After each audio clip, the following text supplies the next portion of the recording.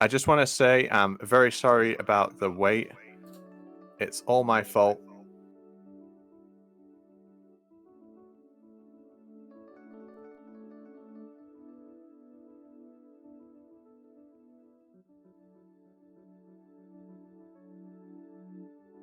Um,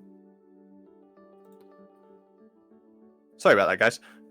Yeah, so we just had some tech issues, which are all my fault and not wartab's fault.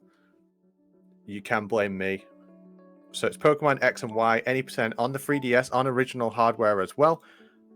Before I hand it over to him, I'm just going to read out a quick donation, which has taken us over the $500 goal that we set for the event. So I'm really happy. Carrigs donated $25 and said, I took a death in my run, so hopefully this makes up for it. You never had to make up for it, buddy, but thank you so much. And thank you so much, everyone, runners, donators, viewers, everyone. Thank you so much. Wartab, for the third time in this event, you hard-working person, you can take it away, mate. Thank you. Yeah, as you said, third time this event. I'm gonna quickly set my time here. This is important for the run because there are timed events. I also set my date to the 14th of February, which happens to be Valentine's Day, and it is also important for the run to set that date specifically. Give my old 3DS a little bit of a chance to to boot. All right.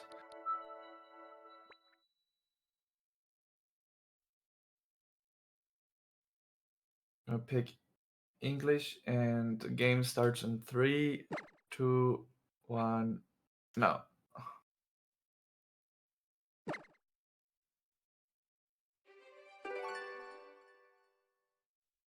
All right. Yeah. So this is the first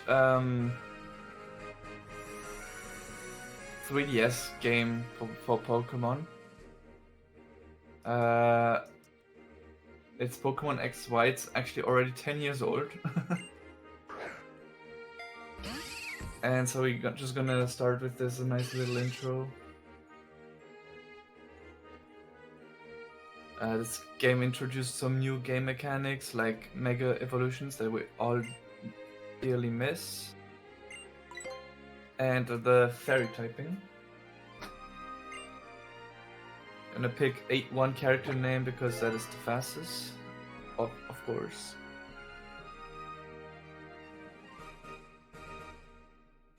And we passed the intro. I picked a female character because it is also important. It impacts certain battles, specifically the battles against your rival Kalon.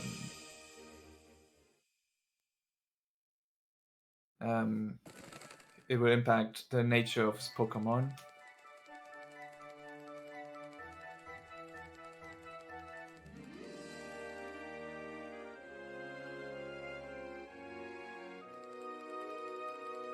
And as with every Pokemon game, we start by setting our options in a speedrun.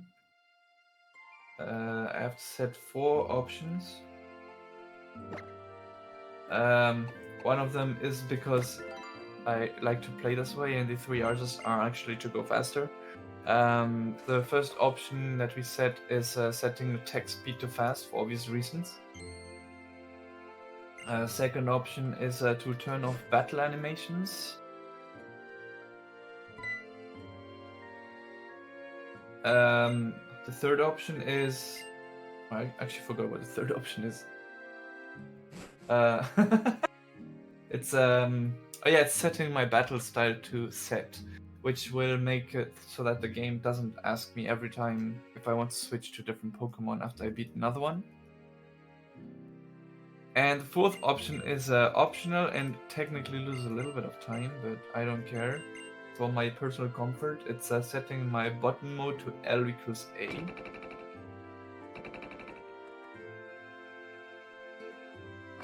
That allows me to press L instead of A, basically. Alright, gonna be starting here. Well, already get my starter. It's one of the 3D games where getting a starter is very fast. the hand holding starts a little bit later. Oops, I did not mean to do that, sorry. That was a different screen I was thinking about.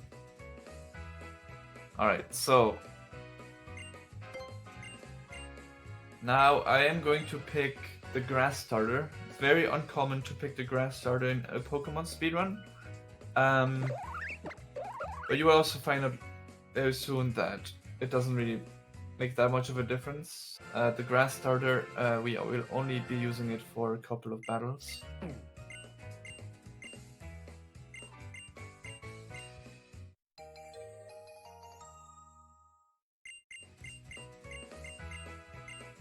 And the main reason is because we will be fighting a Pikachu later, so picking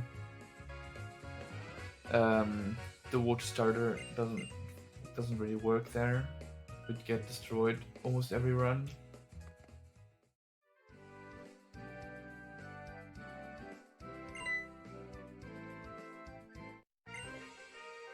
Alright. Shauna, who is one of our rivals, has picked Froakie, the wood starter, so we will easily get rid of that here. Our stats on our starter do not really matter at all. Can improve some battles, like this one, having good attack. After Growl, you still two-shot the Froakie.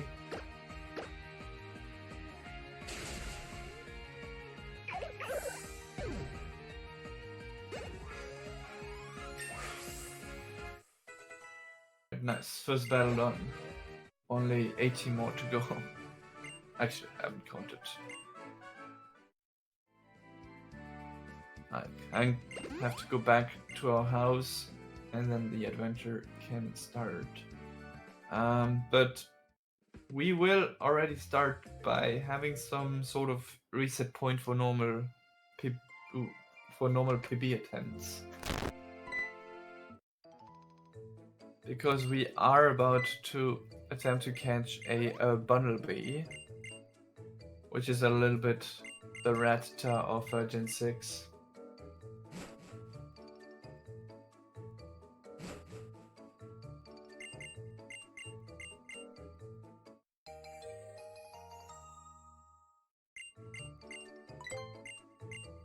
Right, perfect.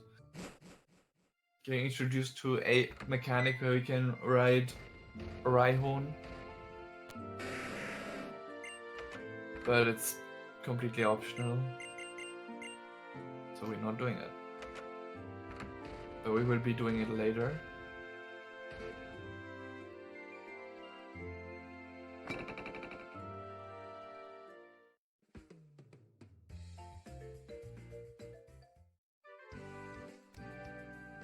And we're about to reach Route 2, where we will be fighting our first wild Pokemon, which is going to always be a level... Oh my god, my capture card is doing so many weird noises, I'm sorry. It's a Pidgey. It's always going to be a Pidgey. We don't need to do anything with it. Just run from it. If we have good speed, we are guaranteed to run. If we don't have good speed, it can take a while.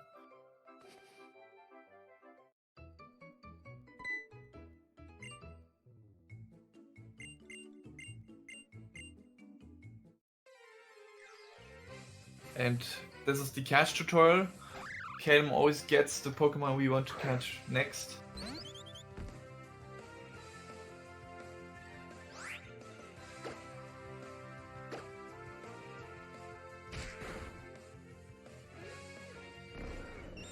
He's also not a speedrunner. He didn't turn off animations. And also has a slower text speed. But we can actually still have a small impact on the text speed there.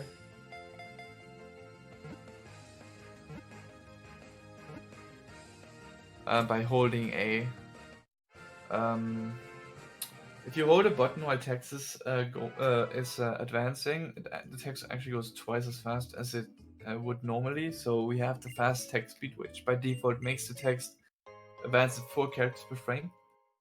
But if we're holding a button, it zooms by at like 8 characters per frame.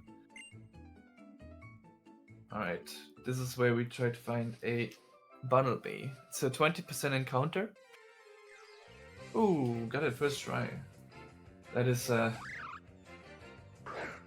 very frustrating. Because this is not a normal run. And the catch rate on Route 1 and on Route 2 and in the forest is 100% actually. So unlike the catch to tortoise, we don't actually need to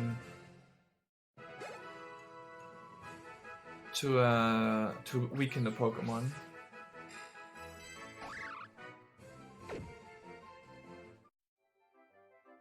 Alright, and our first battle. This is against the Zigzagoon, which knows Growl. And the more it uses it, the longer this battle takes. Ideally, this battle takes like 2 turns.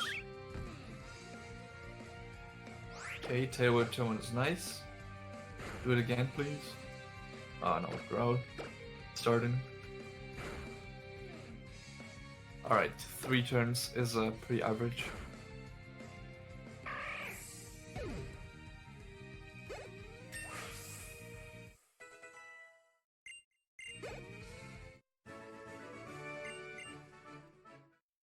Alright, let's go into Sandloon Forest, which, if you look closely, actually looks very much like Viridian Forest from Gen 1.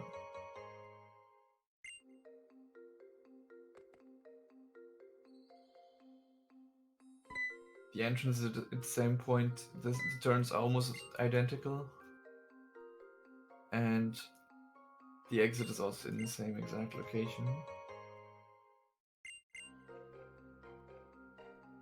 So the only thing we try to do here is minimize the amount of steps we take in the grass, because we want to minimize the amount of encounters we get. Just like Gen 1 also getting Caterpillar.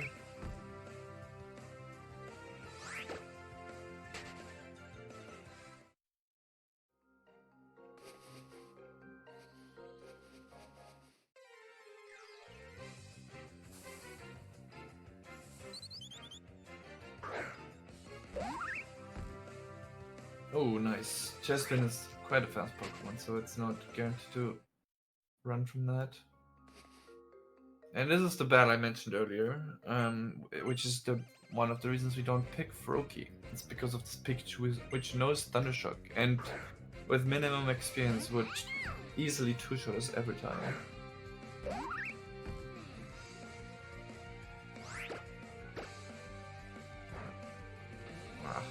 Got the 30% static. But it didn't matter. Nice.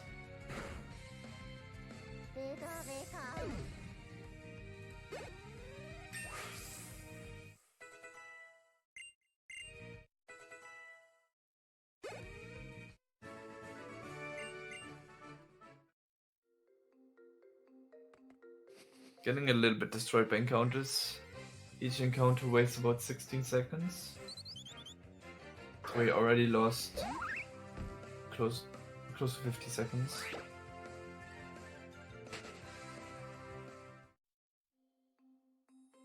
Of course, last step of the forest, we get another one.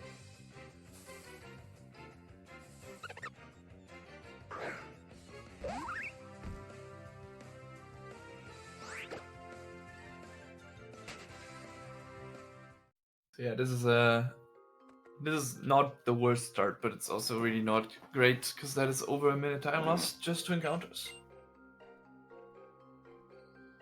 And that's why Pokemon games are said to have a lot of RNG in their runs. Often stuff like that cannot really be controlled. Especially on newer games, there's no RNG manipulation.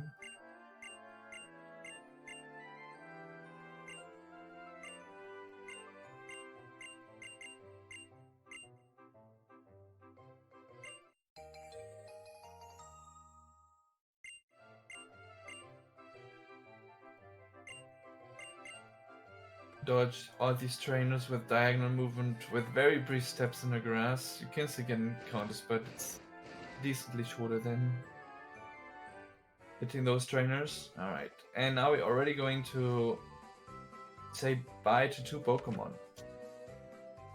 Because this guy will trade a Farfetch'd for our Bunnelby. And this Farfetch'd is already 2 levels higher than our Chespin.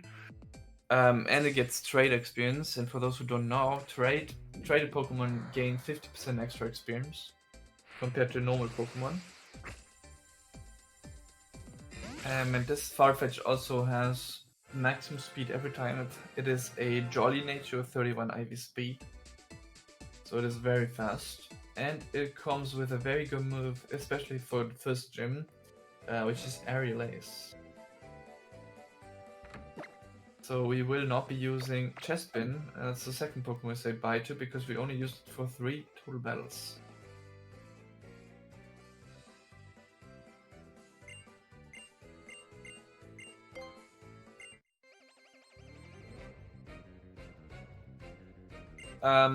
The other stats on Farfetch'd are random, however, so I will try to evaluate what it is depending on what I see with each level and with each battle. So 31 HP, for example, isn't great, it's fairly average, it's slightly below average. The fact I didn't one-shot this Zigzagoon also tells me that I probably do not have very good attack. But the damage that I did doesn't really tell me much about how bad the attack is. It could still be fairly decent. And this is the first gym. It's I actually reached it fairly fast. It's not even been like 15 minutes. And it's the bug gym, so yeah, Farfetch'd easily deals with this. Even if I'm still gonna save for the gym leader. Very unlikely that I die there, but it's happened before. I also picked up a second potion, which you normally wouldn't do, but I also want to finish this run.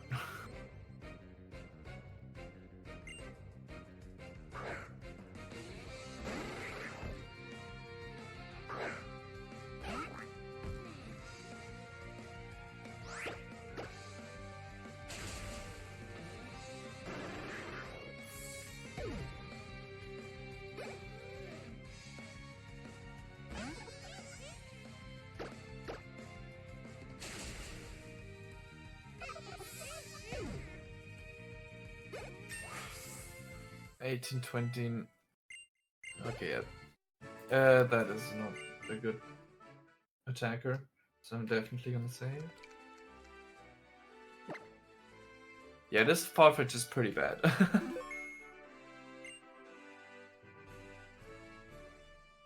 I saw 18 attack at level 10, which is the lowest you can have. 20 makes it a little bit better at level 11, but it's not great. And then I also saw 17 defense, which is also pretty low.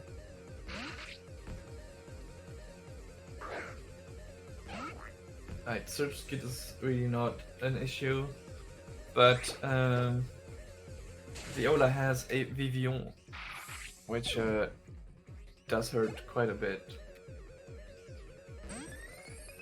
Hardened turn 1 is awful.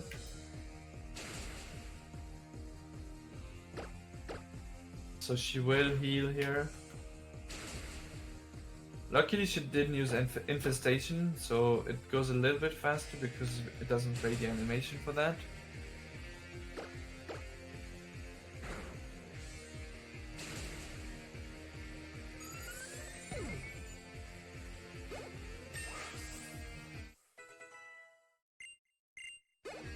Let's check my attack here.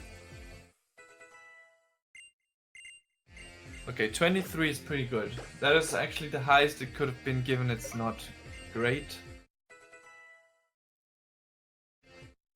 And having 23 attack actually makes a big difference on the next battle. Instead of 22.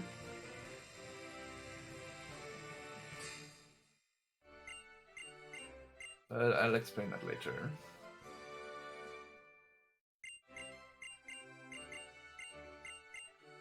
Oops. Alright, now we got our first batch. It's not even been 20 minutes. That's the last game where that happens.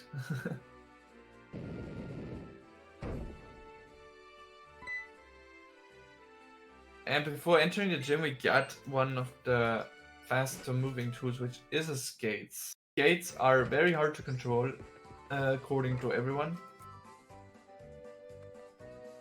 But they make us go much faster, so it's definitely required to use them. Getting here our basically almost only X items of the run, because we will not actually need many X items, and even if we needed them, it would be very difficult to get them, because this is the only town that sells them, and coming back to this town will take forever until we have fly, so it wouldn't be a viable option.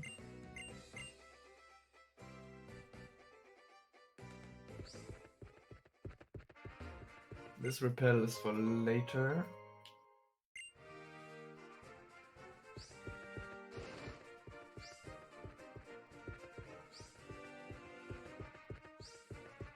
Dodging all them trainers.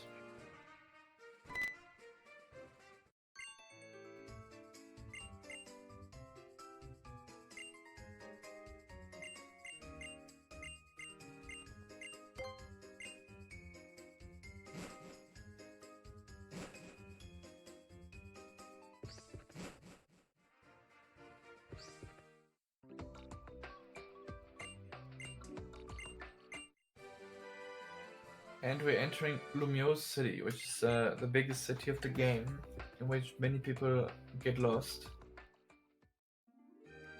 Because it's basically circled with some streets inside of it. And it's very easy to get lost on roads that all look the same.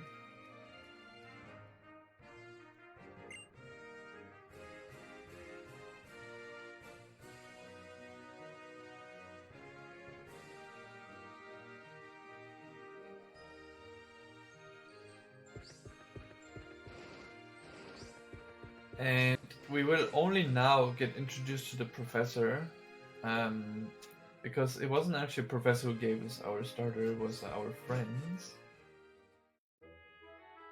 But first we will take a small detour in his lab and go to the second floor, where we will talk to this lady on the left, and she will give us 5 luxury balls. Those will be very important later. And now we go to the professor's floor.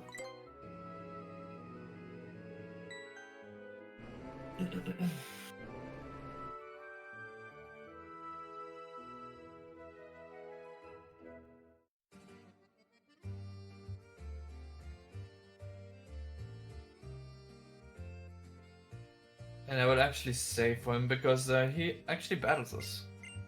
He has 3 Canto starters, Bulbasaur, Squirtle, and Charmander, and we have to beat them. And he leads with a Bulbasaur.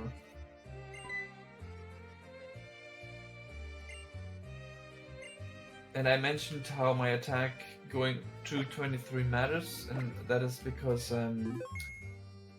his Bulbasaur is 100% guaranteed to die to Airlays with 23 attack, but with anything lower it is only 9 and 16 chances to die, and if it doesn't die it can use all sorts of awful moves like Growl or Leech Seed.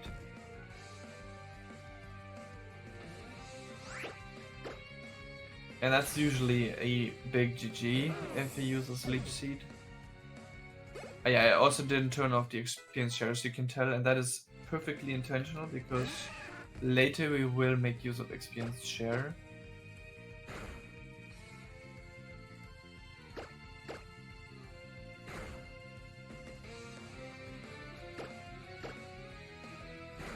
Right, nice. And the last Pokemon is the Charmander.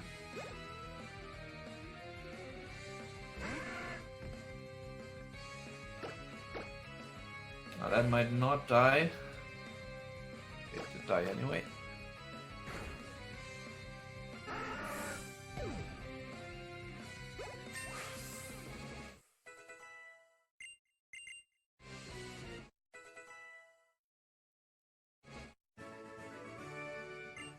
Alright.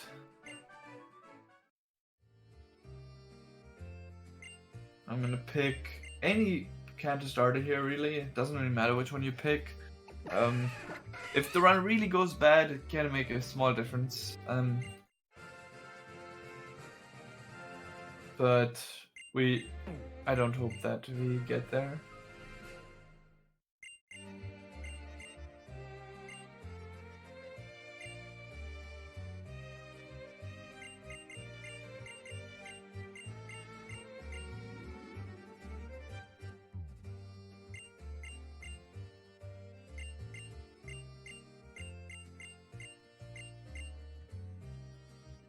Leaving the lab again. So we're done here. This is where the game introduces us to a character that we haven't seen yet. Who definitely does not look evil at all.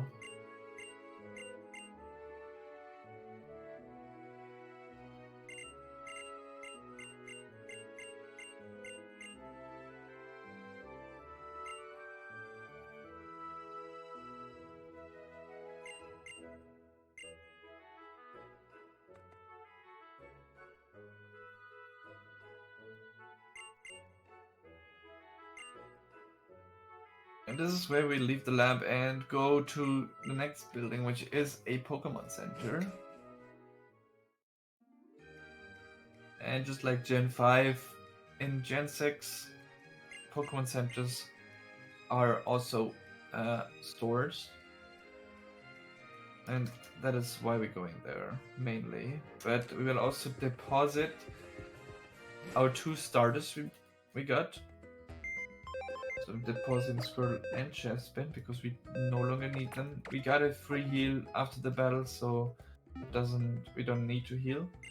I'm gonna sell all my Pokeballs, I'm gonna sell all my X defenses, and I'm gonna sell 2 luxury balls out of my 5, which gives me exactly a little bit more than 10,000, and with that I'm gonna buy the TM Sword Stance, which for some reason is given to us so fast in the game. And Sword Stance, after being used, raises your attack stat by 2 stages, which essentially, the first time you use it, doubles your offensive power. And one Pokemon we have actually happens to learn that move, which is Farfetch'd. So things align very well for Farfetch'd in the early game.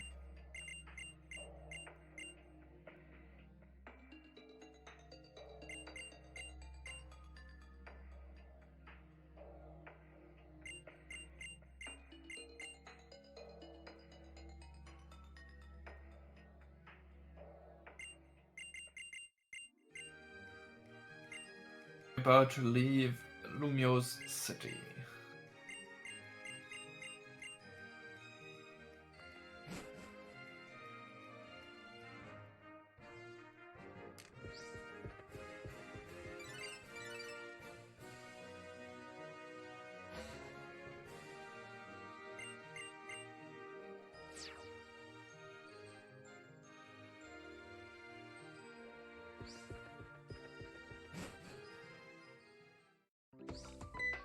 Now this is Mr. Bonning, who introduces us to O-Powers. O-Powers are not valid in this category because we have to keep the Wi-Fi turned off, and the O-Power screen is not accessible if you have the Wi-Fi off. Because otherwise we could be getting O-Powers, which would essentially mean attack boosts and stuff from other consoles, and that would be unfair.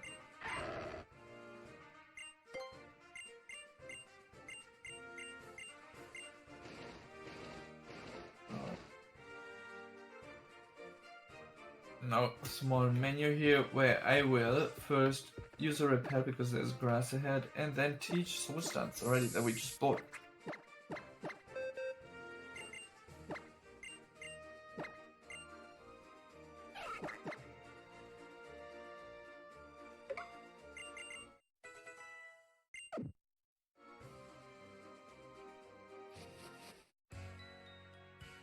And the reason we deposited our Pokemon is because there was a double battle that we ran in front of, but if you only have one Pokemon alive in your party, then it does skip double battles.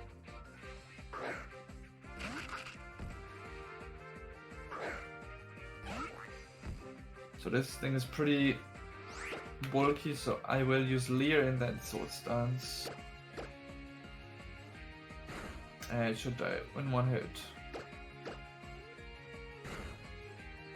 Using Leer and then Sword Stance basically makes our aerials 3 times stronger.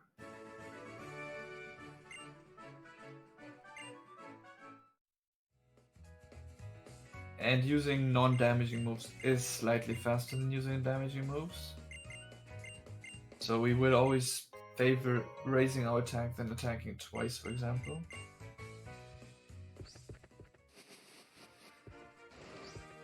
And Leer is also one frame shorter in terms of text. And that's why I use Leer instead of Sword Dance twice.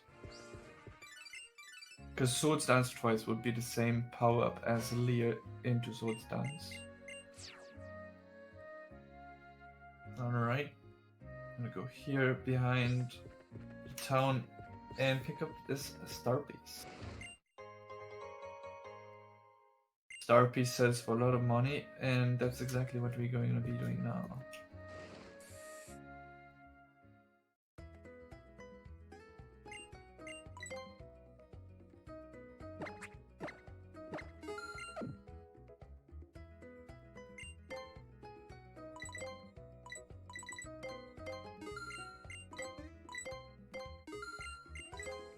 Making sure to spend almost all my money because later on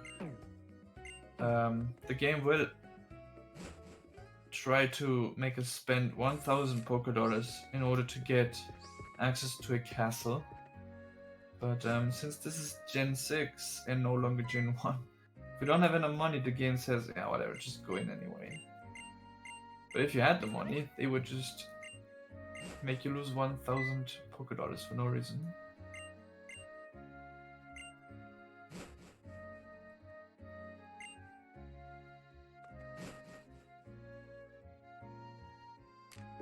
Talking to his redhead who gives us a berry juice, and now the reason we set our date to 14th of February is this woman gives us 5 sweethearts instead of just 1 because it's Valentine's Day. And sweethearts are very important for this run.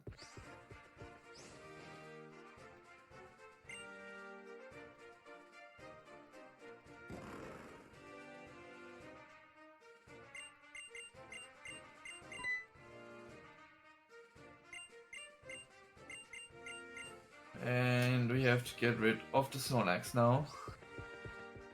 And that's why they send us to the castle.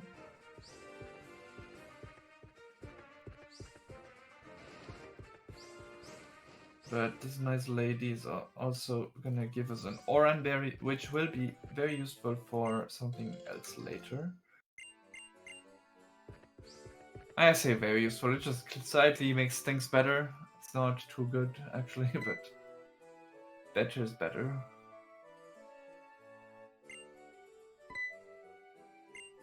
Yeah, this is the guy who asked for 1,000 Poké Dollars to get in. But we don't have any money. And we get in anyway.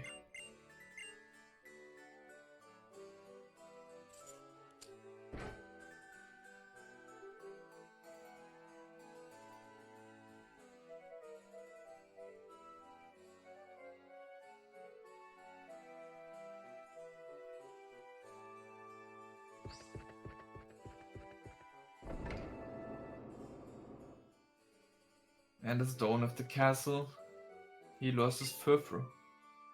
And he is asking us to find it.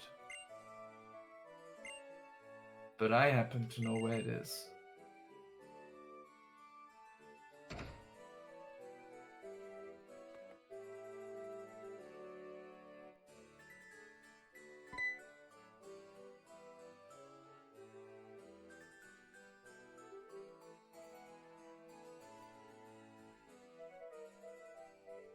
There it is. And Game Freak gave us this nice puzzle.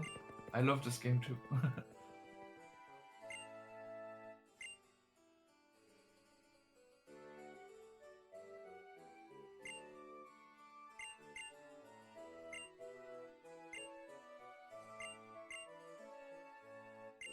We have to push the fur-through into a corner to catch it. So we ask Shauna to be standing in certain places.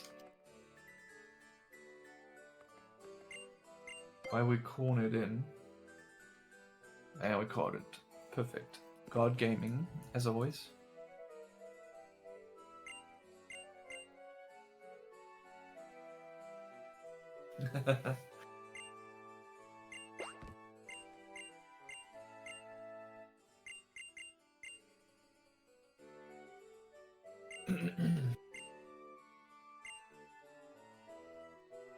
And now the owner is happy that we found his fur-through.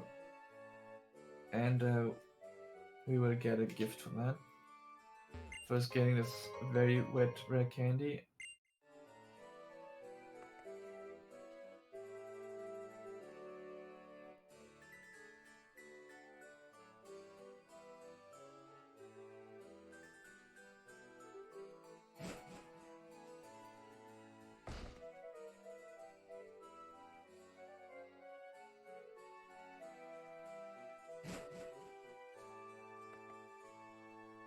But first we're going to be enjoying some fireworks.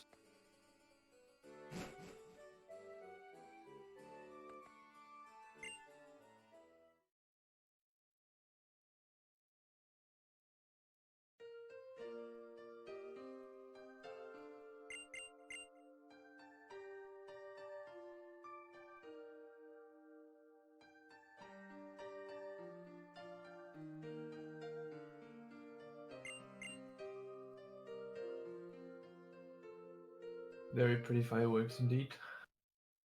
So yeah, this is all the calm before the storm, because the next battle, actually there's one wild battle we still have to do, but the battle after the wild battle will be probably the, I don't want to say the hardest, but it's like the battle that's probably the deadliest in the entire game, so I will definitely make sure to save for that. Since the 3DS especially, saving doesn't take much time, so often saving before battle is the safest and fastest thing you can do if you don't want to die.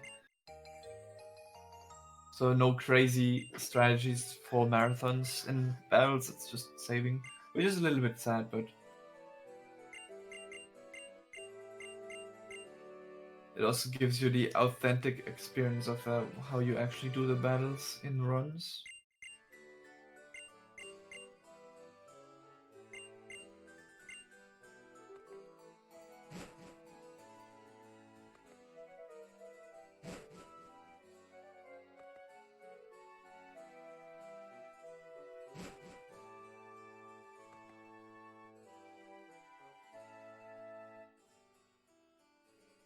Leaving the castle because we now got the Poké Flute, which can be used for Snorlaxes in every generation.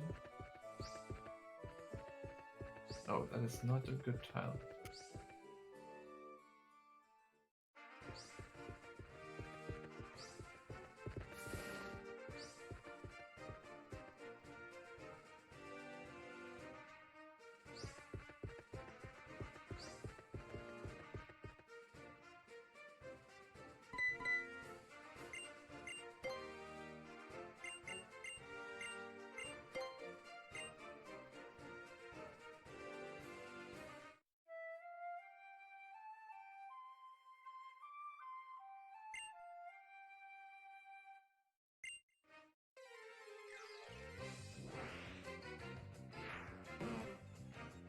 And luckily we do not have to beat this, we can just run from it.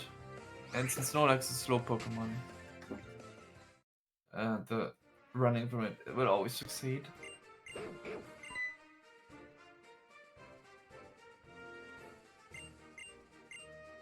And now a small little tutorial about the daycare, and the game will continue.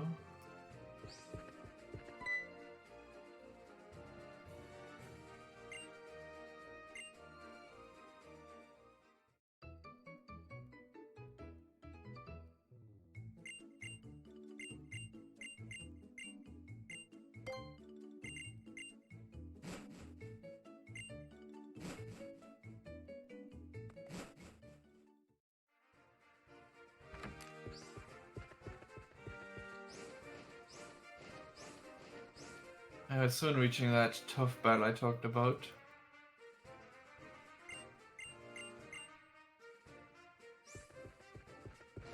So I'm gonna repel because there will be grass after the battle. I'm gonna heal because I took damage.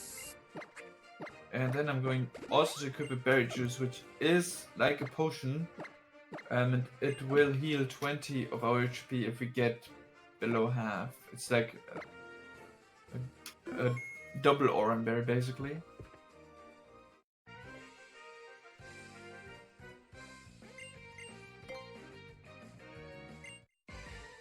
And the reason this battle is so tough is because we will be fighting a Pikachu and a Cofish at the same time, while we have two birds, which are all weak to Pikachu, and Cofish has Sword Stance, so it will become very strong if it starts using that move. Oh, and it started already. Don't love to see that, honestly. This is where I don't want to get hit, otherwise I'm resetting. Okay, I didn't get hit, that's good. Ironically, Kofish is a more dangerous Pokemon of the two.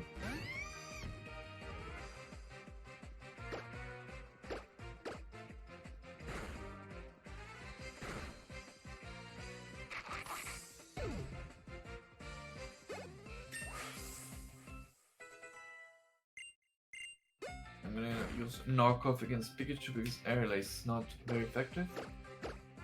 And this is where the Berry Juice kicks in.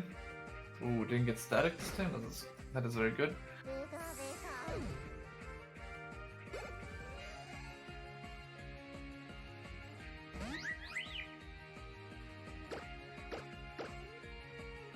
Baby also down, that's it, no more Pokemon in this battle. This was very easy. Doesn't usually go that way.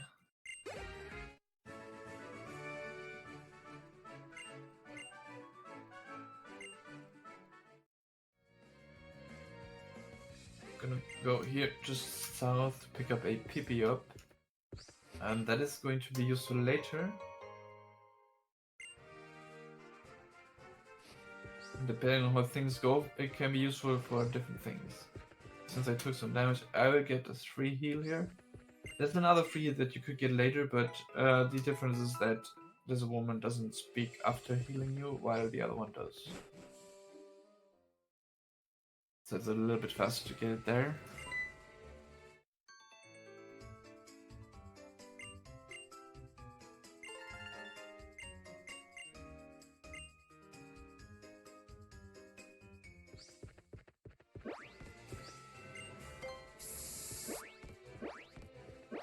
This HP up also useful later. And it's not for money reasons, unlike what you might be thinking.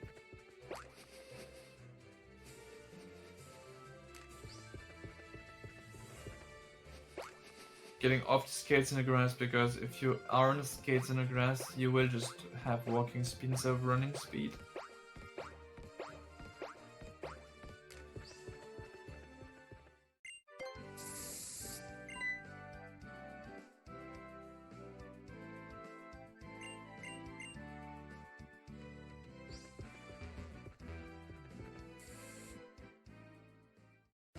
Alright, now we're going to visit this lab, or this fossil lab. This way you can restore the fossils.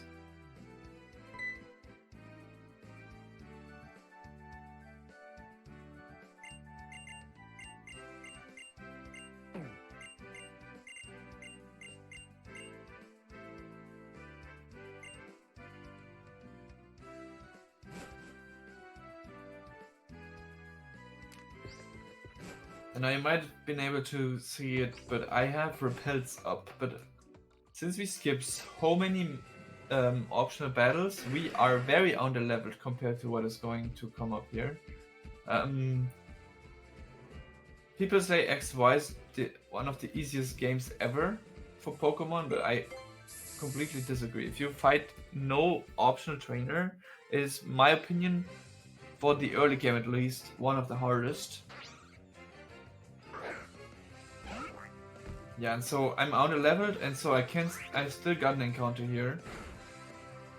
Because repels only work if you are higher level than whatever is gonna appear.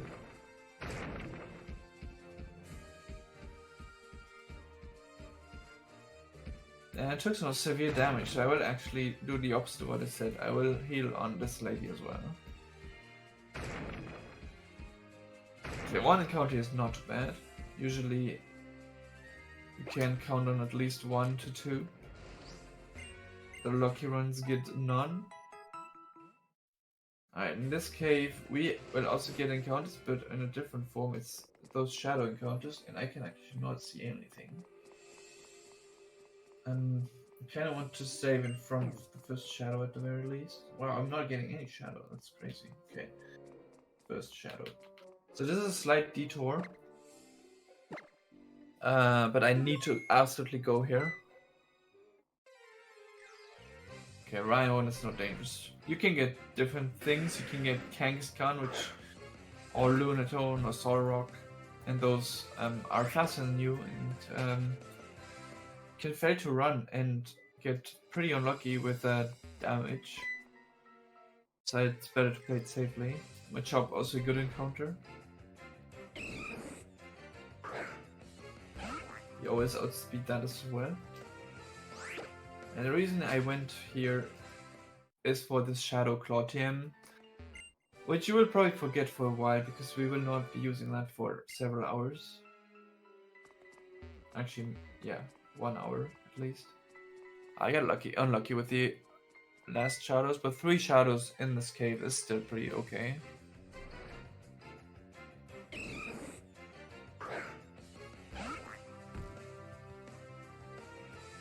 So that was a pretty average cave, I would say.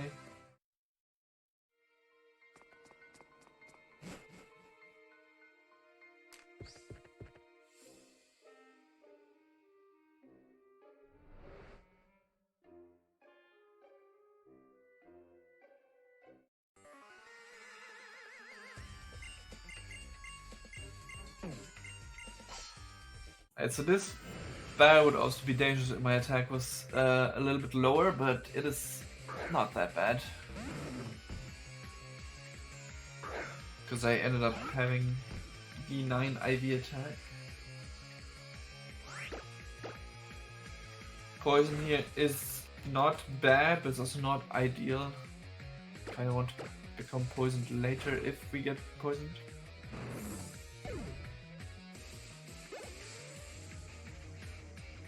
Now this is not guaranteed to die, but it's very favorable. Nice.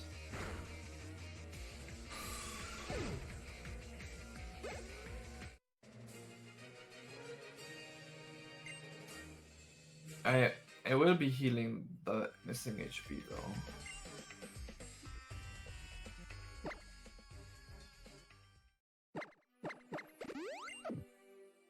And since I haven't saved before the previous battle, I'm gonna save here.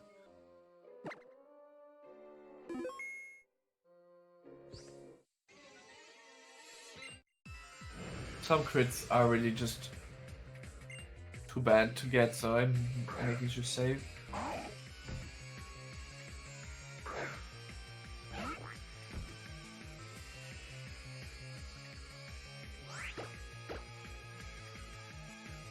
Amnesia is nice here. Oh, more amnesia, that's perfect. And I need to use 3 sword stance because we are fairly on the level. We're only level 16 while Gulpin is level 18.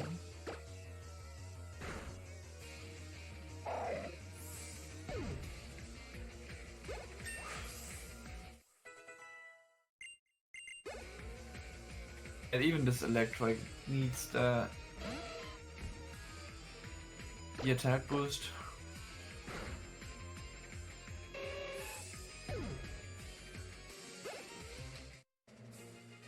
I took some very severe damage. I will be healing with one of my super potions. And I will also save going into the next battle. You will see me save for the entire early game, honestly. Until we have revives.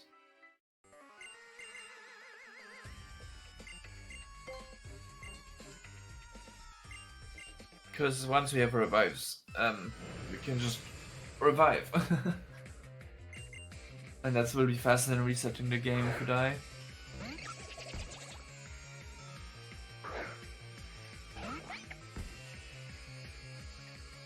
I will be attacking Scraggy because Scraggy does do a lot of damage. Especially after Moxie.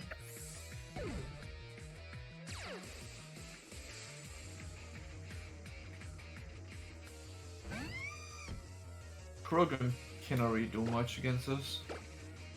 Ooh, that is a good crit. I don't think I would have died without the crit from breaks.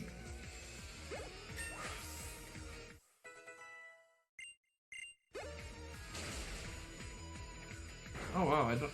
Oh yeah, right, I'm stupid. Didn't sword stance. Sometimes the sword stance here. I didn't, that's why I didn't die. That's not too bad.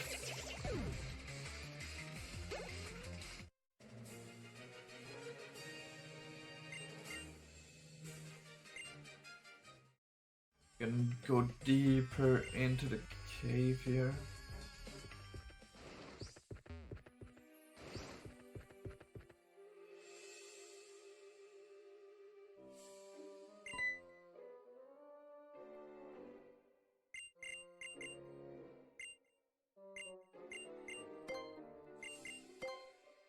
And we're getting this fossil. This fossil is also gonna be important later. Many things you just get randomly are important. Alright, now we have to leave the cave again and then go back to the village. Okay, this encounter here.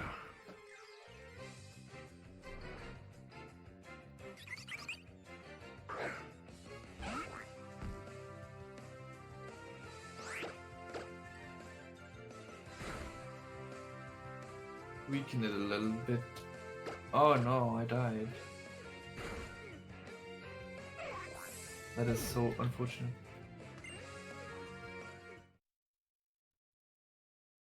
As you could maybe tell from my great acting, that was intentional. And instead of going back on Raihon's back, I just entered this Pokemon Center before we went to the cave. And dying brought me back here, which is significantly faster.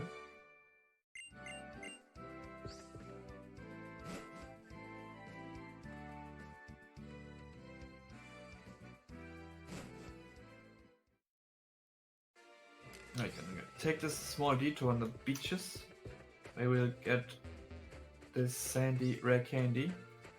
So now we have a wet and sandy rare candy. It's perfect. I would love to be the Pokemon that eats those.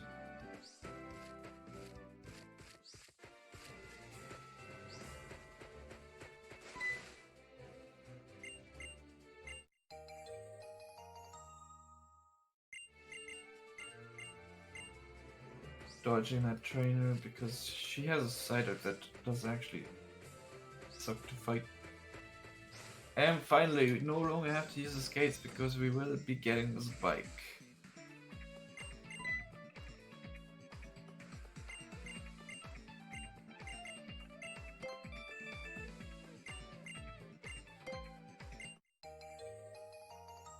Now I will equip this Oran Berry on my Farfetch'd and register the bike and leave the bike shop again.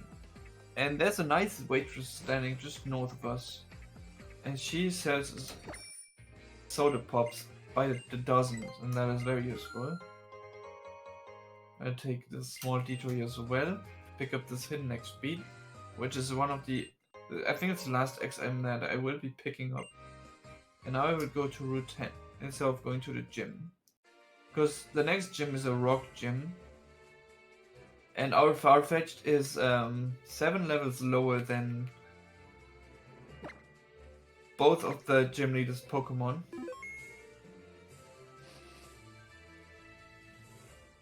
And flying types do not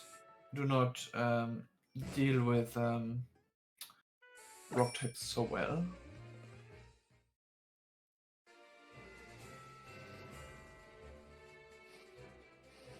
So we will have to find another Pokemon here. Oh, nice, a horde. That is actually fairly rare. It's only 5% to those hordes, and hordes are time loss because they take forever to run from. But this is guaranteed to run from them, I guess. Gonna go in this small patch of grass here and save here.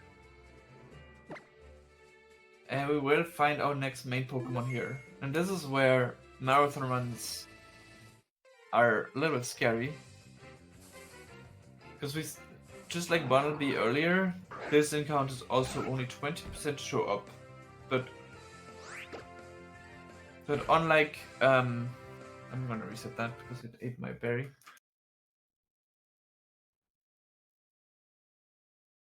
But unlike the Bumblebee we caught, the catch rate on that Pokemon is not 100%.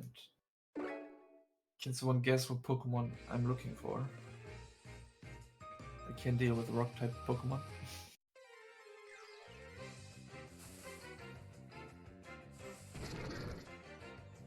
So yeah, this is a 20% the game basically.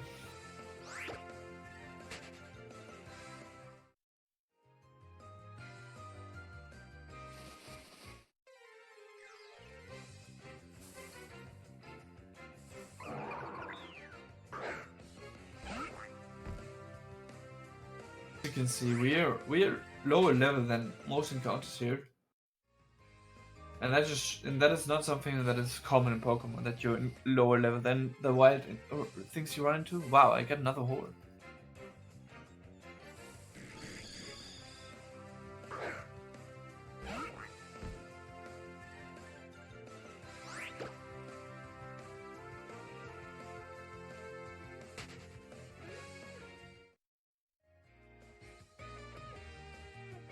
Correct, Andrea.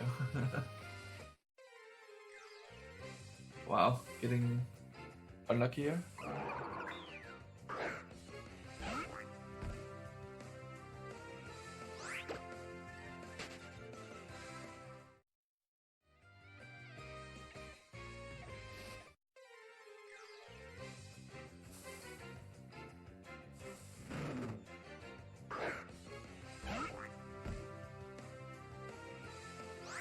Guess we're gonna fill our Pokédex before we find my Pokemon.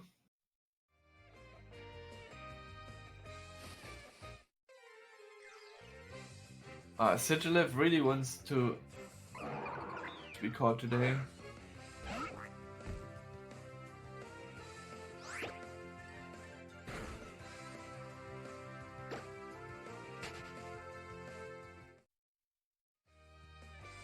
I'm gonna heal that damage that I just took. I really don't want to go into the catch with not full HP.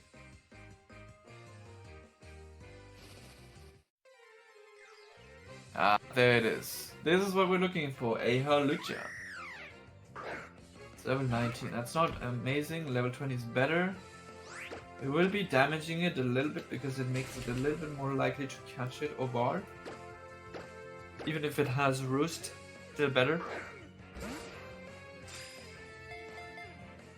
And this makes a catch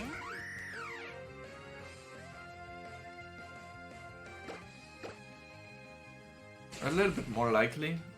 If we didn't damage this, it would be about 20% to get into the ball. And this is like, I don't know, I forgot, it's like 40%. Lexi is Roost.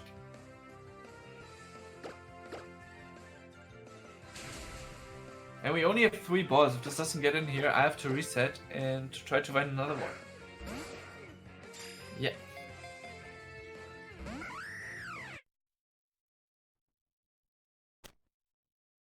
And it's important that we catch it in a luxury ball, because luxury balls raise friendship a lot. Whenever you gain friendship.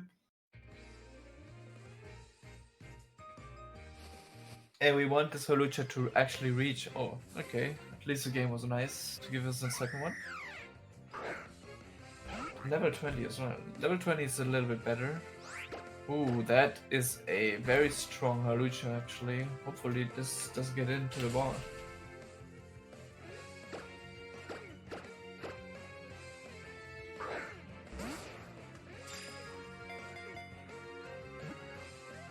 And it killed me.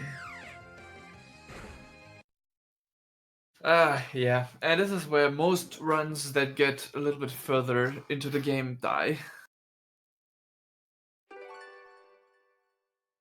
Quite painful sometimes. Because you might be on the best pace of your life. It doesn't matter because Holucha might just not show up or kill you or whatever.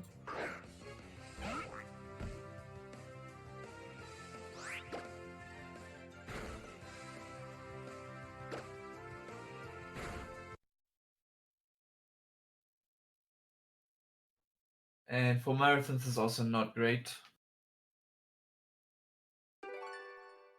Because this can take forever.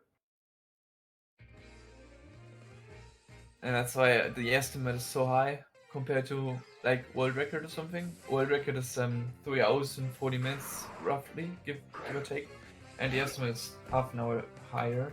And it's not because of ban, it's because of this.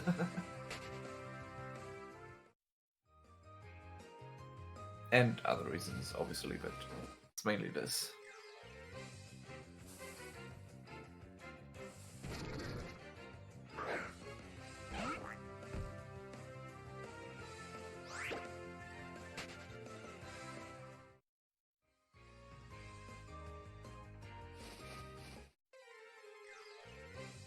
I haven't seen that yet. Which encounter have I not seen yet? I think I've seen them all now.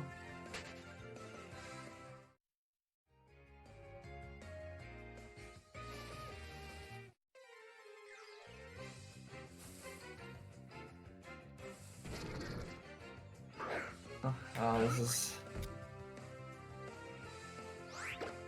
First marathon I don't prepare a backup for, and this is what happens.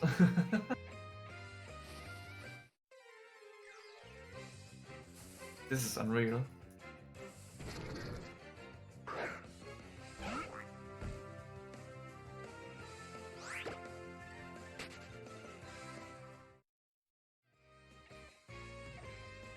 So yeah, generally for runs here, you top. Oh no, never mind. This I hadn't seen Amoga yet. Never mind. Now we've seen them all. Yeah, normally for a run, for a normal run, you'd be I don't even remember what I want to say. Yeah,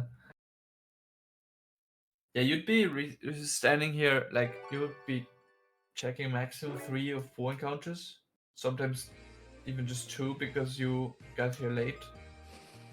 So yeah, for top runs you would not be sitting here for, how long have I been sitting here? Like roughly 8 minutes.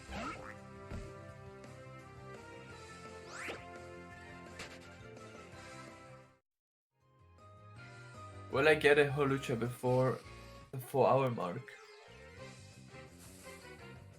Oh, this is quite insane. I've seen as many EVs as I've seen Holuchas, and EVs are 4 times less common.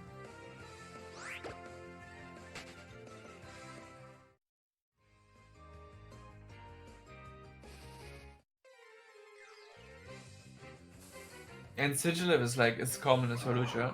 So I'm absolutely, definitely getting wrecked right now.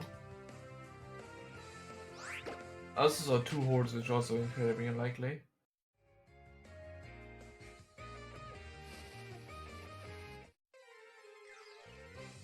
Wow. I've seen more EVs than Holuchas.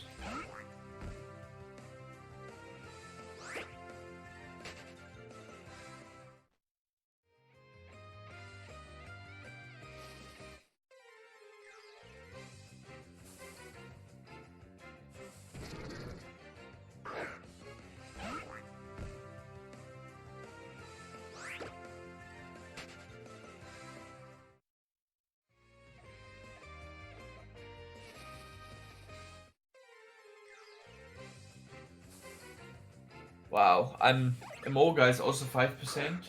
Haluch is 20. This is insane. Absolutely getting completely destroyed. And even if I find a Haluch, as you could tell earlier, it's not because you find one that you catch it.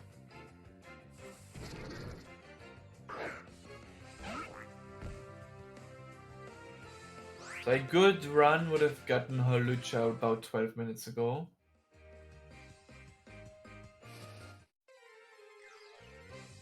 Wow, I have no words for what I'm seeing right now.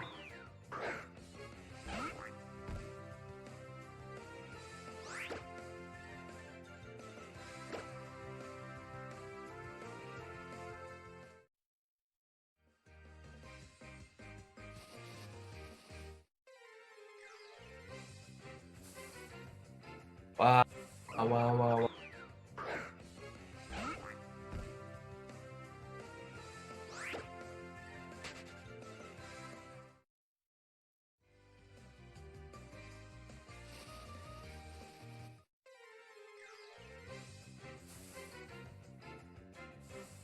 I'm really not sure what's going on right now. Shouldn't be that unlikely.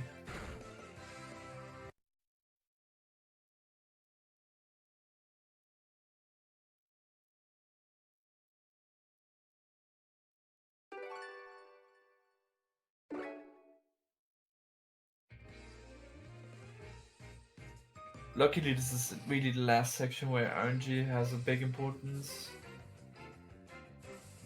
I'm just getting all the rare stuff as well. It's like just extremely frustrating. Wow, and I'm not even running from things. I have to reset, which is extremely slow.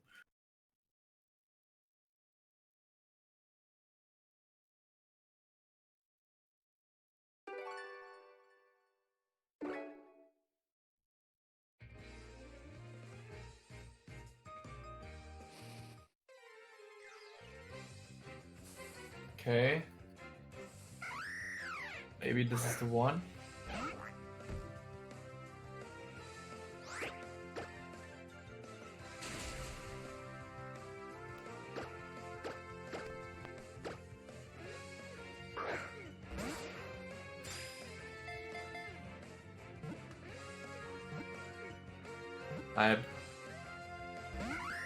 I did believe in it.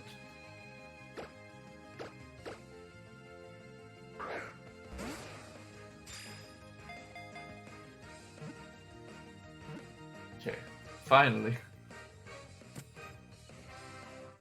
Only took 15 minutes. No, not quite, but almost.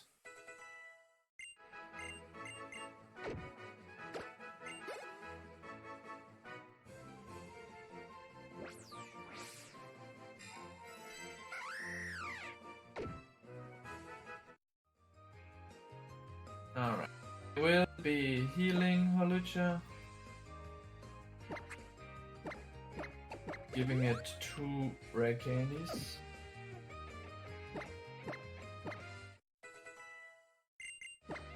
I also teach sword dance.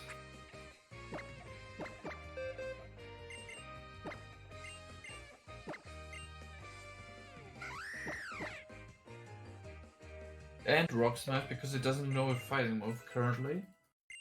And for the rock gym that is important. And also quickly get his stats.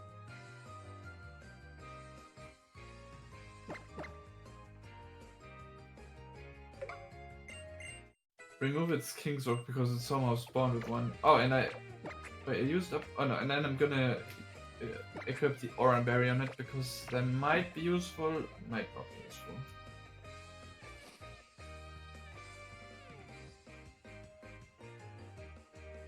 And now I can head to the gym.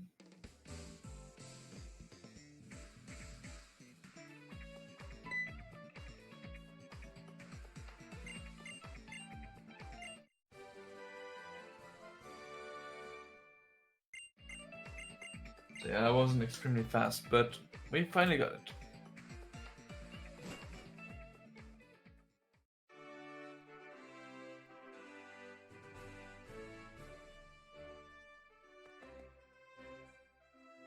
What am I doing? So I will be dodging every train in this gym as well. No mandatory battle here either.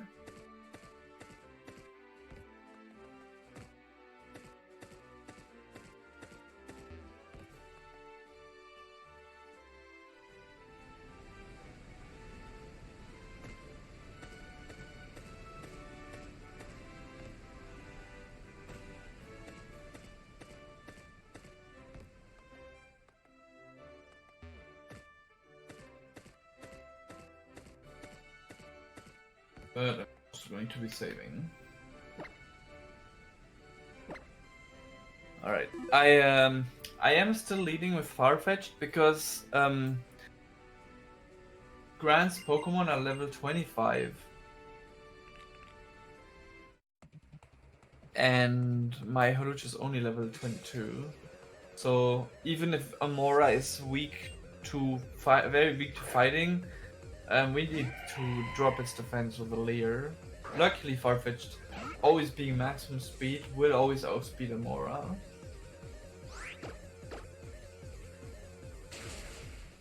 And now into Holucha.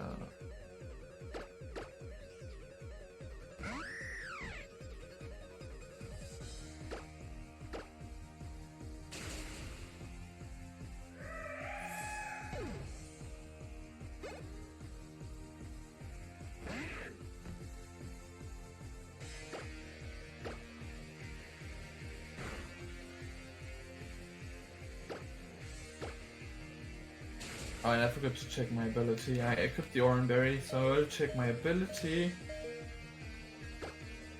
I have Limber, so I am not faster after using the Oranberry. If I had Unburden, I would be faster because I lost my item and would have doubled my speed.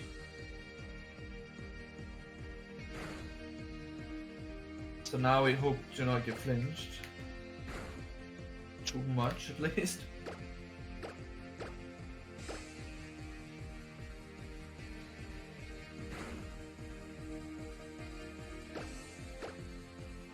Okay.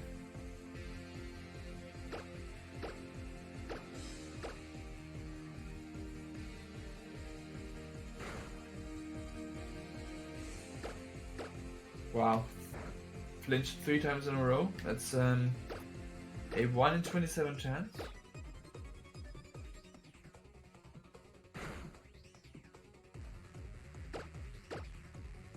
Alright, got through.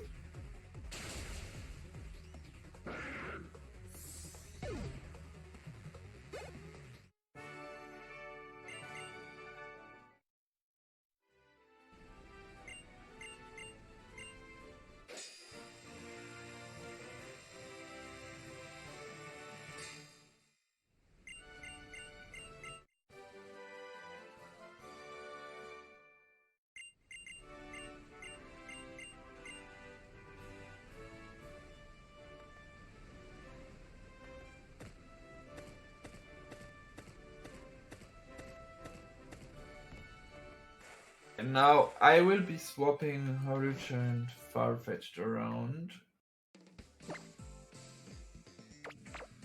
Gonna pick up a few items. This protein.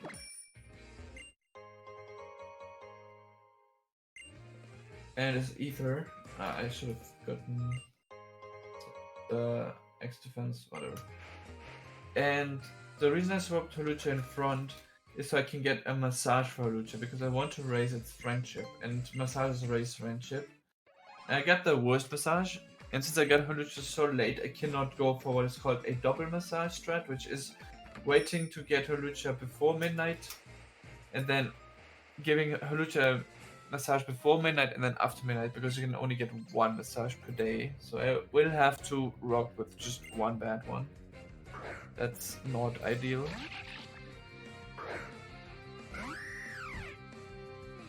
Gonna sword stance. Oh no, I died again. So yeah, I went to the Pokemon Center after Route 10 because now there's 2 grunts that spawn on Route 10 that I would have to beat, which is slow. So I will just go past them by doing that, by dying. And I'm also depositing Farfetch because there's a double battle in the cave coming up.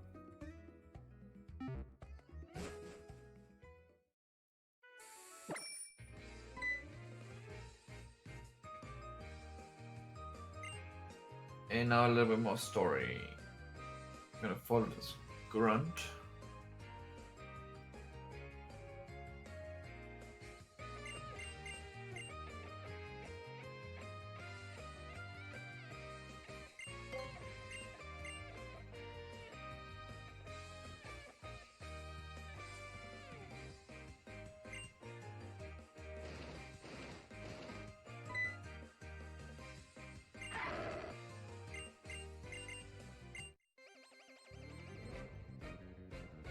Is XY the Pokemon game?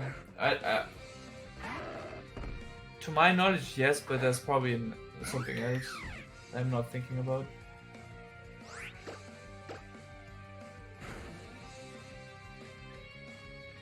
Actually, no, there's Pokemon Let's Go Pikachu EV that uses way more.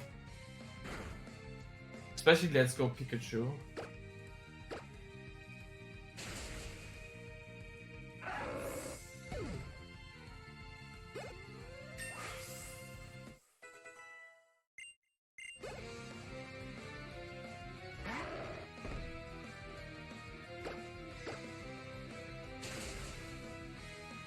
Also, my Lucha is incredibly fast. It has maximum speed, basically.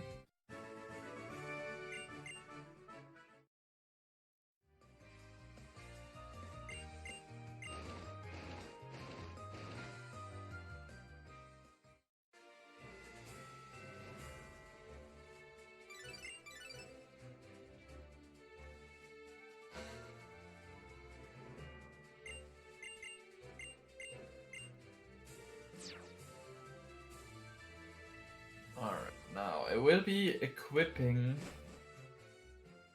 I will be healing first of all. And then I will be repellent for this cave and equipping this jaw fossil. As a held item.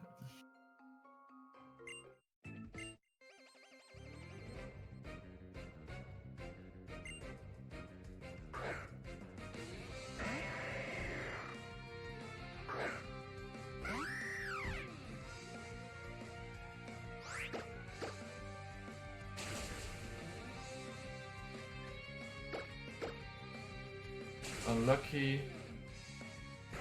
Didn't get the range.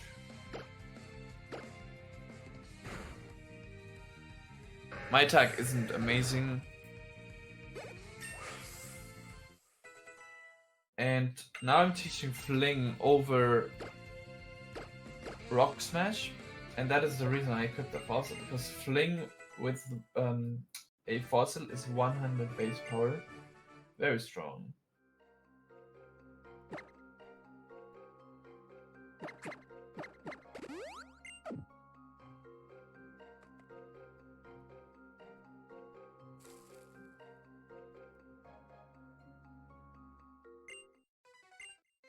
And it's a dark type move.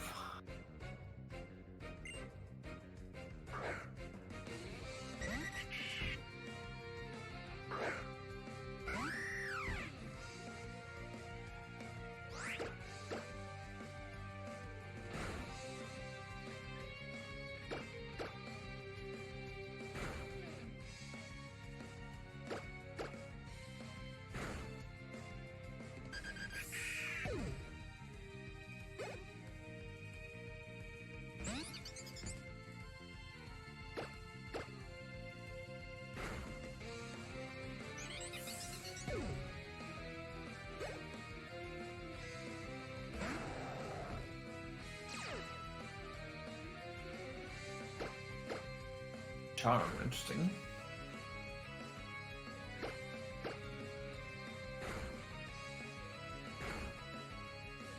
It usually goes for the kill here.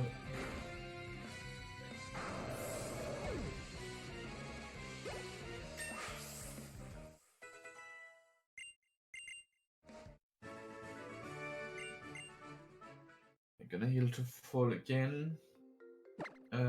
With a soda pop this time though.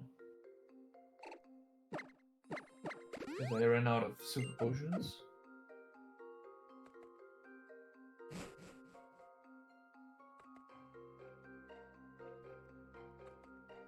I'm also careful not to run on certain tiles where there could be encounters on the ceiling that would jump you.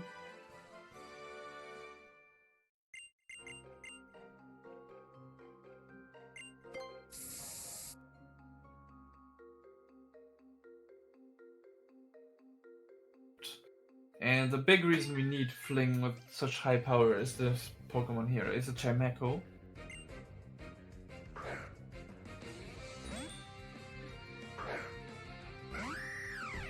Has a decent chance of dying without using Sword Stance. Nice, it did.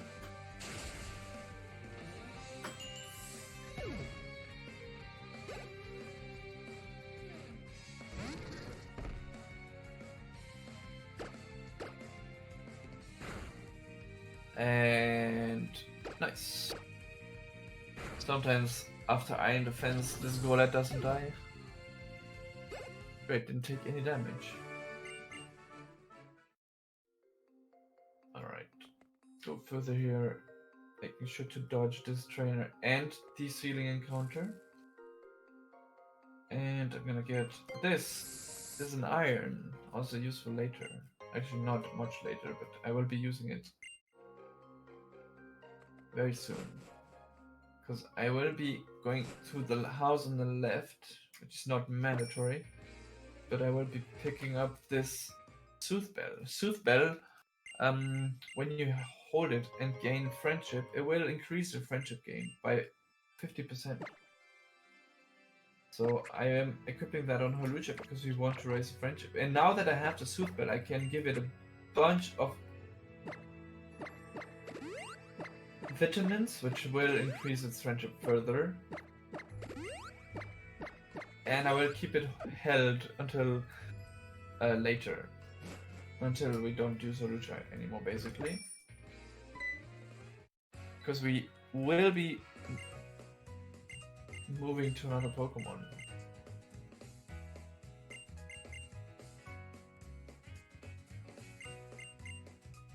And the reason we want maximum friendship on Holucha, and it has to be maximum, not just short of, it has to actually be maximum friendship. Because when you have a Pokemon with maximum friendship, you get a Lucky Egg for free. A Lucky Egg gives you 50% more experience every time you gain experience.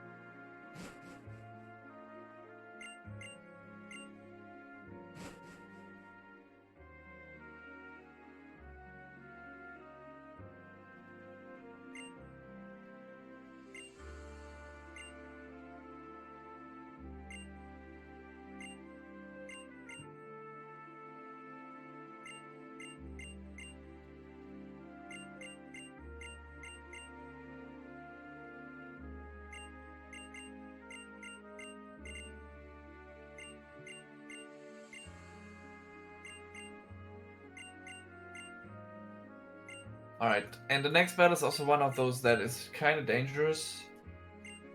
And you will see the level difference here.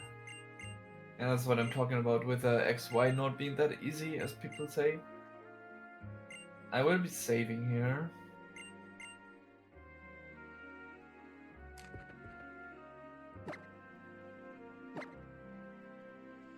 Because Caleb is going to be leading with a meow stick.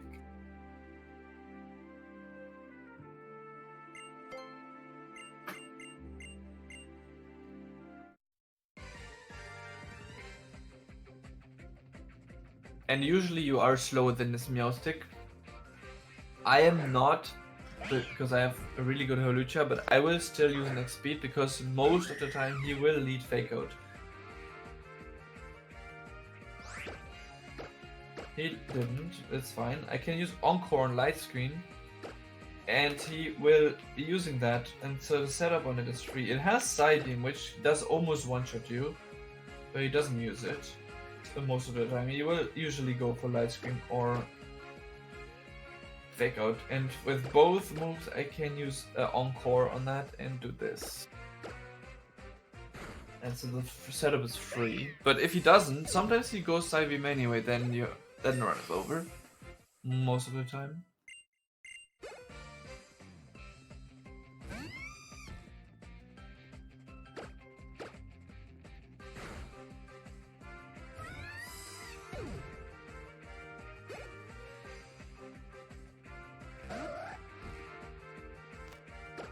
Nice.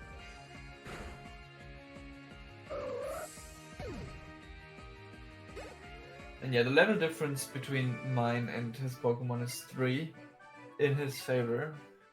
His Meowstic was level 28, while my Holucha only level 25.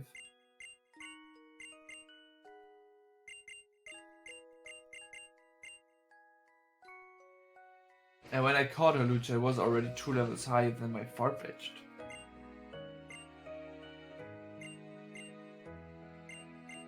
Plus, I used 2 rare candies on my Holucha, so you can see the level difference would be insane without those.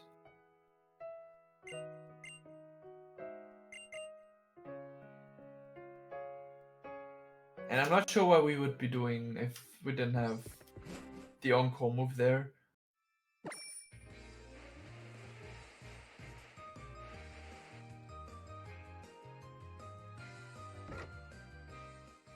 Alright, this is a gym where we have to use the skates, so I kind of lied when I said we're done with the skates. You have to intercept the trainers on their cycles.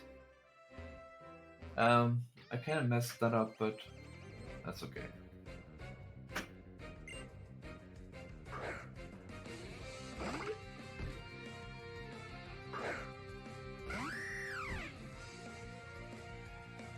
Holucha also really good against the fighting type gym, obviously.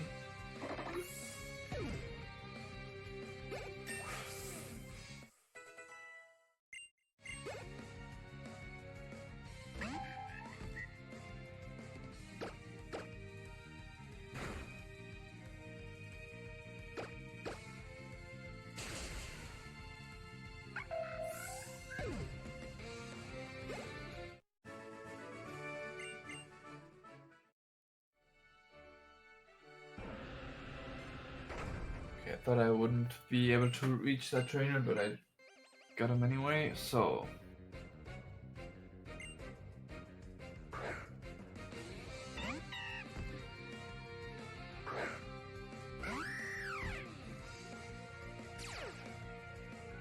The swords dance twice here. Sometimes you can swords dance just once, but second Pokemon throw is kind of rough to kill with just one, with this attack. My attack isn't bad, but it's pretty mediocre.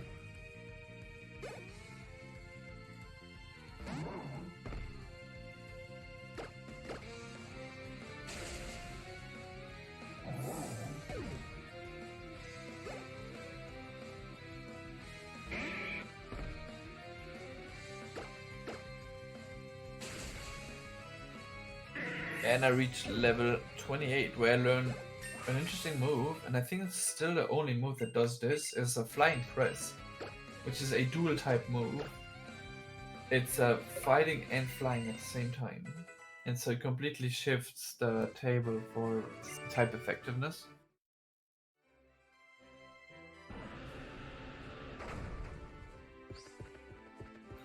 Come here.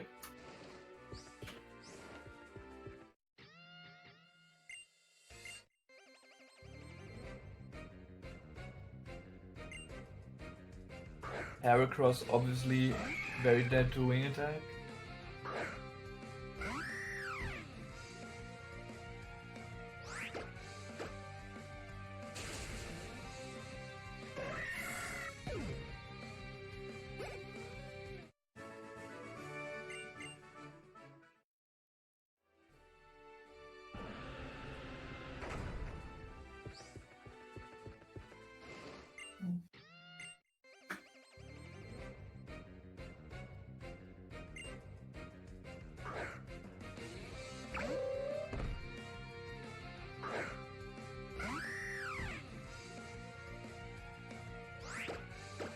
Okay, despite low sweep, I am still faster than Sock. And also faster than the next one, Hariyama. And I have just enough attack where I don't need to actually use Flying Press, which is a little bit inaccurate. It's 95% accurate. My wing attack is going to be strong enough for that. So that's a nice thing. And maybe you remember I picked up 5 Sweethearts and I will be using them now. Sweethearts actually heal your HP like a potion. But they also give you friendship. And that's why we set our date to 14th of February. So we can raise our friendship by 15 points instead of just 3.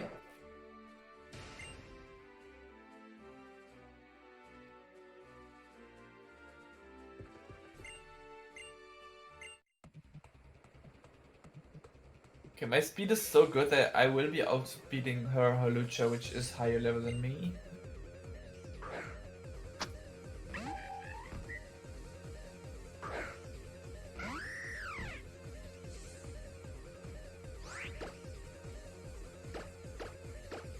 So I really have no worries to beat this.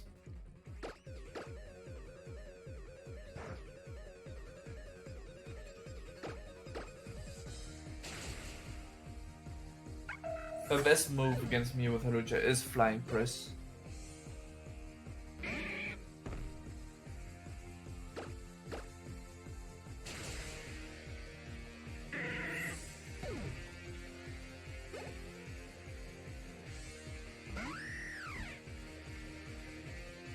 So it's 3 levels higher, I still outsped it, and that's because of the gaudy speed I have.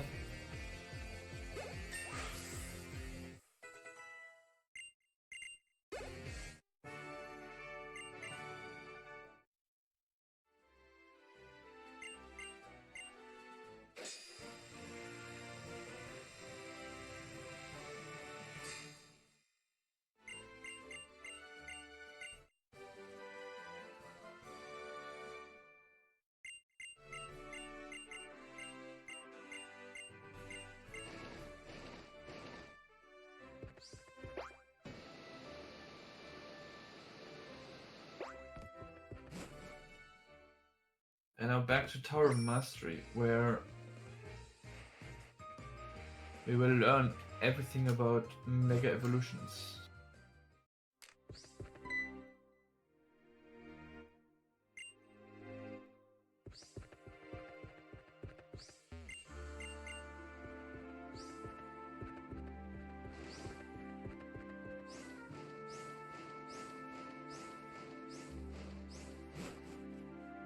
Now this is a little bit optional, but I'm gonna pick up Low Sweep for safety mainly. I think everyone gets that now, but it just adds a lot of consistency at minimal time loss.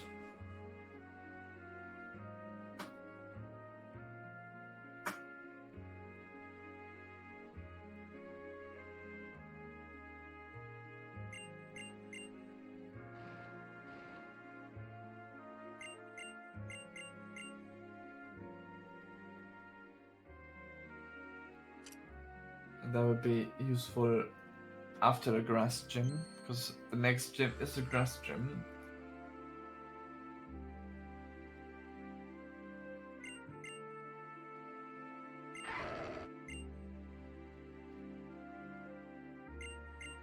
And now we will get our Lucario versus Lucario battle. Fun fact, this battle you have to Mega Evolve. Even if you finish it without Mega Evolving, it's gonna loop back into, yeah, you have to Mega Evolve. And so you have to do the battle again.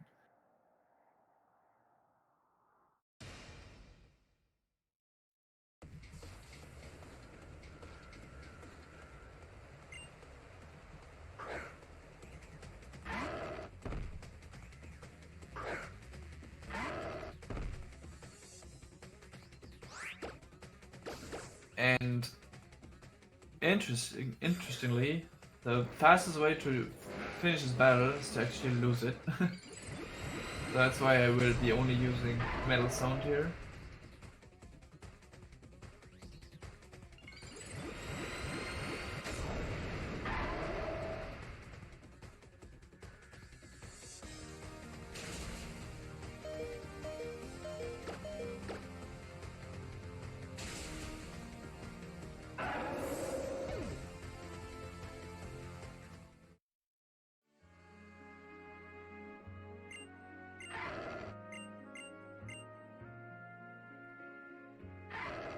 And now we got Lucario. We can actually say no to that, but we get it anyway.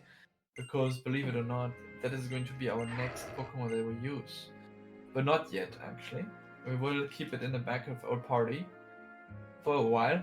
And that's why we didn't turn off experience share. We wanted to get every piece of experience that it can get.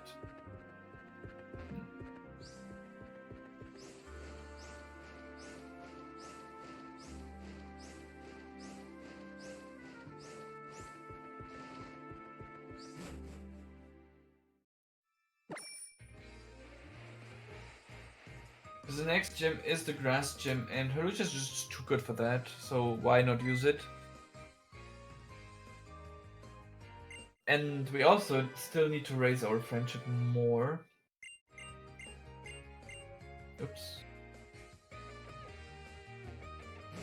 And Harucha definitely hasn't reached maximum friendship yet. Also conveniently placed here as NPC gives us a Lapras, which learns every remaining HM that we need. And this is probably one of the biggest menus in Pokemon speedrunning.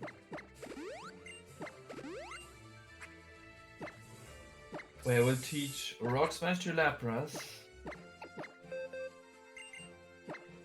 And that is for much later in the run.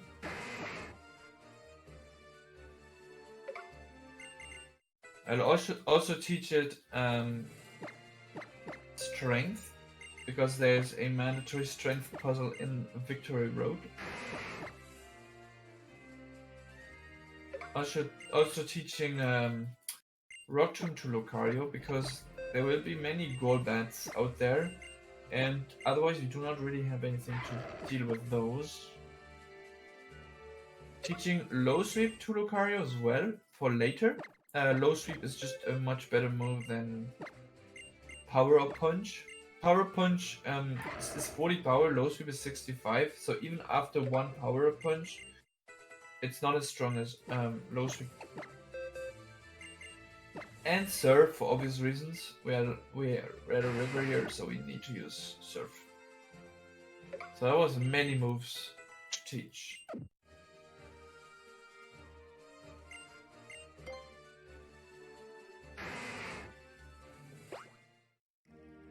And now the most fun part of the game is skipping a few trainers on Skiddo.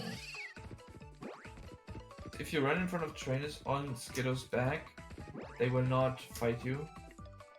That's 2 fights that we skip.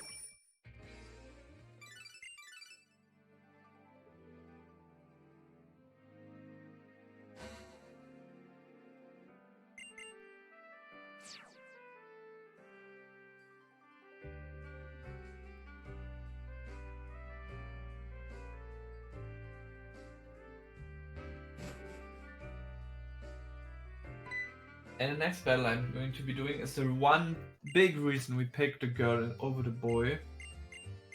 And that is because Caleb is the next battle, and he still leads with a Meowstic. And specifically that Meowstic happens to be negative speed if you pick the girl over the boy. And that makes it so almost every Holucha outspeeds it. And if you don't, there's backup strats, but they are incredibly slow. And it's important, for the same reason as before, to be faster than that Meow Stick in order to be able to use Encore on its troll moves. Light screen and fake out. But I will still be saving there.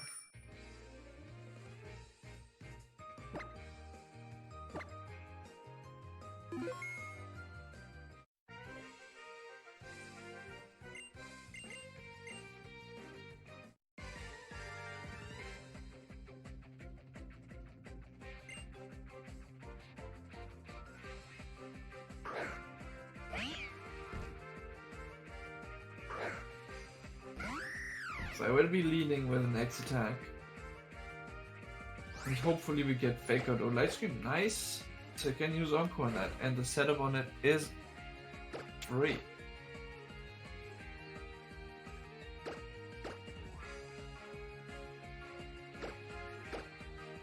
I have to two-shot it because my attack isn't quite good enough.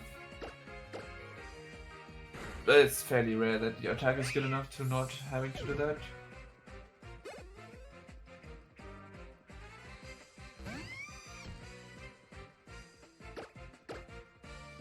Also, Flying Press 80 power in Gen 6, it becomes 100 power in Gen 7.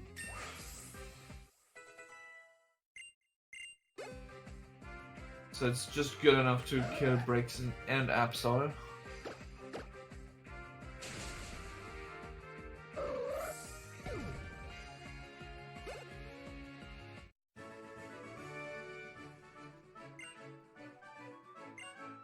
So yeah, let's move on with our 4th gym.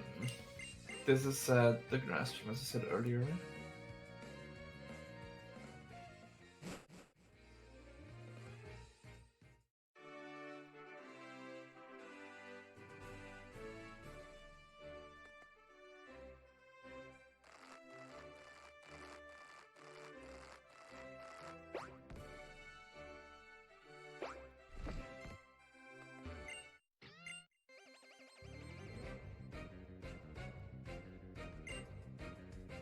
Now this sim stage is not guaranteed to die to Flying Press, but I have a very solid chance of it. So I will go for it. Nice, I got it.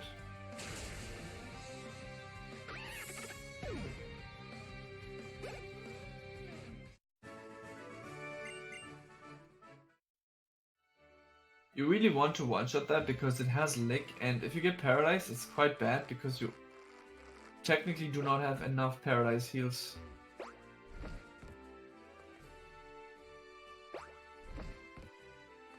So you kind of just hope that things just go right.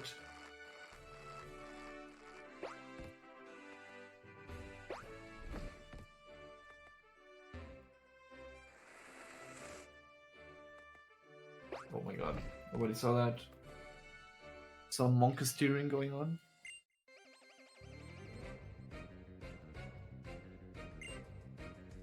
I tried to do some neat movement that saves a few steps, but when it doesn't work out, you lose a lot of time. And I just lost a lot of time. Poison point 30%, it's time loss.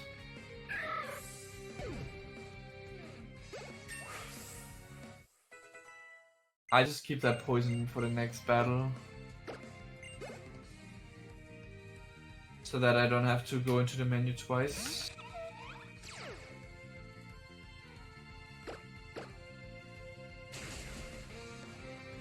Because I'm already below the point where I... actually I'm not.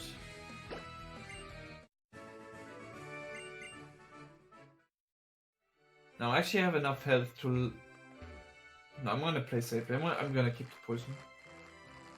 And just heal before the battle. My defense isn't great, but apparently it's a little bit better than what I thought.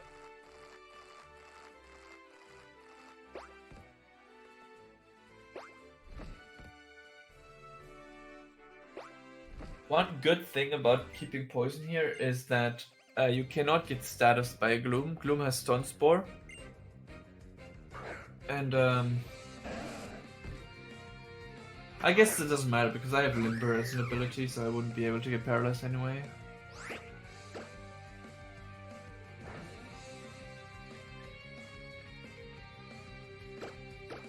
But yeah, being status here prevents you from getting status further. And poison's the least dangerous status, in my opinion, for this.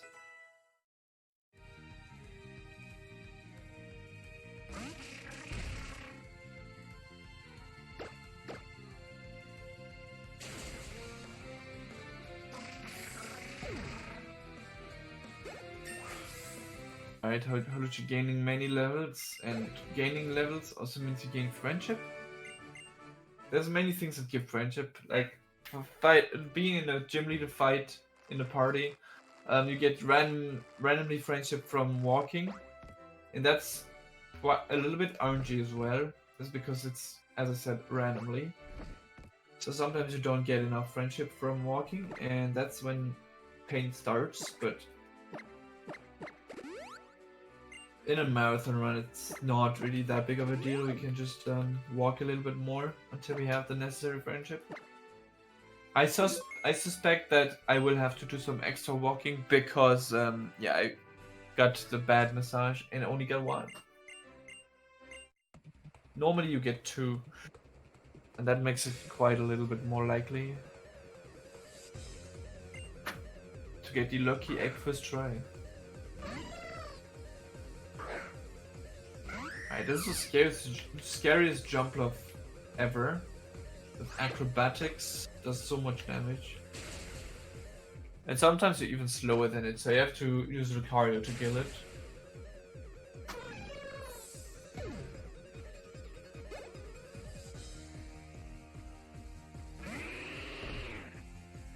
Nice. Hit my flying press, and the last Pokemon is Weaken Bell, and that is just a wing attack. And after that, we're officially done using Hawlucha as our main Pokemon.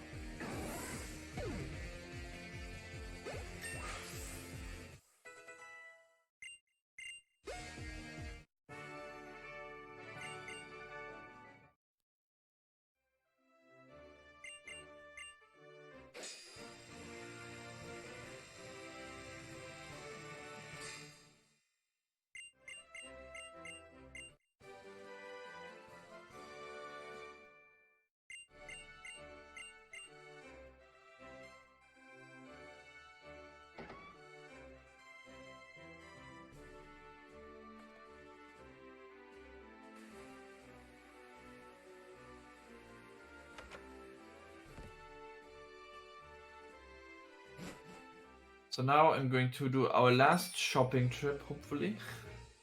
Where I will spend... No, it's not actually our last, never mind. Where I will be buying many items.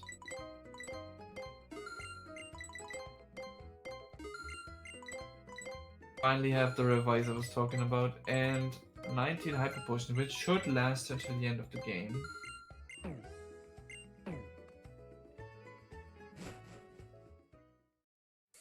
And now I'm going backtracking a little bit, and that is for the lucky egg. That is in a hotel, that is in the part of the city that you have to take the monorail for.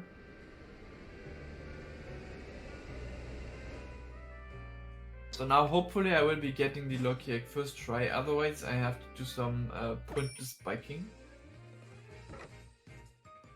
I didn't get it.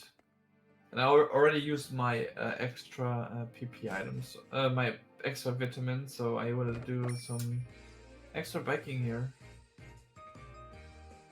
And every 128 steps, there's a 50% chance my friendship increases. So I will, hopefully this should be enough. Oops. No, still not enough. I have to do more biking. That is very unfortunate.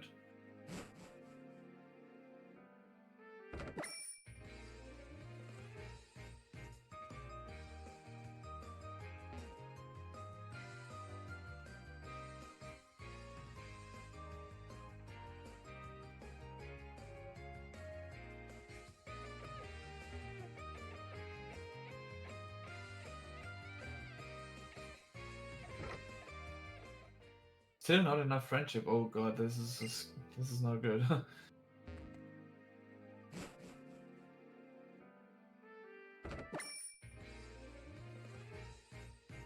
Yeah, we got very unlucky with everything around the Solucia. We got it so late, and then it doesn't want to be our friend.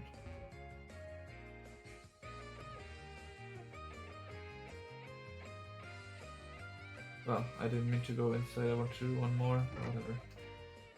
Okay, we got it. Got the lucky egg. Took a bit, but that's fine. Alright, now I'm gonna equip this lucky egg immediately on Lucario, actually, because we now will be using Lucario. Which also means that I can turn off the experience share and teach Fly to Holucia, because we finally enabled Fly as a usable HDM.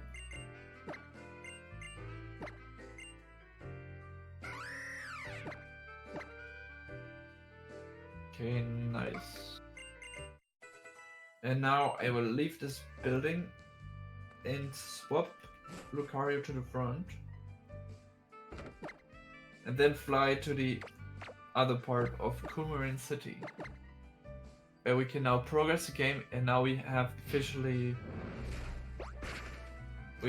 done swapping our main Pokemon. Lucario will be our last main Pokemon for the run. Good afternoon.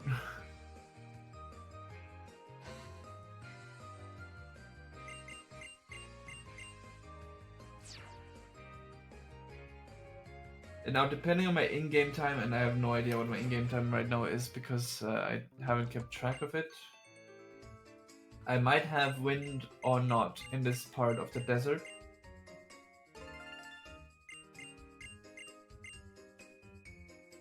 No wind, that makes it easier to navigate this area.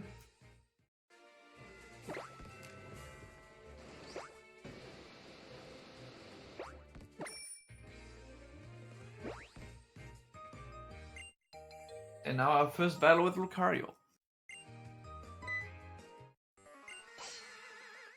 And this first battle is actually already kind of scary. Because Houndoom has Fire Fang. That hurts a lot.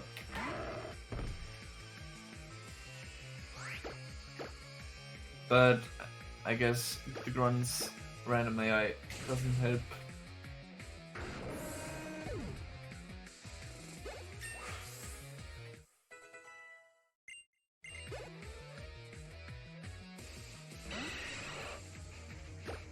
And now we just have to bless up to hit all our Rock Tombs. Rock Tomb is also 95% accurate.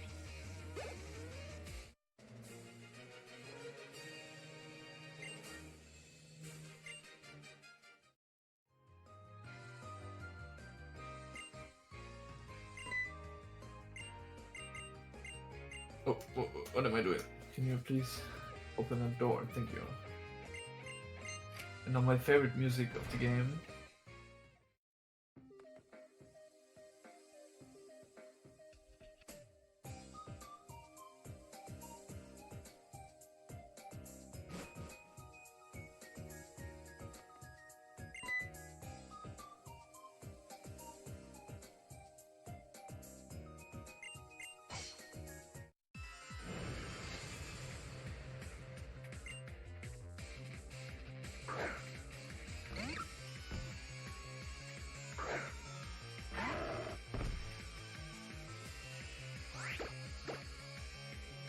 And for a while we also have to rely on Bone Rush, which is 90% accurate. And it's even worse because it has a random, even if it hits, it sometimes doesn't kill because it has a random amount of hits that it will do, going from 2 to 5, and sometimes you need 5 hits to kill something. Yeah.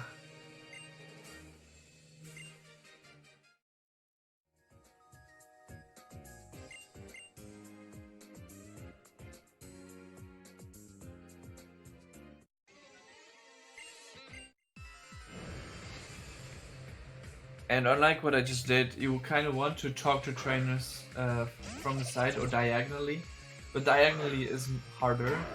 So that's why diagonal talking I will sometimes mess up. Ooh, that is a lot of damage.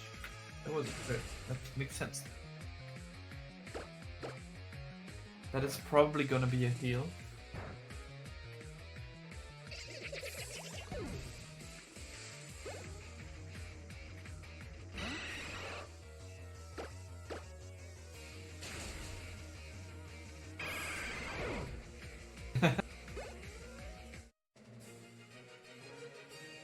Yeah, sounds like a very uncommon choice.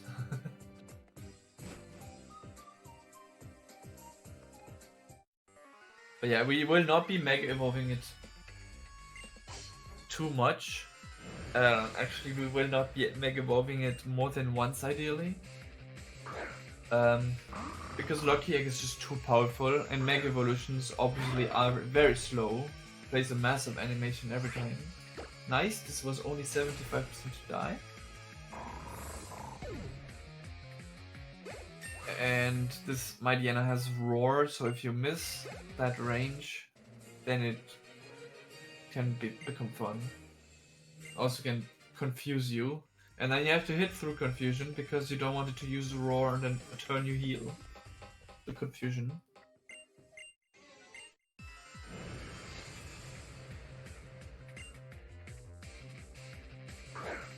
And the reason we got low sweep instead of Power Punch is if we use Power Punch here, this Scraggy would almost never die. And it has high jump kick, which kills Lucario from full HP. And that is not fun. Confuse Raid.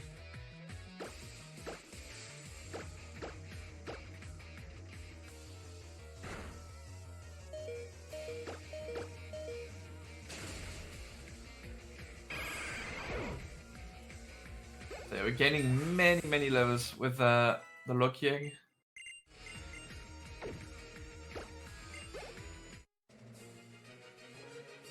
And since I'm already so low HP, I will have to heal this.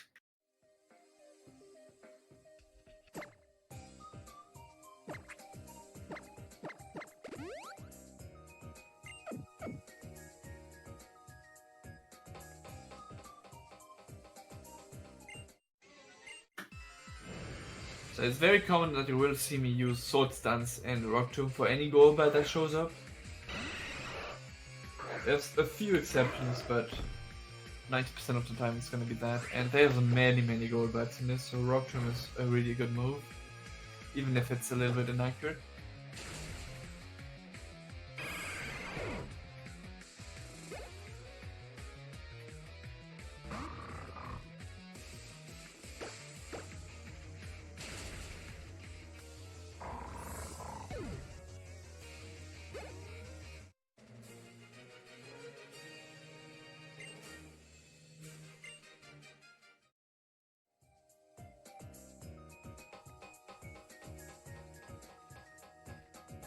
And this is one of the grunts I mentioned earlier. We have to kill a Swalot, and we have to kill it with Bone Rush. And this is one of those Pokemon that requires 5 Bone Rush hits to die.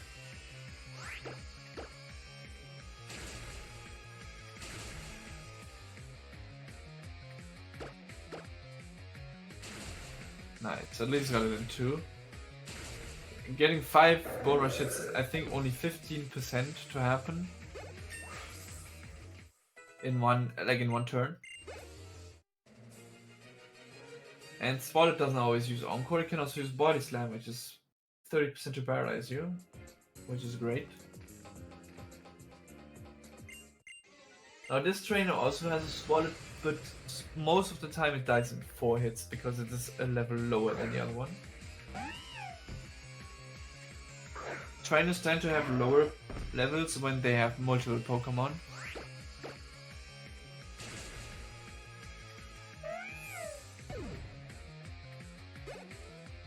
So yeah, now praying for 4 hits. Oh. Looks like 4 might not be enough. It was enough.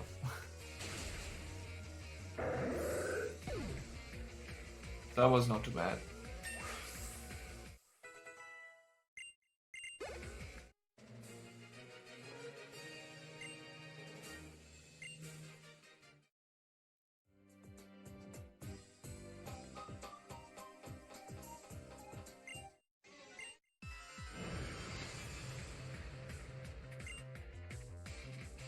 Yet another bone rush to hit here. Also, something interesting about the Lucario that you're given for free is that it is always gonna be the same. It has the same stats, same nature. It's never gonna be shiny and always has the same ability, which is steadfast.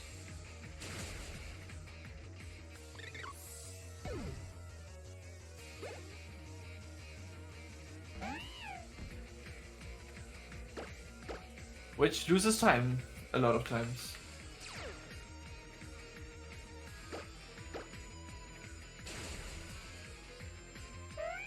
It's because this Lucario is going to be faster than every Pokemon in the run except for one.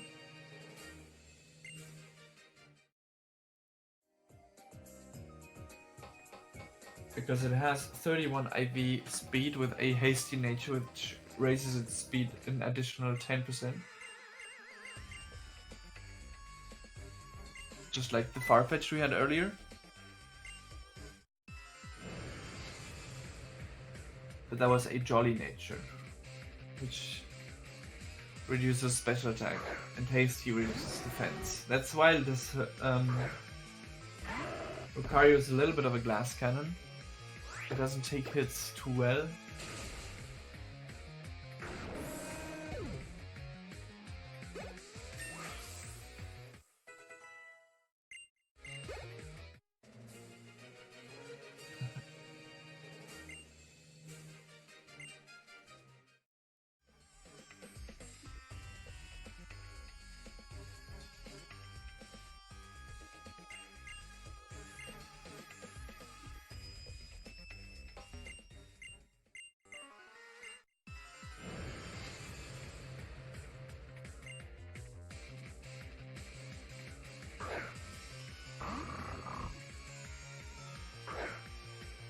Thanks to Intimidate, we can usually not one-shot this unless you crit.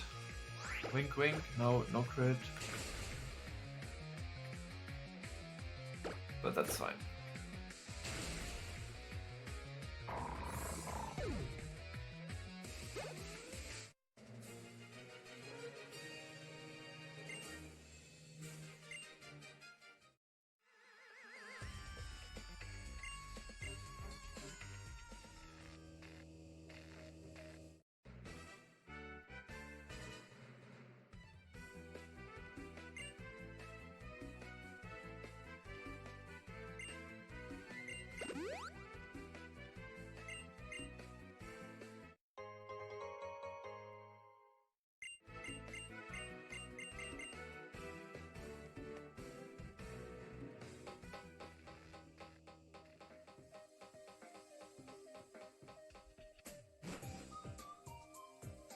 Alright, we're done with the power plant.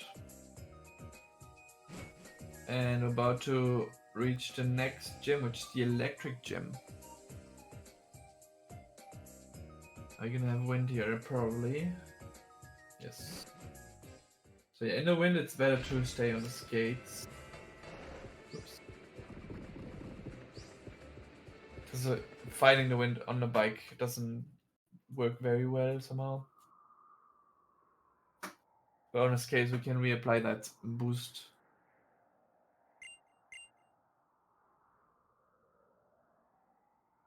Which does somewhat negate the effect of the wind.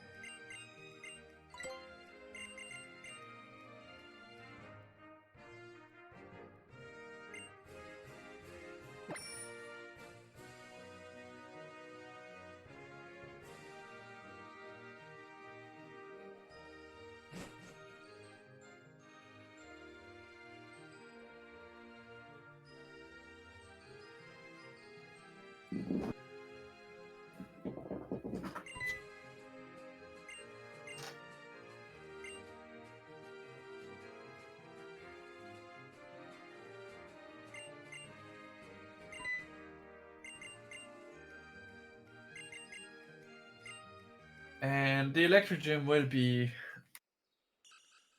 the hit Bone Rush gym.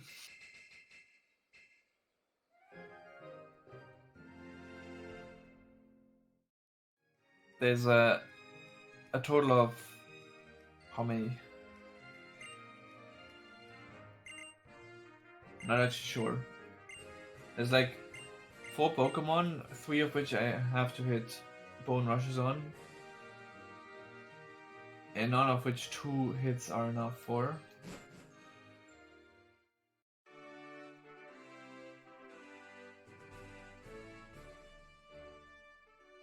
So that will be fun.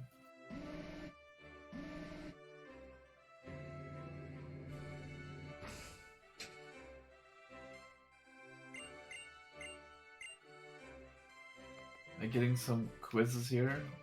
Wonder what that Pokemon is.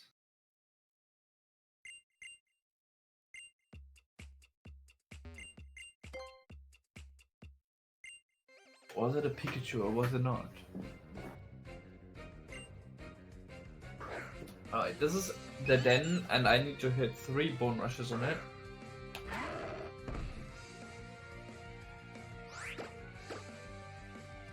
Nice. As I said, 2 Bone Rushes is also possible, so that would not be ideal.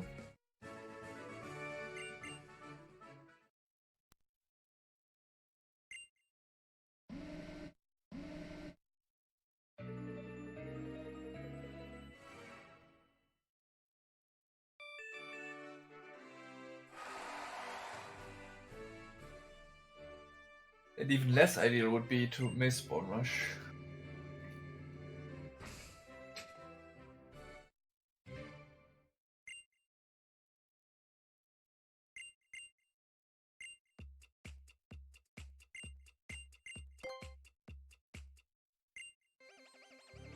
And this trainer will have a Raichu. I also have to hit 3 Bone Rushes on it. And I cannot even finish it with low sweep if I only hit 2. Because it has static and I don't want to trigger that. Okay, I have to use Rock Tomb here. Because it's a little bit more accurate than Bone Rush. And it also saves me some super effective text.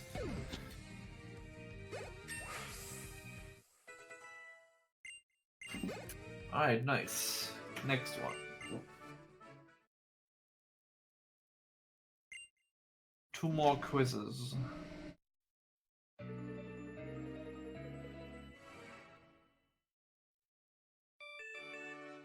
And the next one is going to be the most annoying. Because we will be fighting an Ampharos. And Ampharos requires 5 hits and also has static.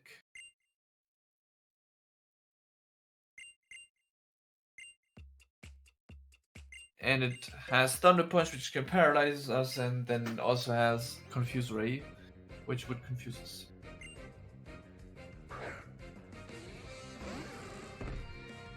It's not uncommon to die here if you YOLO a little bit too much.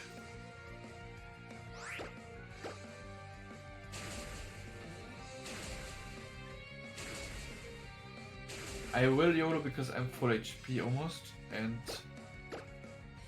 I should have. Okay, I'm gonna use my full restore.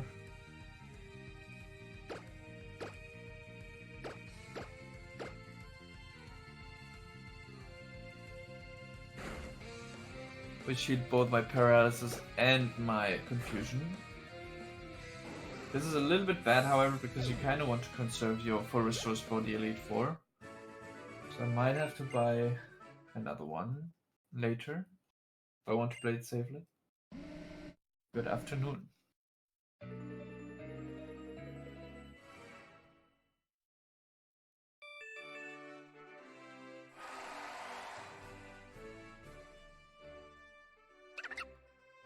That's right.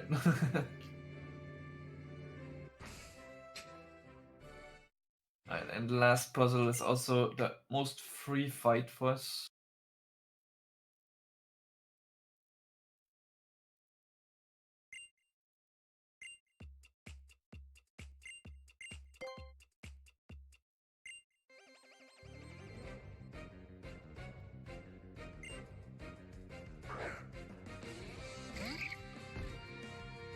because we can just use low sweep here. And it's also the last time we will be using low sweep. At level 42 we learned Aura Sphere, which is a special fighting move. One of the rare ones.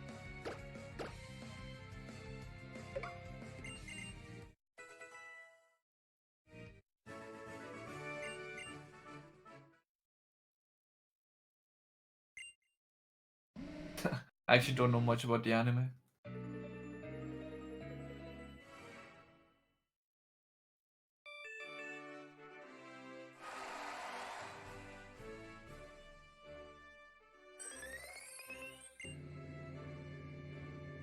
Not a true Pokemon fan.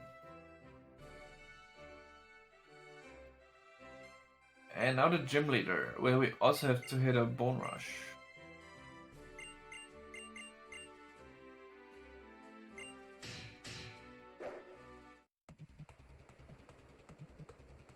Yeah, I think it was met just before the run started.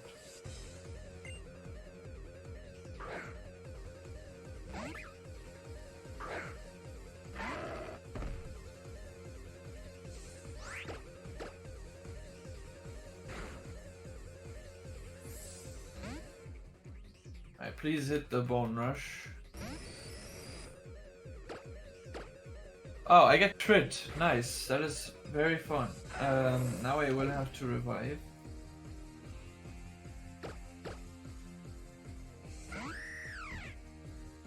And this is where this all falls apart.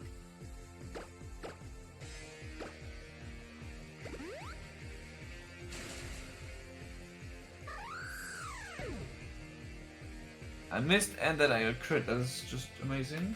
I'm gonna use Bone Rush again. Which also means I lost my setup.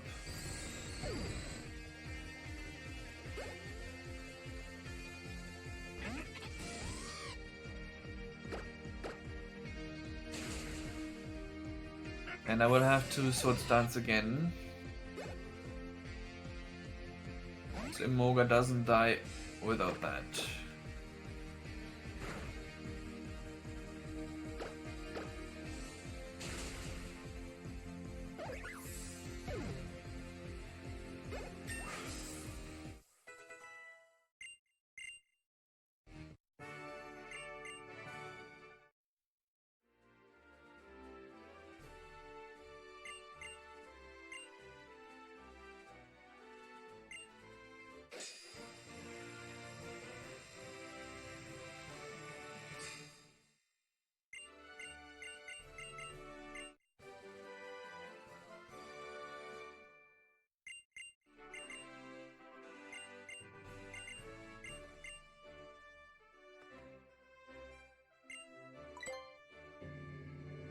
I now can happily announce that I will no longer need Bone Rush.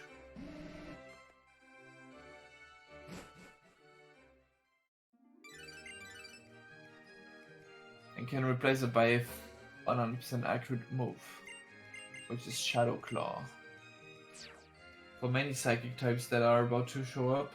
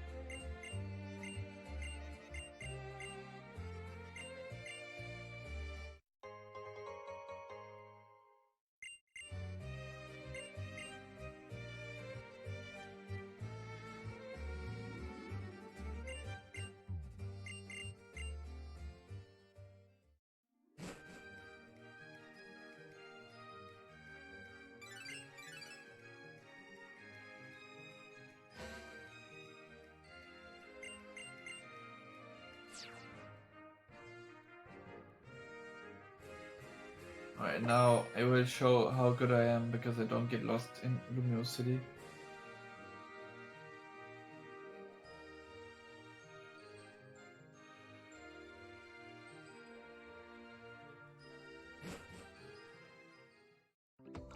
alternative for user repel and, as I said, teach Shadow Claw. If I know where it is, there.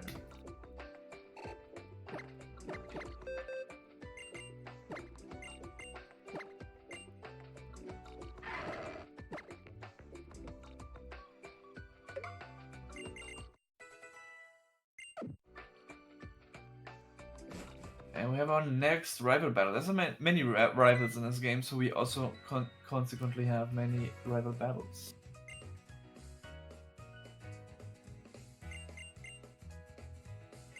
But since we no longer use Hawlucha, this is kind of free with Meowstic lead.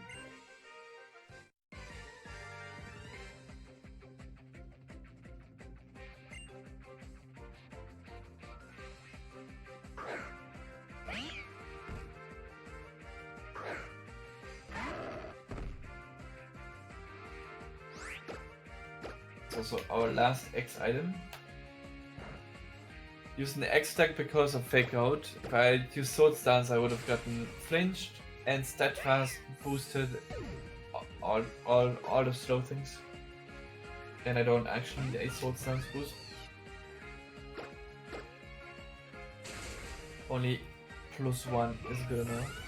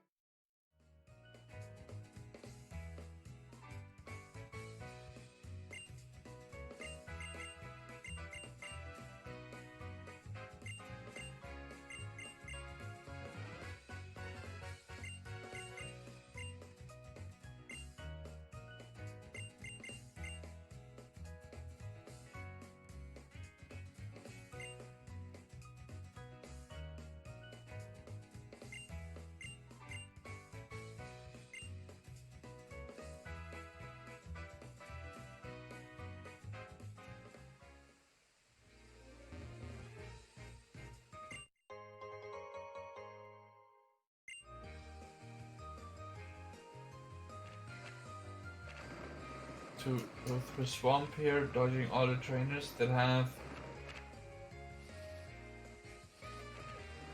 more or less far vision.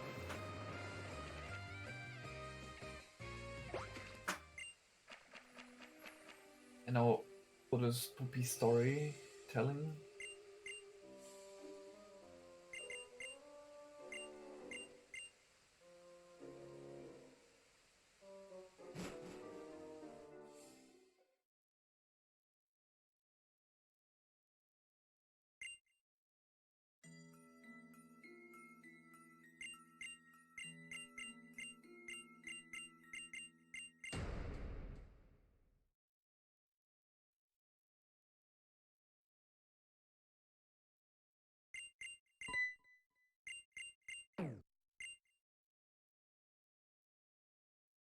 After fighting the Electric Gym, we're already fighting the Fairy Gym, which is a new typing introduced in this game.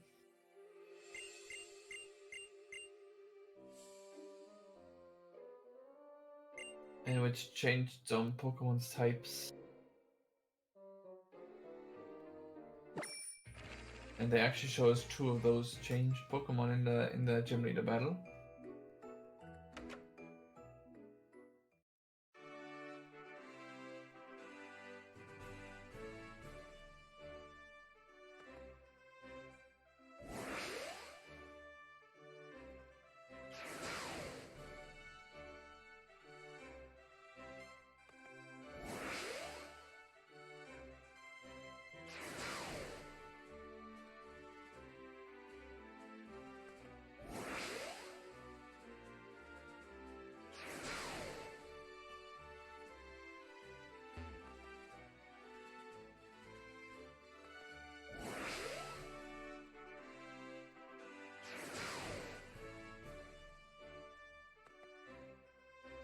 Oh, that's the perfect time for that repel to expire just in front of a spinner.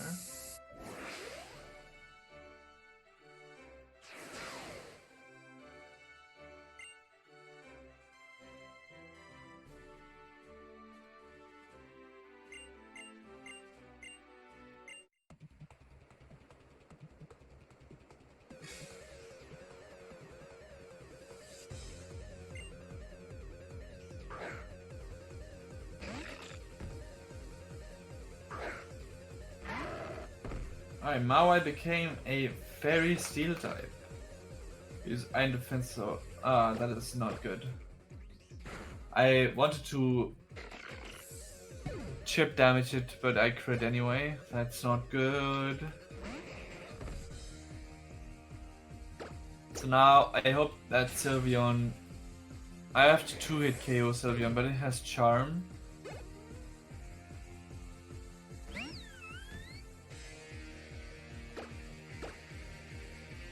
Okay, I should be fine. I crit it as well, so it will be healing, but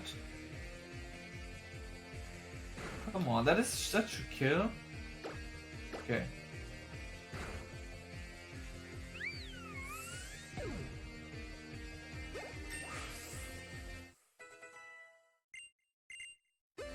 That was fine, I guess.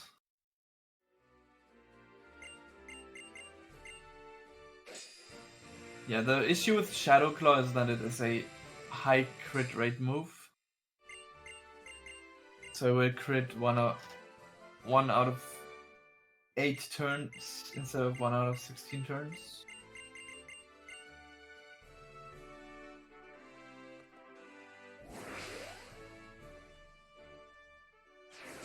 And so I got 2 unsolicited crits basically.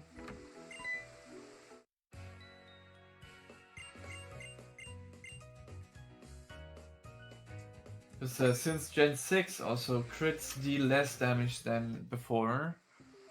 Before a crit would basically just double the damage the move deals, but now it's only adding 50% to the damage.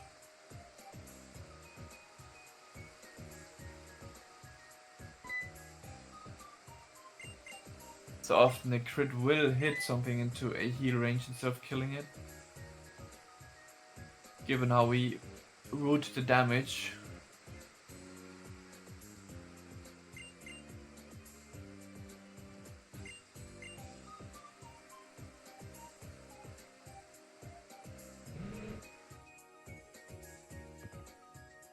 And this is the Pokeball factory where there's a small maze basically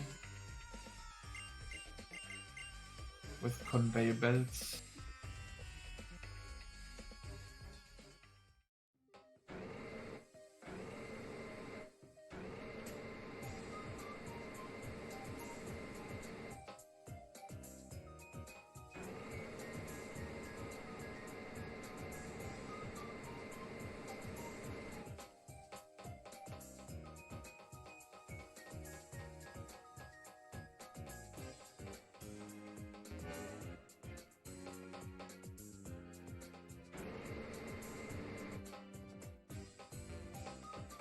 I don't understand what I just did. That is not good for my repel steps. I might just drop my repel and reply it later. Because repel steps are kind of tight until the end of the game. You're supposed to not drop the repels anymore. Actually, I know that's not true, but only once.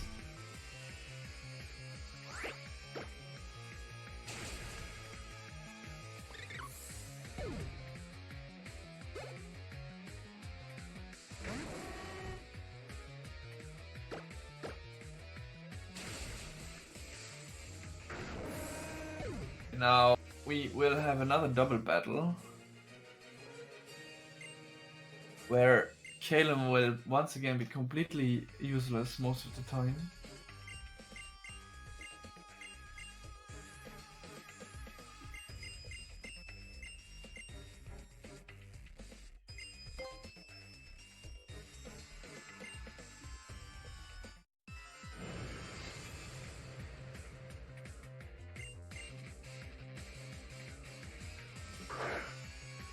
Ideally, Calum attacks Manectric with Psychic, but he will usually just not do that and use Light Screen instead. But maybe today is the day.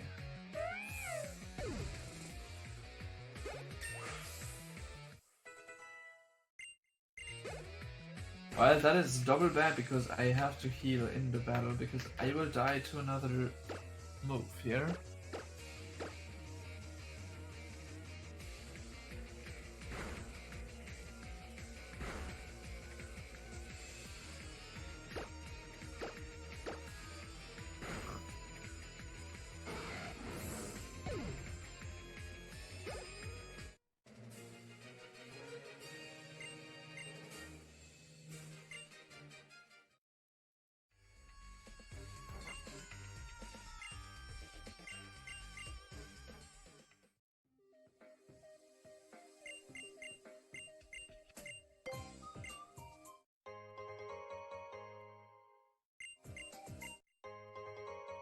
And that Master Ball is gonna be useful for later. So we need to catch something still.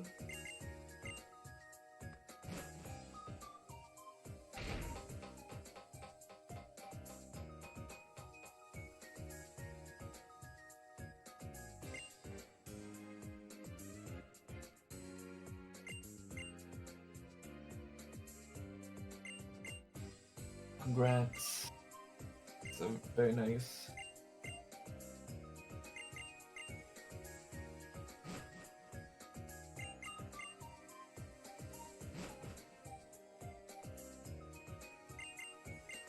I'm gonna drop this repel. I'm a little bit worried that it might expire too early later.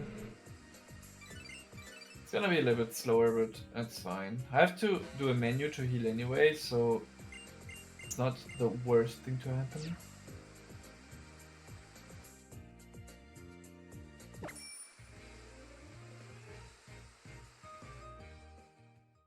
Alright, now I'm gonna use all my money that I made since the last shopping trip to buy 6 proteins, which will give me 60 attack EVs, which will make many battles much better and more consistent, especially.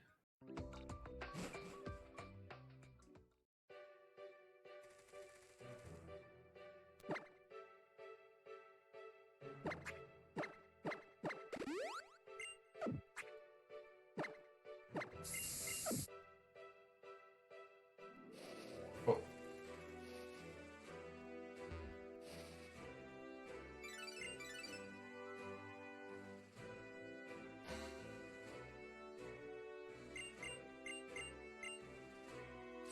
Alright.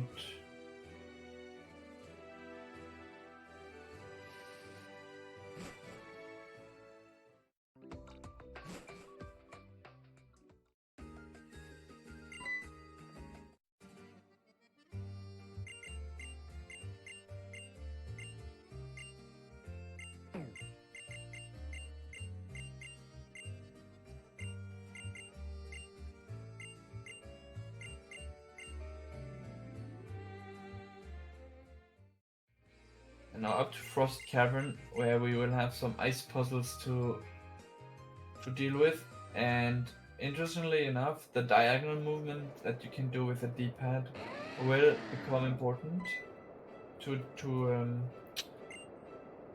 do it fast.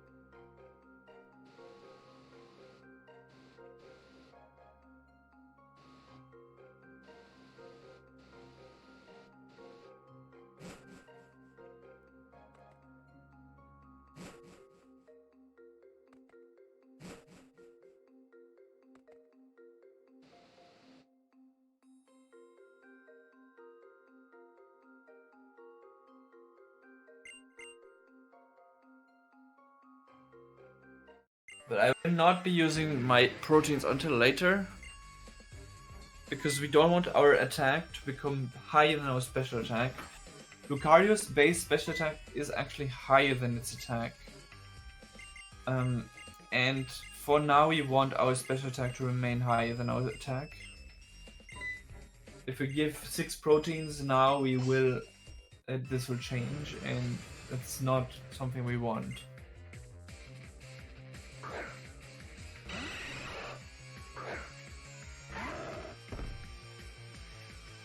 Alright, that is a good miss. I will be using a second sword stance. So this dies with Shadow Claw, and I don't need to hit it with Rock Tomb. And the reason we do that is because we need this Manectric has static, and we don't want to static us, and also it doesn't die to any move really. Or it's not guaranteed to with Shadow Claw, for example. So it's better to use 2 sword stances and then be able to Rock Tomb it to never trigger static, which is an ability that only triggers on contact, and Rock Tomb is not a contact move.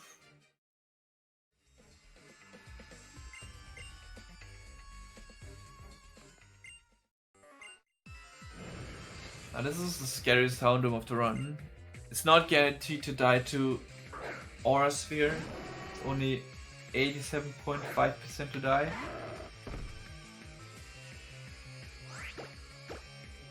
Unless you crit it, then it's guaranteed. Like I just did. And it kills you from that HP I was at.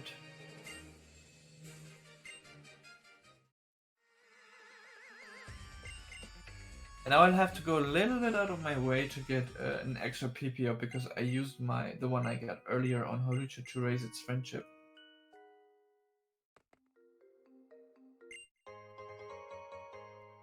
And now I will heal to full. And escape rope out of here.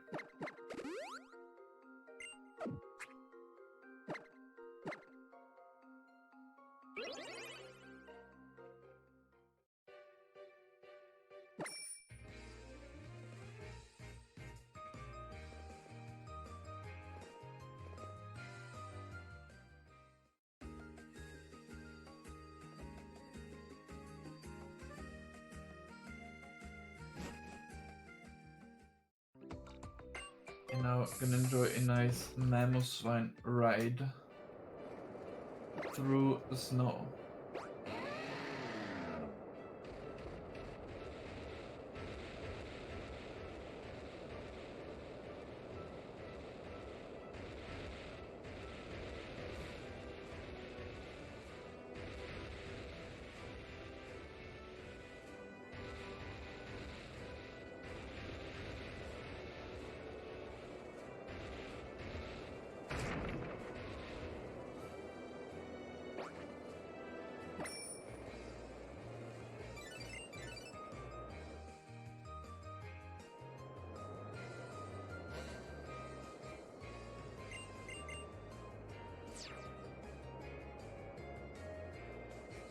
And now I'm a little bit concerned because it took me forever to find Holucha, and that might have an impact on the weather in the upcoming town. Okay, it looks fine. It can be hailing here, and the problem is we have a battle outside, and the weather in the overworld impacts the weather in battles, and hail is really not good here because it damages you every turn.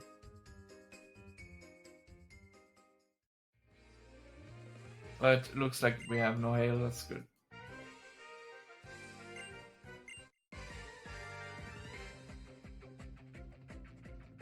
And this is the battle where we have the only Pokemon that does actually outspeed Lucario in the run. And it's a Jolteon. And that's why this is also where we want to get faked out to raise our speed by 1 stage with Steadfast. And we got it, nice.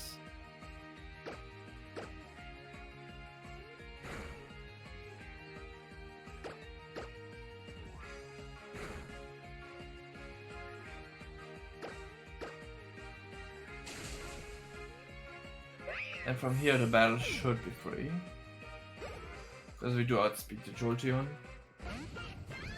And you want to outspeed Jolteon because it has a discharge which could paralyze you, and then everything becomes disgusting.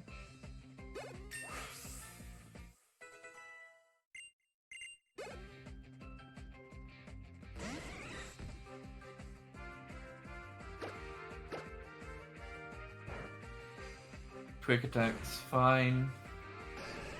This Absol also has quick attack, but it cannot possibly kill me.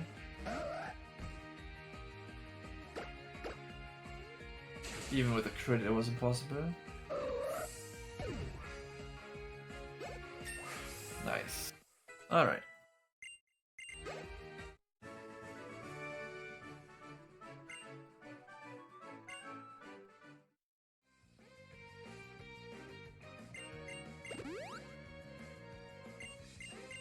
And let's head to the Psychic Gym, if I can get in.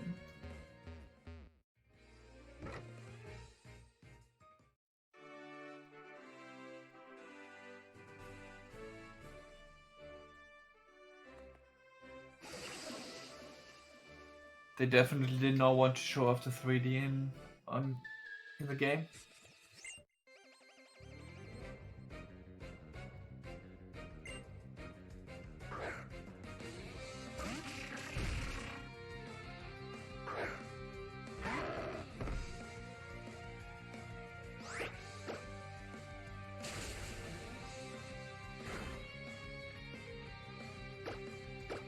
That was not that much damage. That is, I think I never lived with that much health here. So I will not be healing that.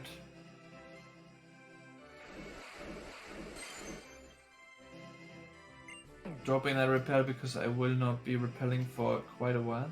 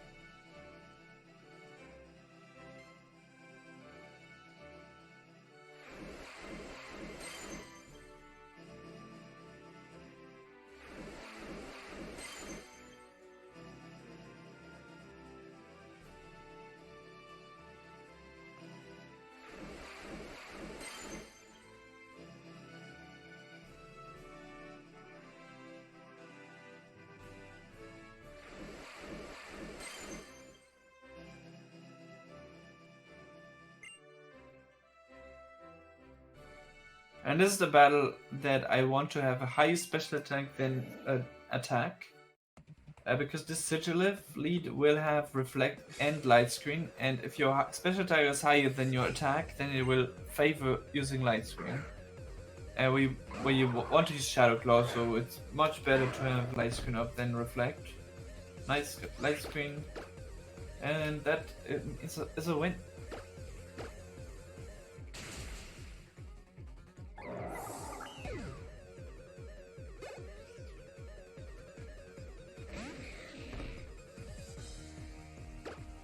Because with Reflect, I would have to use Swords Dance 3 times instead of just once.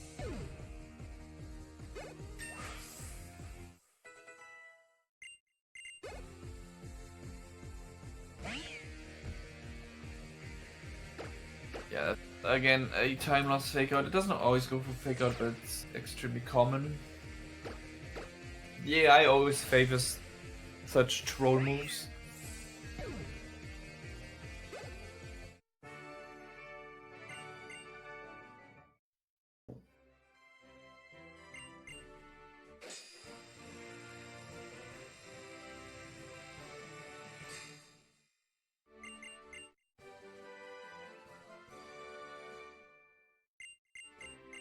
And conveniently we get teleported out of here, otherwise I would have to remember the path backwards.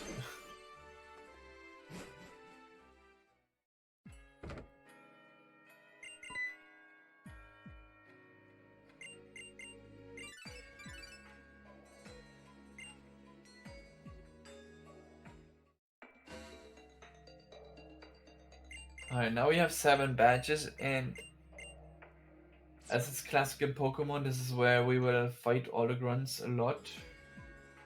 And it's not different here. So I will fly back to Lumio City, which is the biggest city in the game.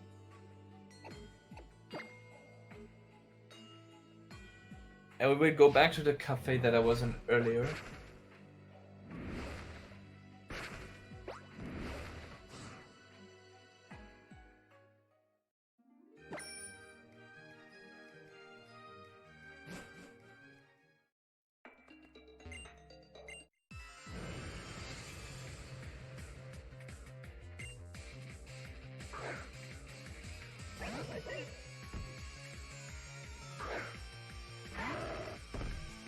Now this thing has high jump kick, but it didn't use it. It's random AI after all. It would have killed me. Aura Sphere is only 5 and 16 to kill this crafty, so you kind of expect to die sometimes. It's always sad when it happens because it's a lot of time loss. But really nothing you can do about it. We're already maxing out on experience with the look here.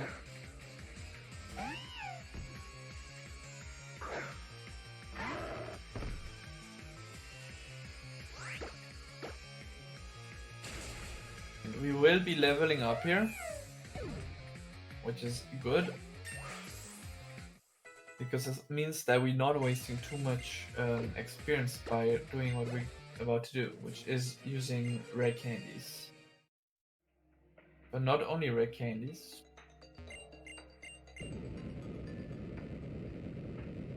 Alright.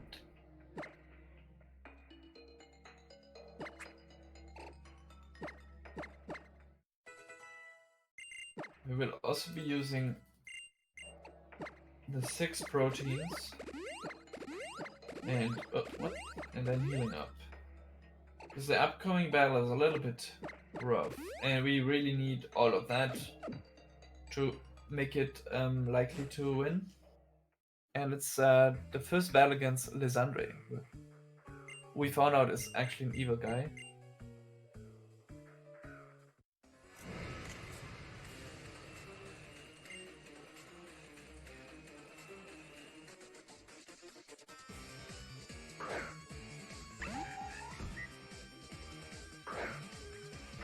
So we want to set up at some point because there is a Gyarados, but we cannot really do it because Mienfoo has high jump kick and would kill us from 4 HP. Similarly with Pyro has Fire Blast, which would also kill us. So now we will get Gyarados, which has Intimidate and will drop our attack by 1 stage. So we have to get rid of that Intimidate, and I will switch to Lapras, which is the only Pokemon that will be able to tank an Earthquake. And I will Rock Smash to lock it into Outrage. And Outrage is really not strong against Lucario because it's a Steel type and resists a Dragon type. So I can set up in its face where it's locked in. And now hopefully hit my Rock Tomb. Nice. And that's how you win against Lysandre. And Murkrow Spring.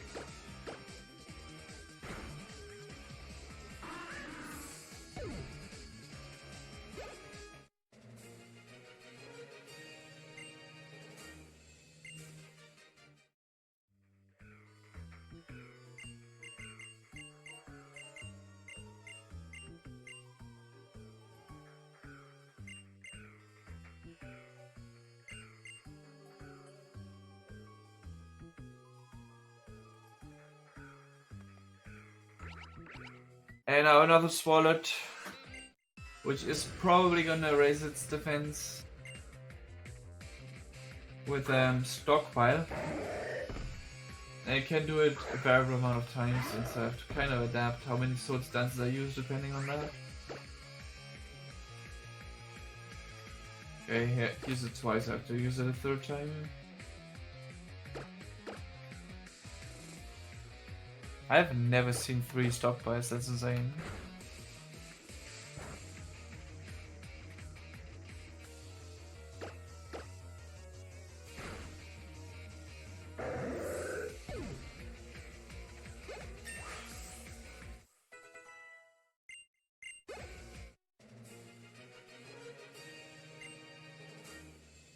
Okay.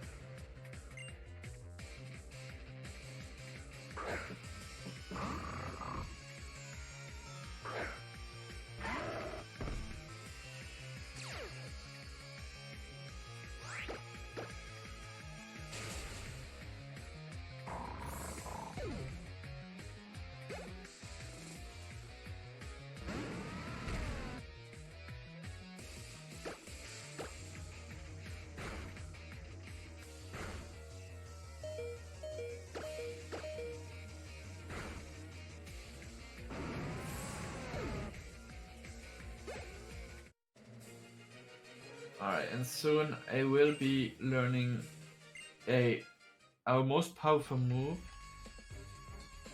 for the rest of the run, which is going to be close combat. I will be teaching that over Shadow Claw because we will not be fighting any psychic types for a while.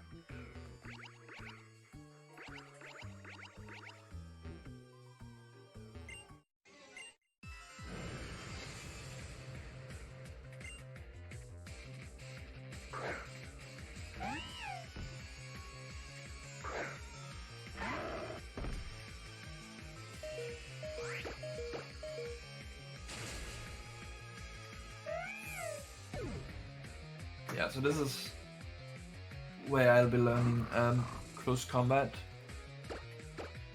So we're really making use of that mixed attacker side of Lucario, where it's as good in attack as in special attack.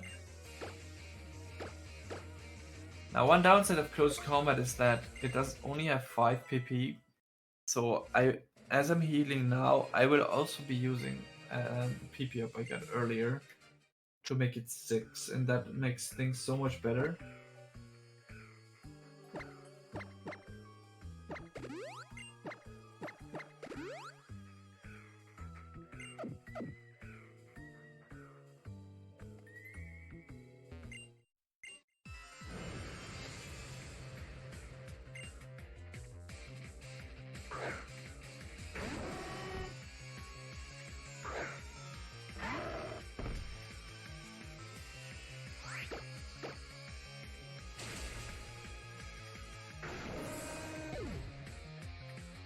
Now hopefully this Toxic Rock doesn't use Mud Bomb. Nice, perfect. Mud Bomb has a chance to drop your accuracy, and that is really not great. And on top of that, it deals a lot of damage.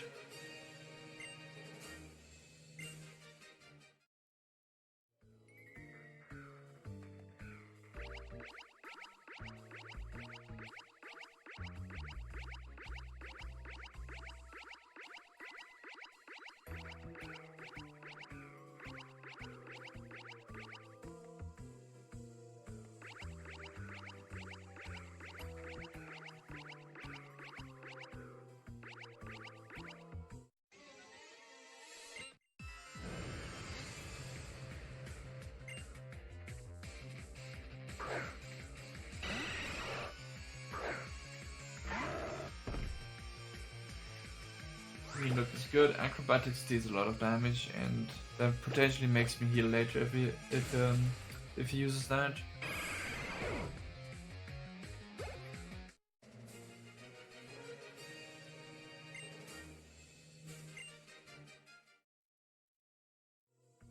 Teleporting around. And now we have another Toxicroak to deal with. Also has Mud Bomb, so it's the same idea. Don't want to see Mud Bomb here.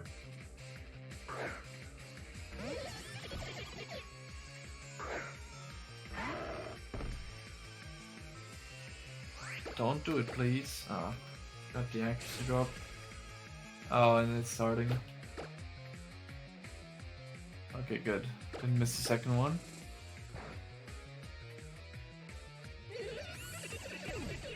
And I will use Aura Sphere on Liepard, and Aura Sphere has a nice property, a little bit like Swift, that it never misses, even after accuracy drops. So that is quite convenient.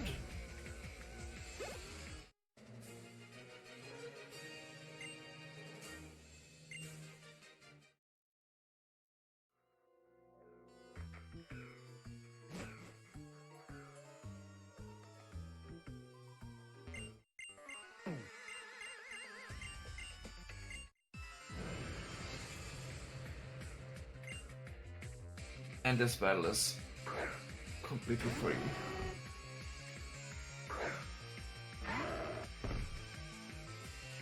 Very over-leveled and have the type advantage, especially against the next Pokemon, which is a Weavile.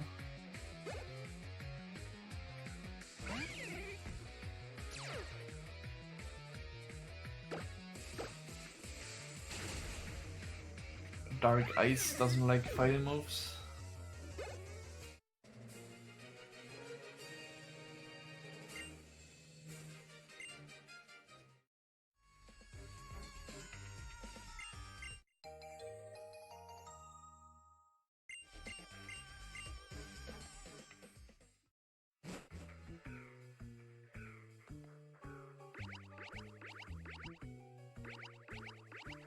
Now it's almost time for a 3-minute break in a run. So there's a 3-minute unskippable cutscene. I don't even have to mash. And I expect you guys to be sad because of the storytelling.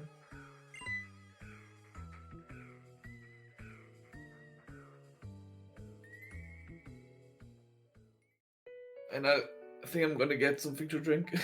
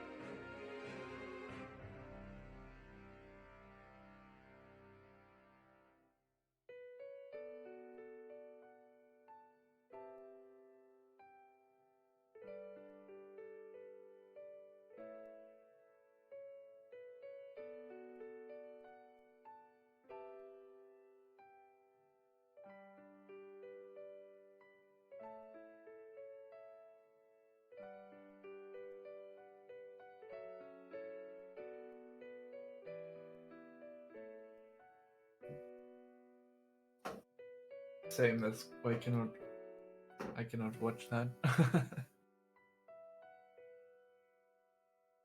That's a very, very welcome break in such a long run, in my opinion.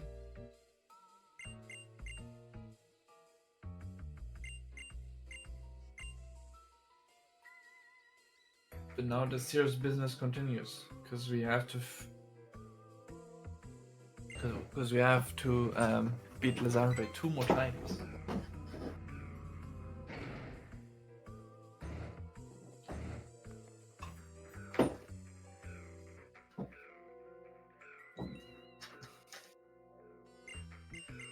I know, right?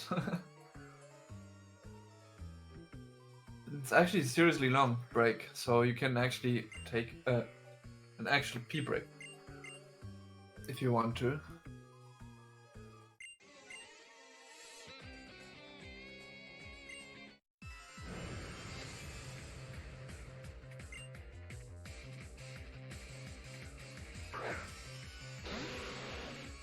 Korobat, same deal as Golbat. It's just Soul Stance, Rock Tomb. Not much changes here.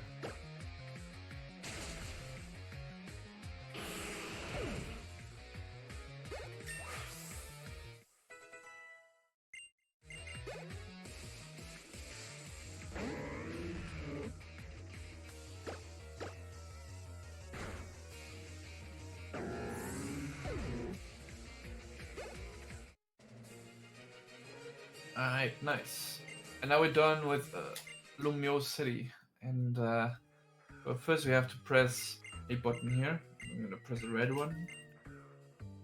Spoiler alert, it makes no difference whether you press the red or the blue one. Pokemon gives you the illusion of choice.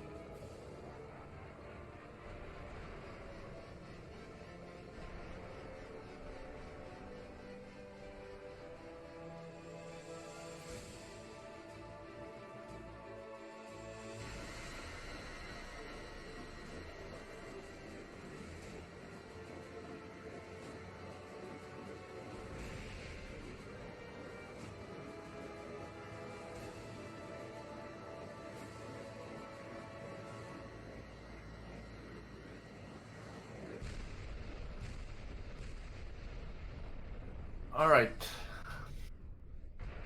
Now that the town has been destroyed and the houses are turned upside down,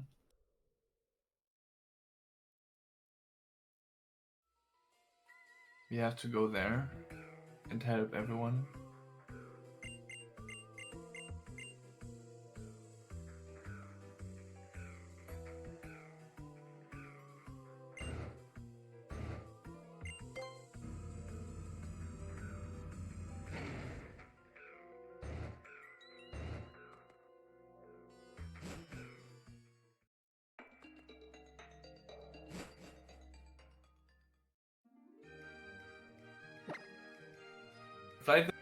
Before we actually go into the hideout, I will be going to the Pokemon Center because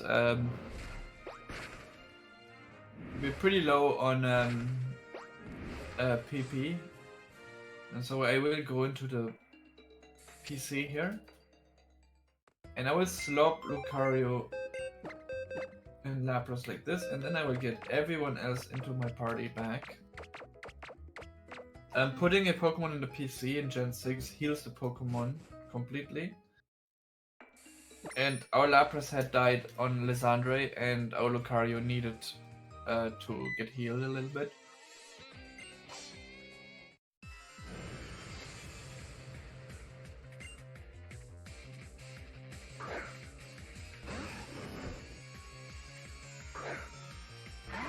We're very over leveled here, so this dies just to Aura Sphere. and so does a Scrafty. But the Golbat doesn't die to a Rock Tomb most of the time. Thanks to the 6 proteins I gave to Lucario, there's still a 25% chance that the Golbat dies to Rock Tomb, and that's hopefully what we're getting. No, not quite. Ooh, that's a lot of damage. But we can just finish with Aura Sphere anyway.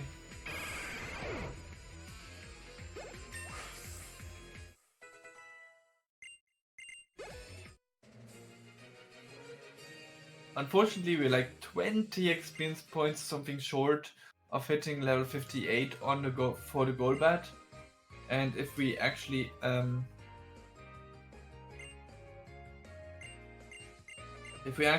were level 58 instead of 57, the odds of killing that Golbat go up dramatically. They go from 25% to 56%.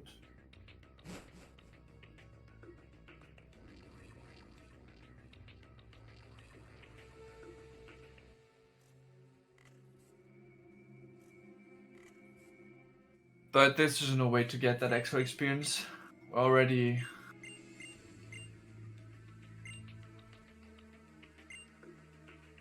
basically maxed out.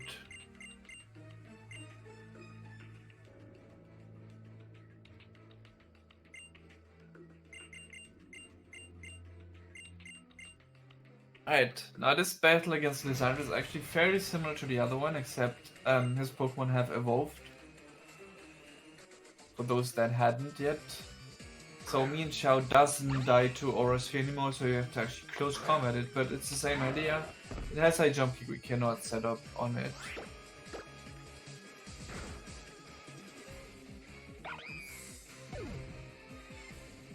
Same for Pyroar. Again, has Fire Blast. The fun fact, it's not the same Pyroar because the other one didn't have the same ability of Unnerve. I'm gonna switch to Lapras again. Lapras is still able to tank a Earthquake. But this time I will heal Lucario at the same time. Because Lucario is able to tank an Earthquake from full HP. And we still want it to be locked into Outrage. So now I will set up and hopefully hit my Rock Tomb, but we have an extra chance because we can oh no, actually no, we don't. That was in case it didn't go for Outrage, never mind. But everything went fine, we hit the Rock Tomb anyway. And now close combat because Aura Sphere doesn't kill a Honchkrow.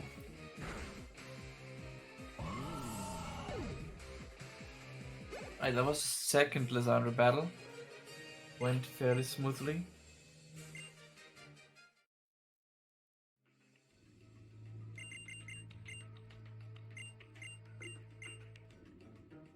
And now we will have a bunch of double battles with Kalem.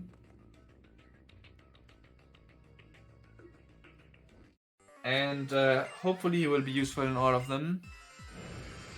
The one way is almost always useful in is this one. Because he will somehow always go for Psychic on the Toxic Rope.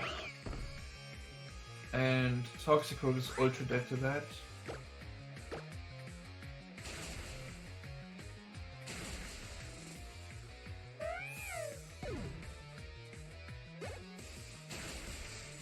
Always love to see it.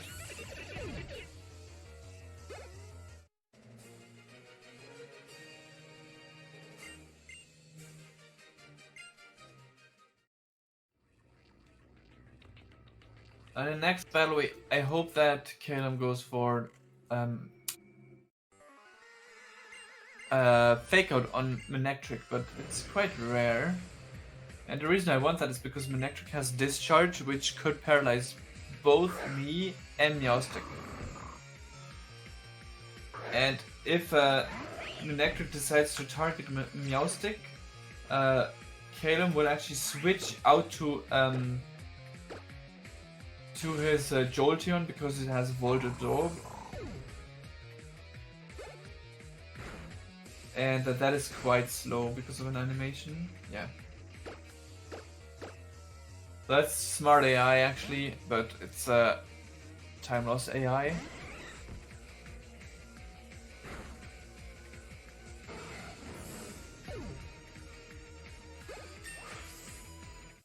Don't need Dragon Pulse. It's also a strange move to learn for Lucario in my opinion.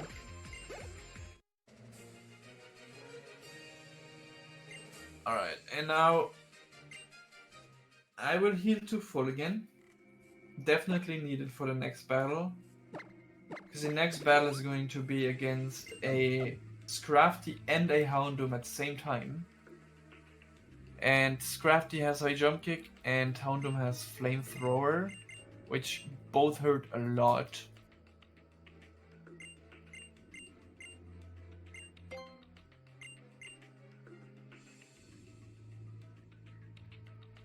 In fact, I mean, High Jump Kick is gonna kill me from full, so I will kill the Scrafty. And Flamethrower doesn't kill me from full, but if I get burned, there's a good chance I die to the burn. So what I ideally want Calum to do is use Fake Out on Houndoom. It's decently common, but it's also not guaranteed by far.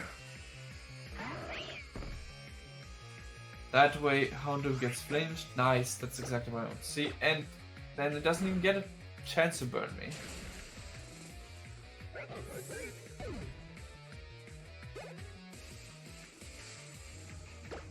Perfect. That also means I will likely not have to heal until the end of the section.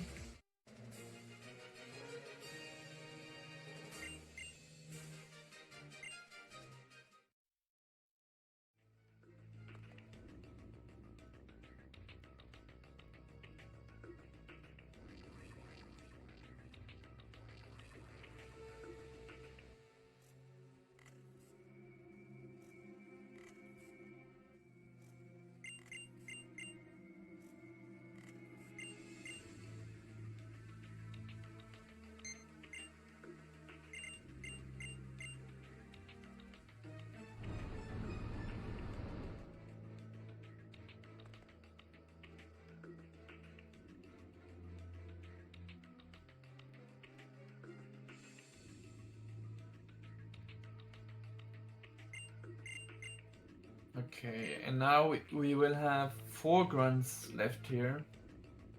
That's actually admins, not grunts. But you can fight them in any order, but I will fight them anti-clockwise, starting from the right, because I want to finish with the one that is in the bottom. And the reason is that the last Pokemon on that admin is a Manectric that has close combat and only dies to close combat.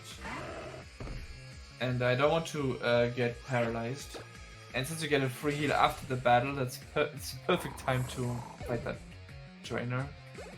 Because then you don't really care if you get paralyzed, except for the time loss, but it doesn't make you heal in extra time.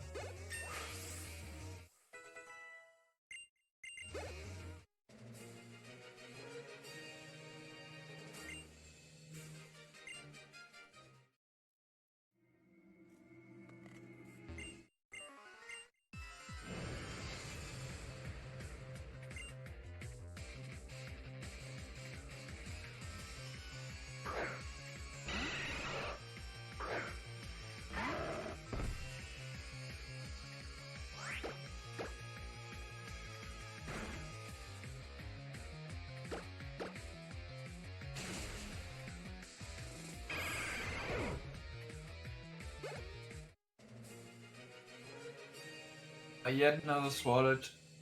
I swear, Swalot is just always so hard to kill for Lucario.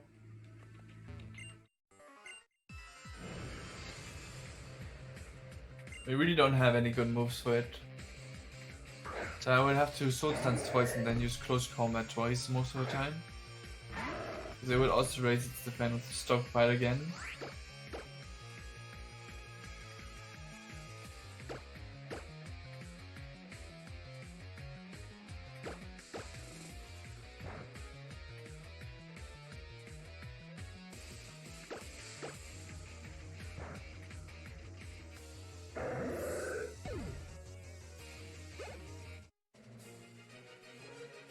Good, and now the last battle.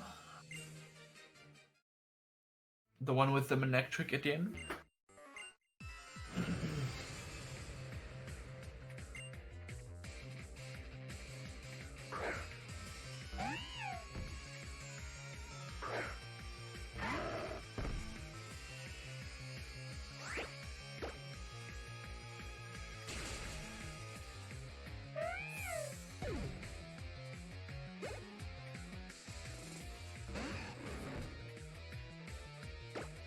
Didn't get static anyway, so it's fine. If I'd gotten static, wouldn't have to do anything.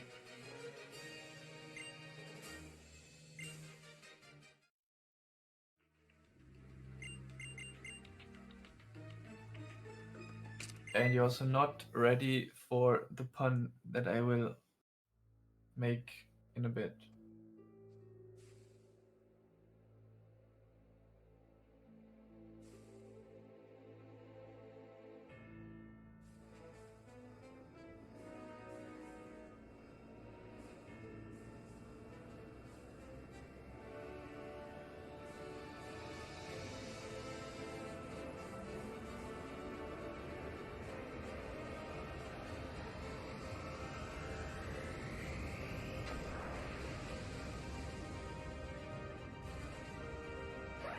Oh dear.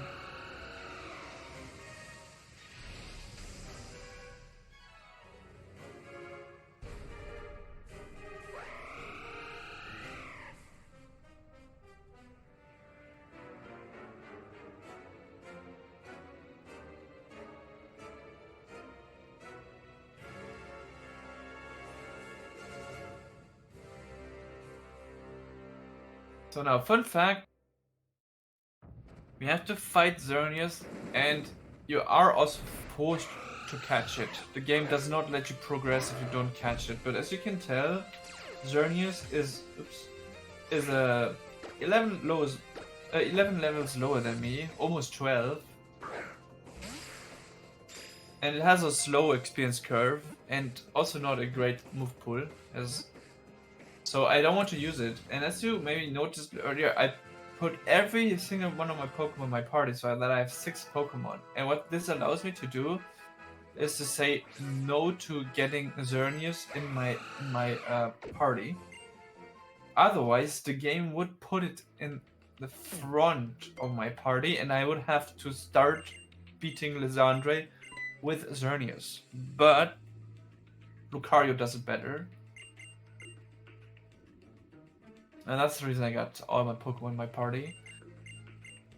And also you don't want Lucario to miss out on any experience for a fight a little bit later in the Elite Four.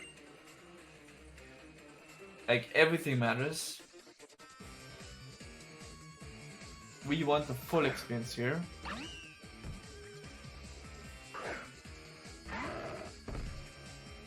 So this battle is a little bit easier.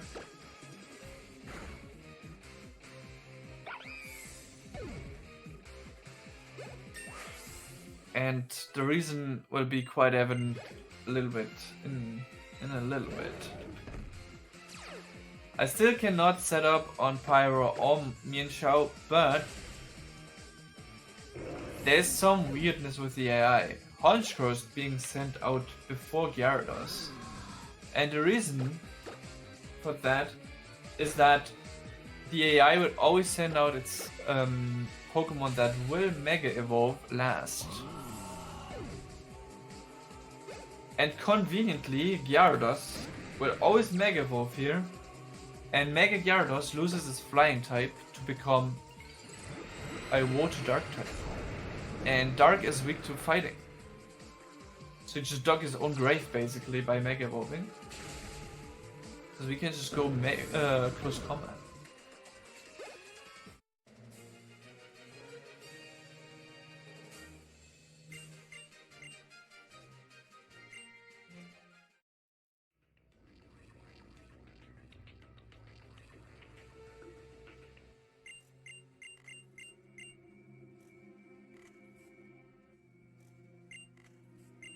And that's Lysandre beaten the 3rd time. Now we can continue our bench hunt.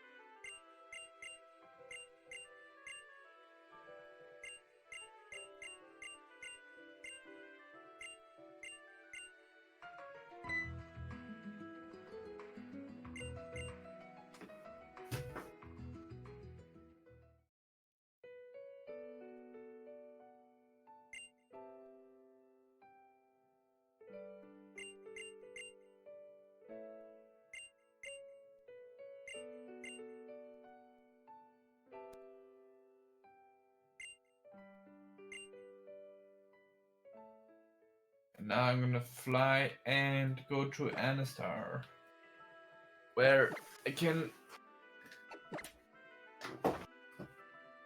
travel to the last gym.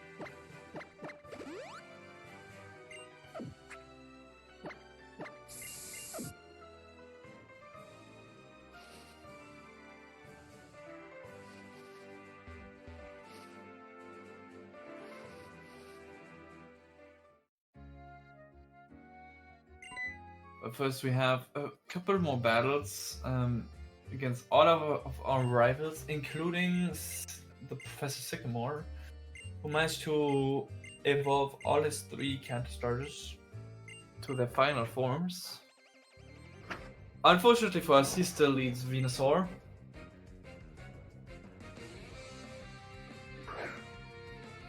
Which we also don't really have anything to beat it with. But I will just set up twice, use 2 sword stances,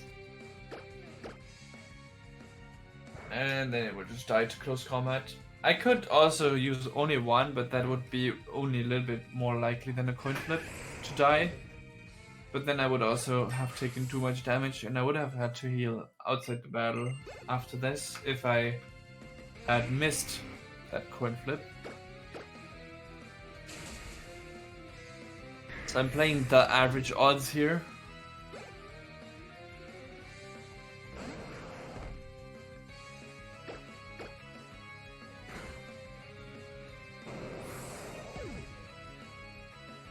And I don't have to heal here.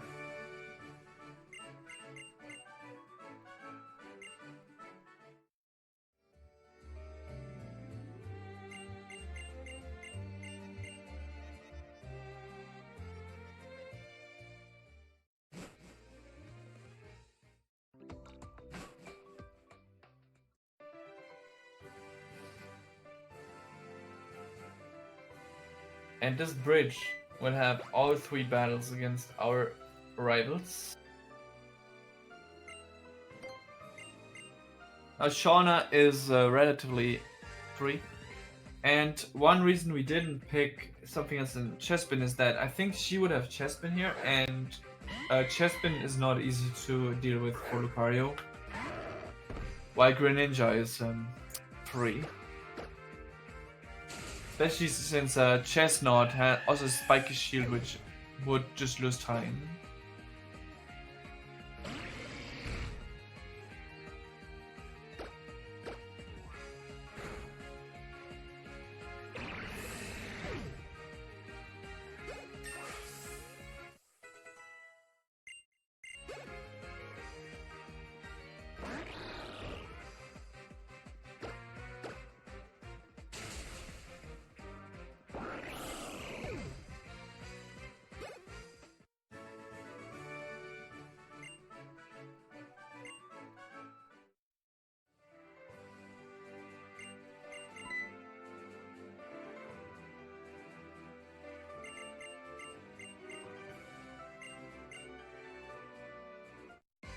Alright, second battle.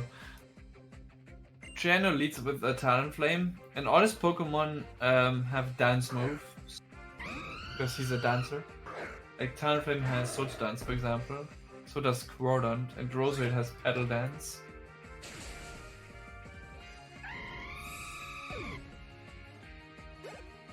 And take a slight risk here because Crabhammer cannot kill me unless it crits me.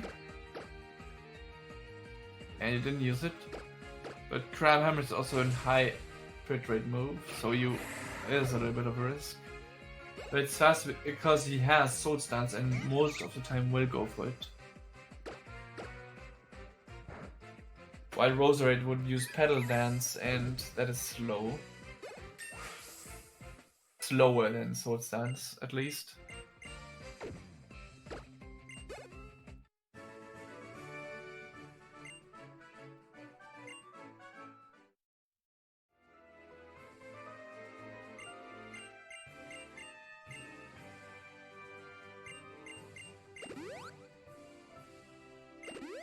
And now Trevor,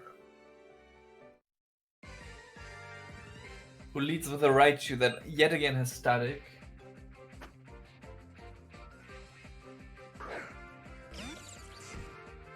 So I will just set up here with a Swords Dance, and then I will probably use Nozzle, okay, which is always paralyzing me, so I will heal that. And then use Rock Tomb and hopefully not miss.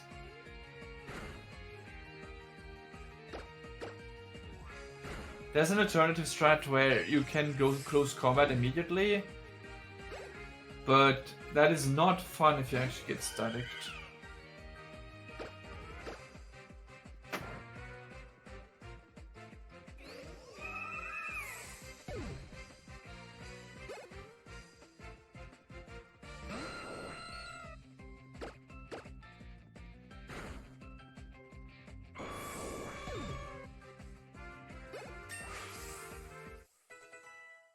Yes, that was not too big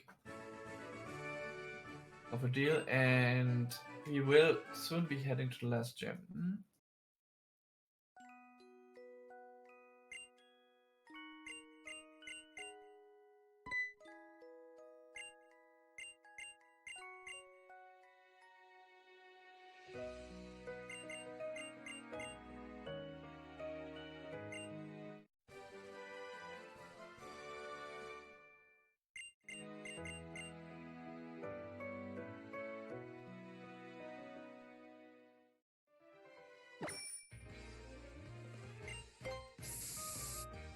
But first I have to visit the forest, because the gym leader is in the forest.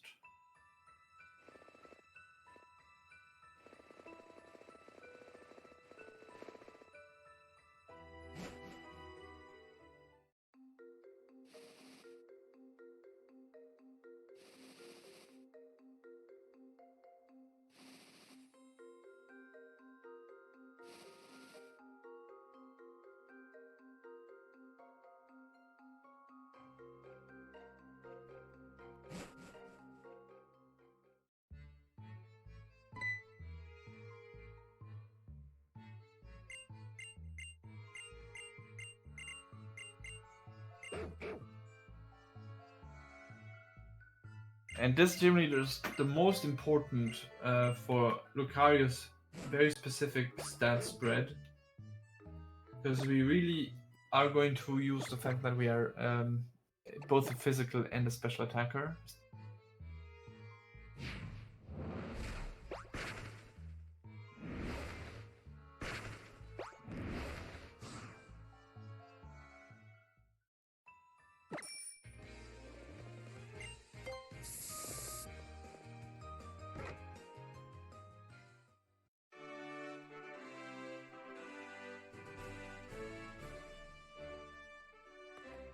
So in this gym, I have to fight all trainers before I beat the gym leader, and I have a very interesting 3D puzzle,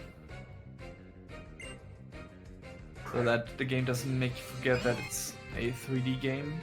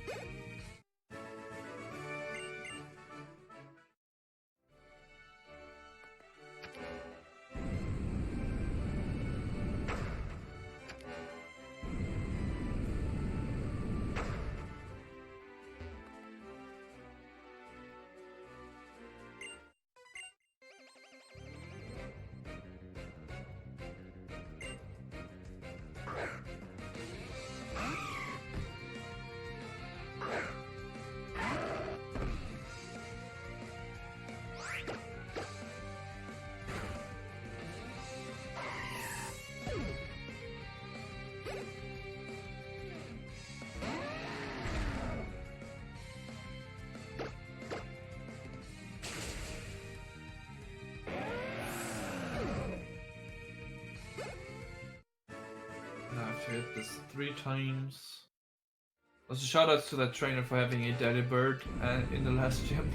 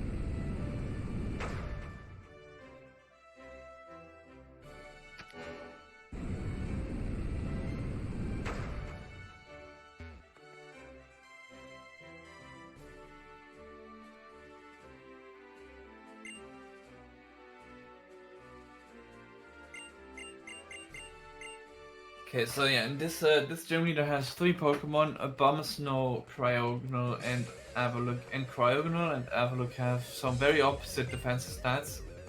Cryogonal has paper physical defense and Avalok has paper special defense, and the other stat for them is very high every time. So that is why having Aura Sphere and which is special and in close combat which is physical is very important here. Allows me to easily one-shot everything.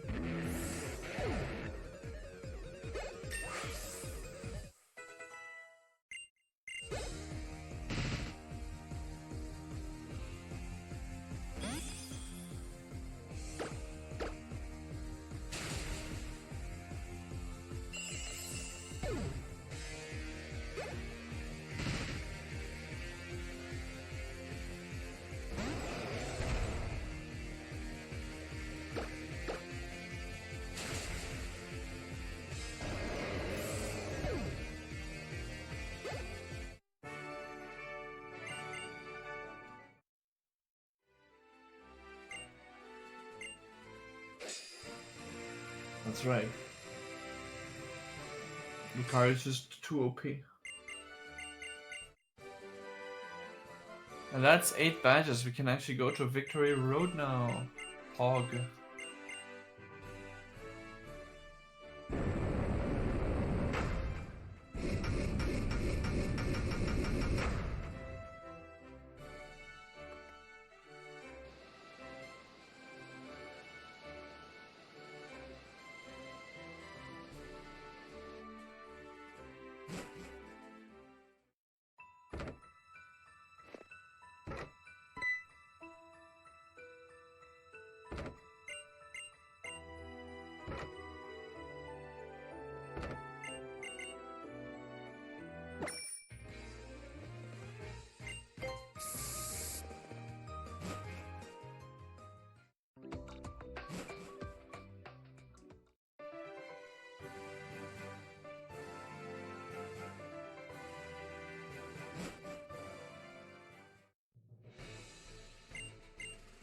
Even in Smash Bros.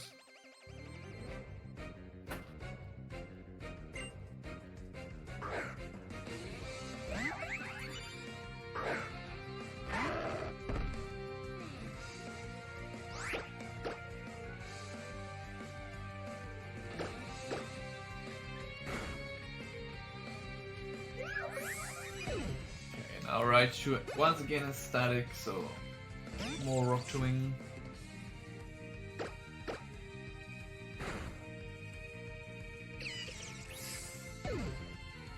Even the bulkiest Pokemon cannot resist a close combat after Swords Dance.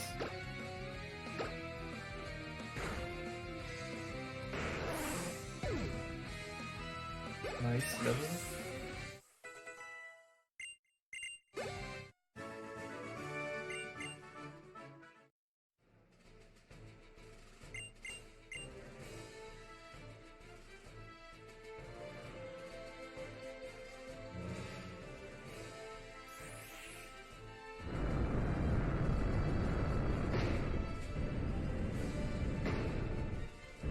Yeah, it's actually same for me. I played Pokemon Red, Yellow, and then Gold, and then I didn't come back to Pokemon until 2015. I kept playing Gold though, never really stopped, but I mean I stopped after a while, but... Hello? Can I talk to you? Oh, whatever, I just ran in front of her. That's gonna mess with the cycle of for a trainer later on.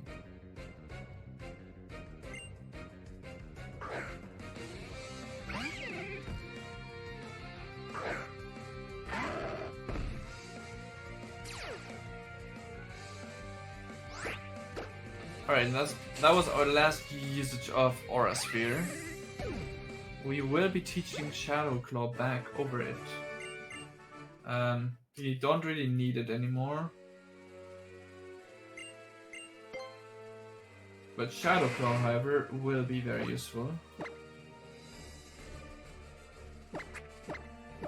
I just need to remember that Shadow Claw is now in slot 1 instead of slot 4, because if you use the wrong move, it's generally over.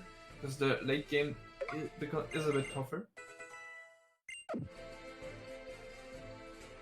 And now I'm gonna smash this rock instead of fighting the trainer. 1 in 3 chances to get an encounter. Nice, didn't get an encounter.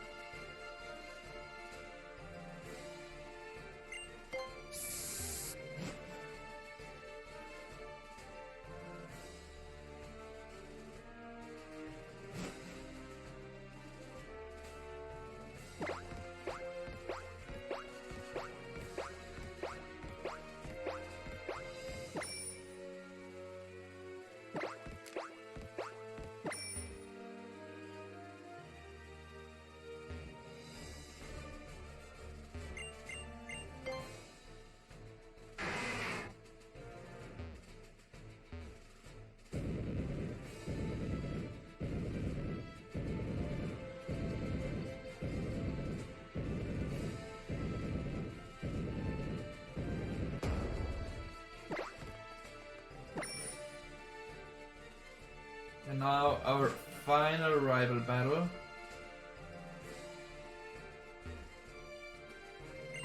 And Calum still has his Jolteon, but this time the Jolteon doesn't outspeed me, it speed ties me.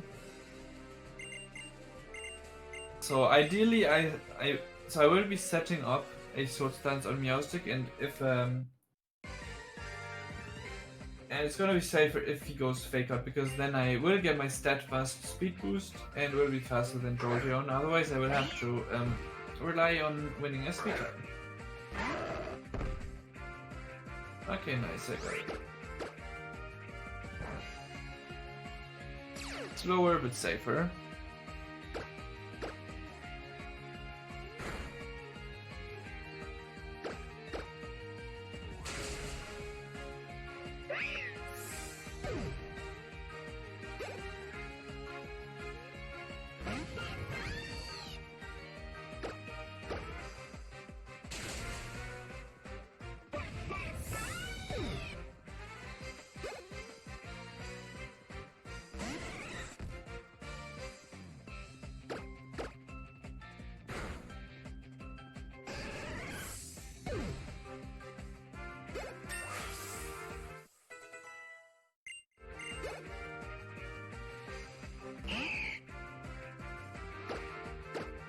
That's a good question.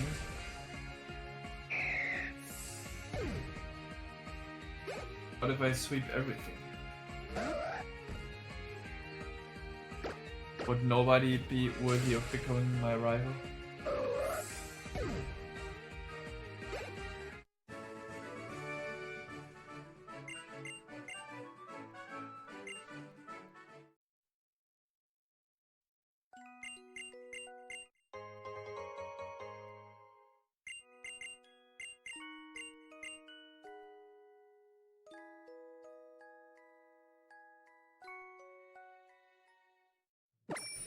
Getting this through here because I completely ran out of close combats and I need every single one in my move pool.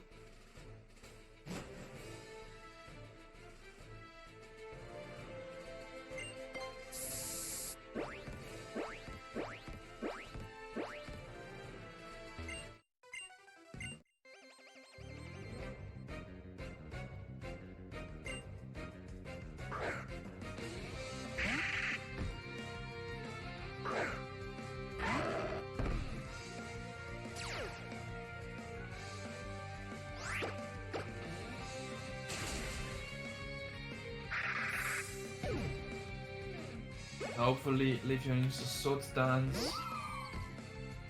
Nice. That might make the next fight potentially faster.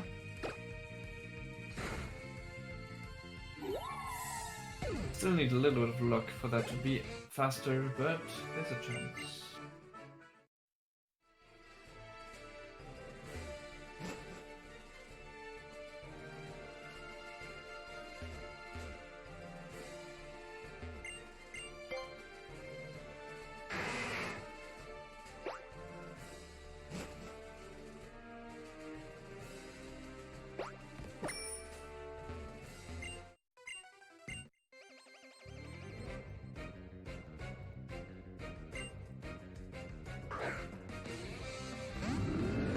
Ideally I crit this Trevenant. if I want a fast battle, or he misses like Will-O-Wisp or something. Okay, that is not gonna be fast.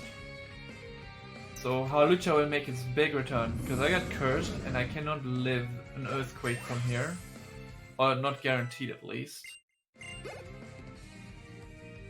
And since he's gonna use earthquake or protect, Hawlucha is immune to it. Protect, okay. Now I can use wing attack to break its sturdy.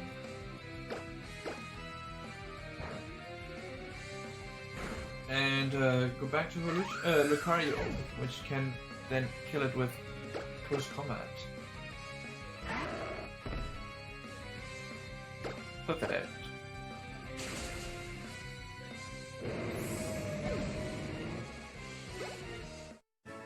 And it didn't go protect again, so I have enough close combats to do the fast stuff everywhere.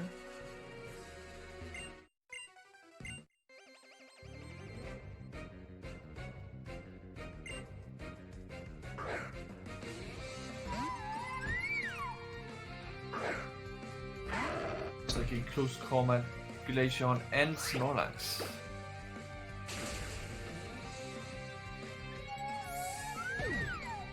Otherwise I'll have to set up on Glaceon and use Rock Tomb instead, but I have enough close combats.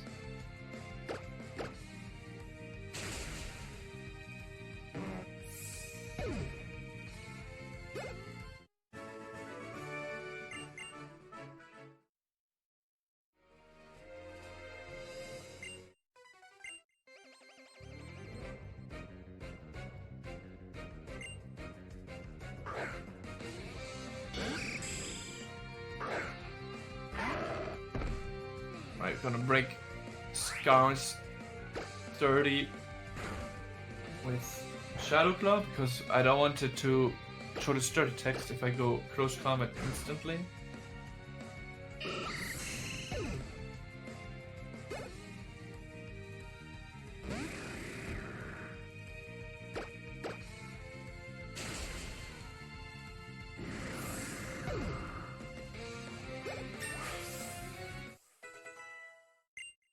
And this is the last Pokemon of Victory Road. Also easily dies to close combat.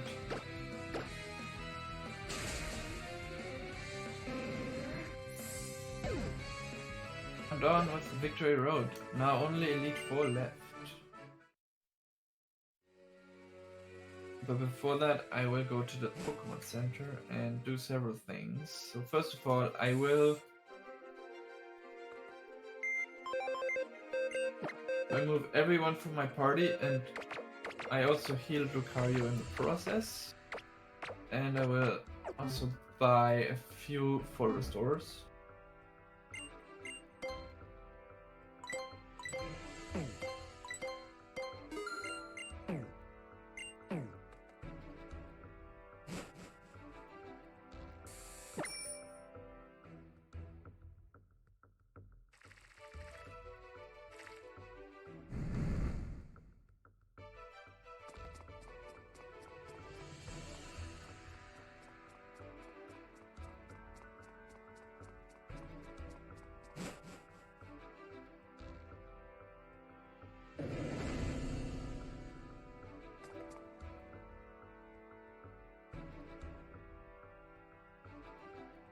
And even if that might seem counterintuitive, I will be starting with the Fire Elite Four member since I have the choice.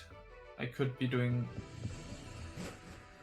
that last, but we do not do that because we really need the experience from every battle before doing the last Elite Four member.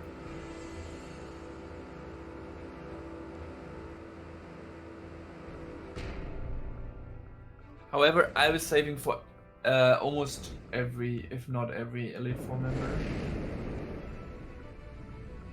Because they can all kind of go wrong.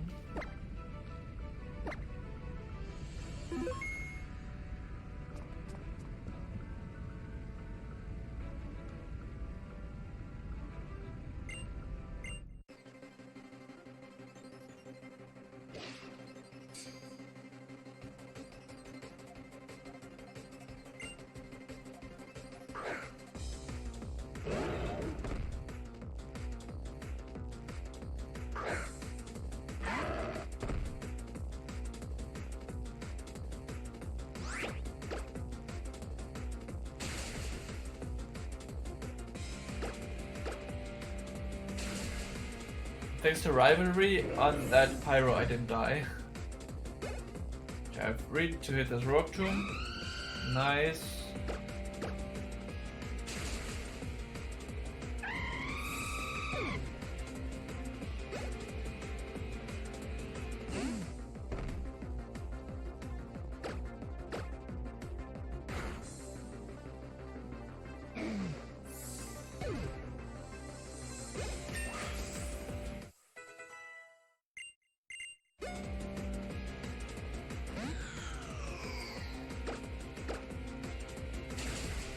First, Elite 4 Vimber down. Also didn't get flame bodied by Chandelure. Was nice to see. So I didn't really need full restores.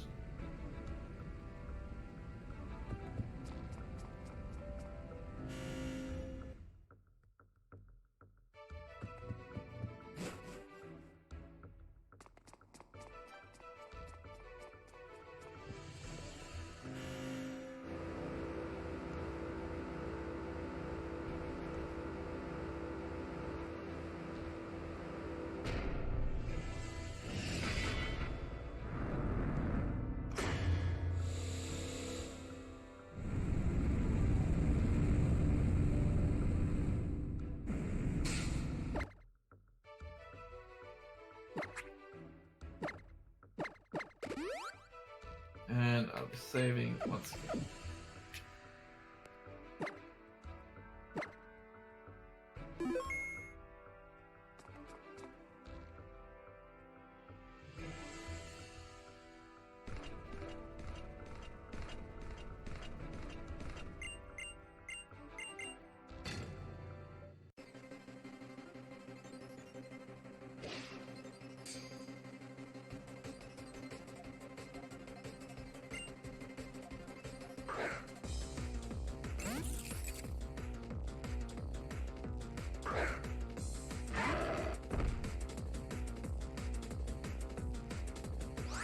Torment means I have to Rock Tomb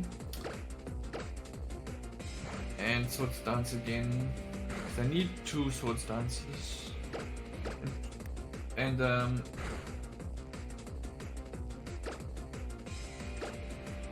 Torment means I have to use a different move every time I use a move.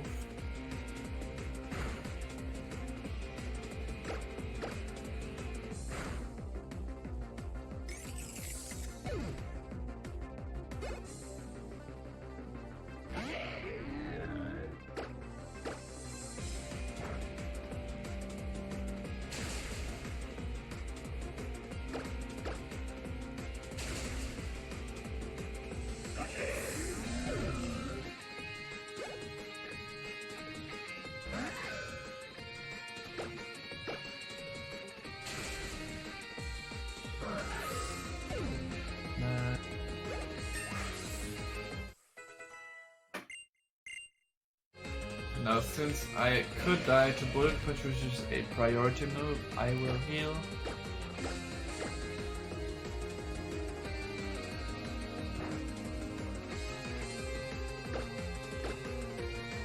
And I'm done.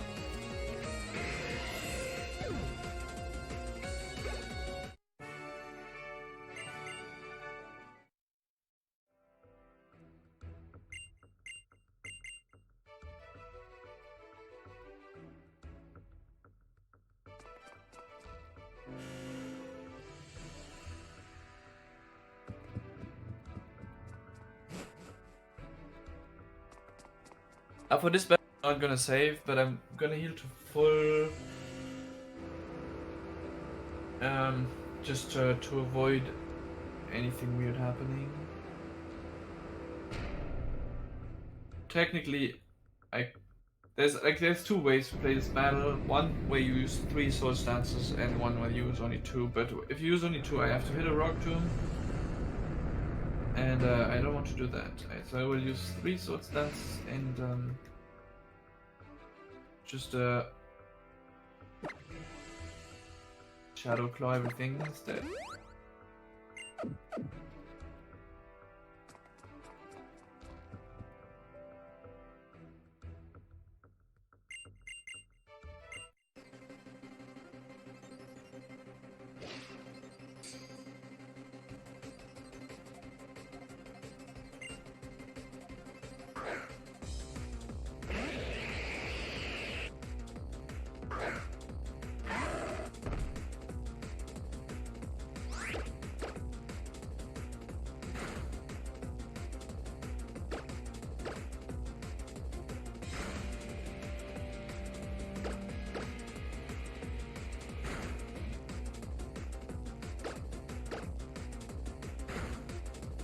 that's easy enough, that's already a win.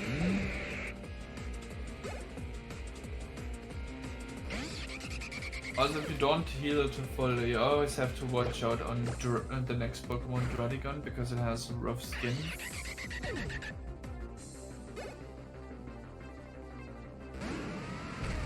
And that removes 24 HP.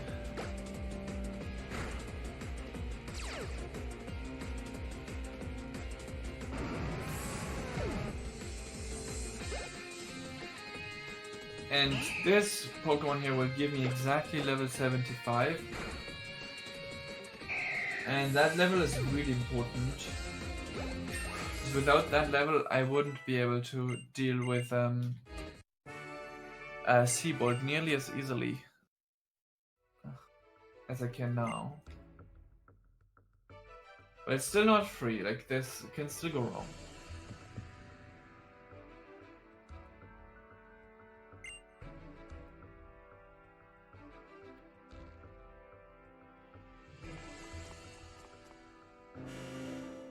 So I will heal. Also will heal my close combat PP, remove my Lucky Egg, and this time I'm gonna equip the Lucario Knight, which is the Mega Stone for Lucario. Because we will be Mega Evolving on this battle.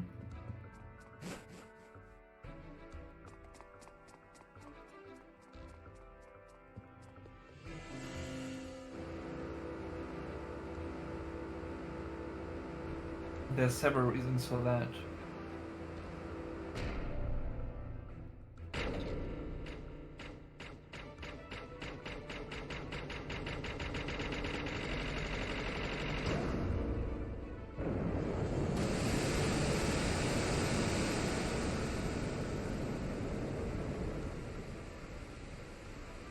First, I'm saving, because this can still go wrong.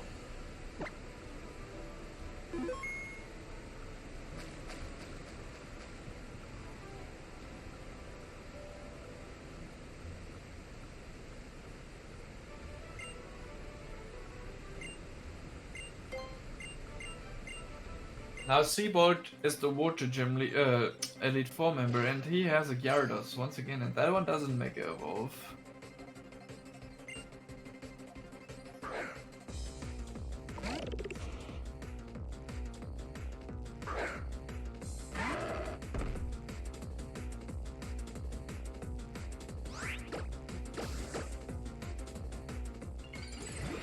So Mega Evolving will change my ability to become I forgot the name, but it makes my fighting moves basically do twice as much damage instead of 1.5 times.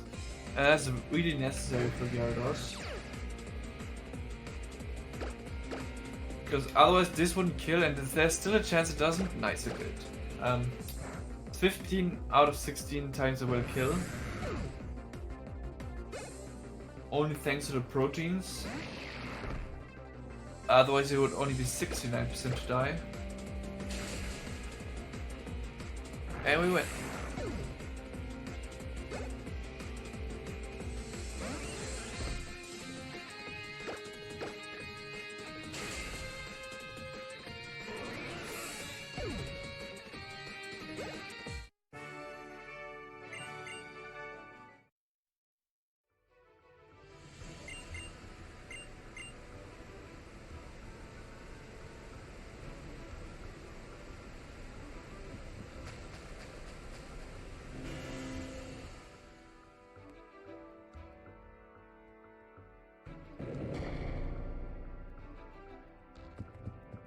And just because it's so great, I will do a slightly slower version of this battle. But that one will also be using the Mega Evolution. But it makes the battle very, very safe. So much so that I will not even save for it.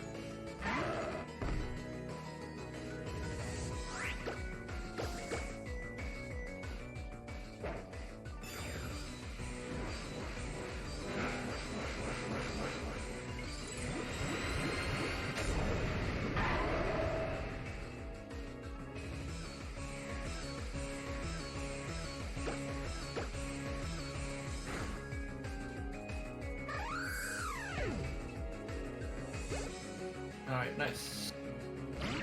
Should win from here.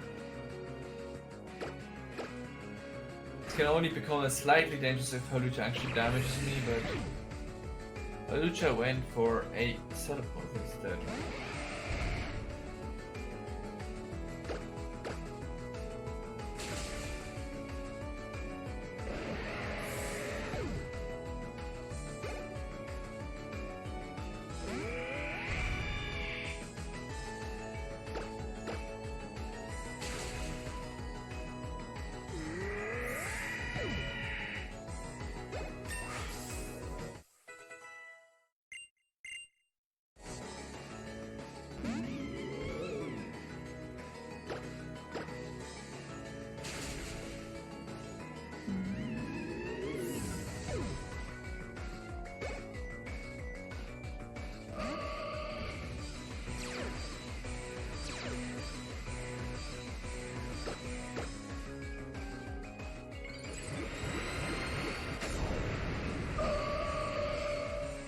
And that was champion. But there's one battle left.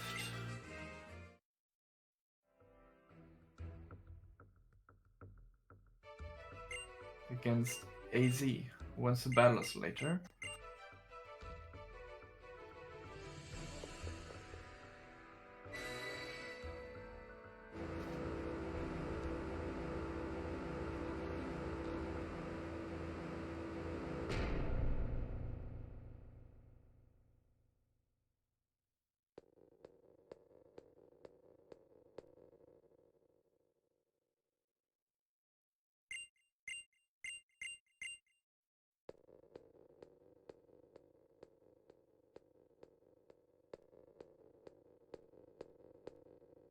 Now the most satisfying Hall of Fame with only one Pokemon.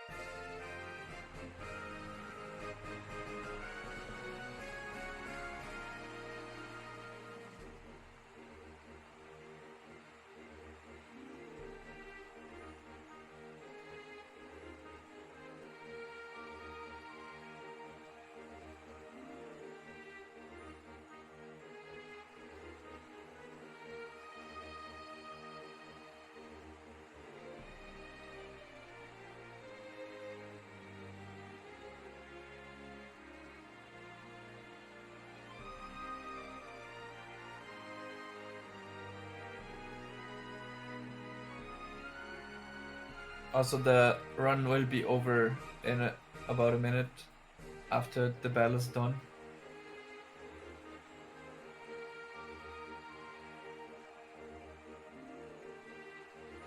Against our big boy AZ.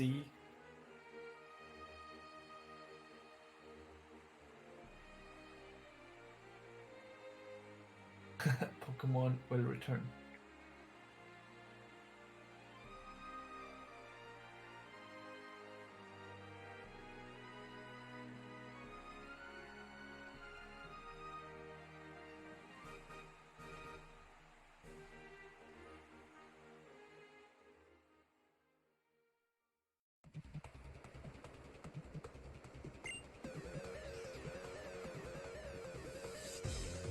Alright, get ready for time. When the battle turns black, then it's done.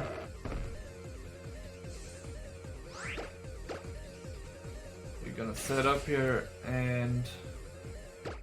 Oh no, I died. And... time.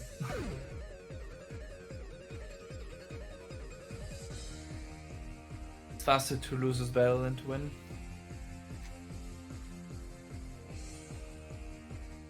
And and that was Pokemon XY.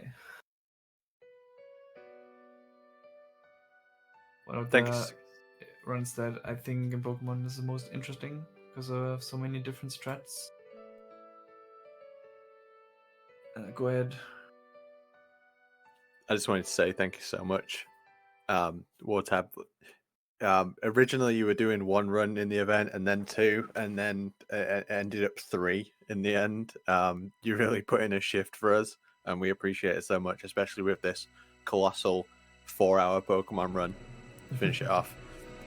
I loved it, and I just really appreciate you on a personal note for just putting up with us, because we had some audio issues in the first run, and then we didn't have a layout for this Pokemon game because we didn't know ahead of time it was going to be in.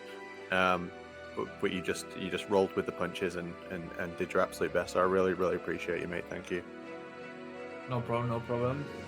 I'm happy that the event raised what you wanted. Same. I'm blown away, honestly. Is there anything that you'd like to say before we jump back to the intermission? Yeah, like if you're slightly interested in Pokemon speedruns, we actually have a Discord that you can find on the every Pokemon games page, and every Pokemon game is actively being speedrun. So if you want to give it a try, just join. It's definitely something I want to learn in the future. I want to learn speedrun at least one Pokemon game. I just can't decide which. There's so many to choose from. Yeah. Decision paralysis. But yeah, All right. Pokemon Red is easy to learn if you want to learn it. It's also the shortest. I'll take that under advisement. Thank you so much, Wartab. We're going to go back to an intermission and set up for something we've enjoyed tremendously throughout this event, which is an MGS3 Metal Gear Solid 3 race between Theory and the other Scott. So bear with us. We'll go back to a brief intermission and we'll be right back.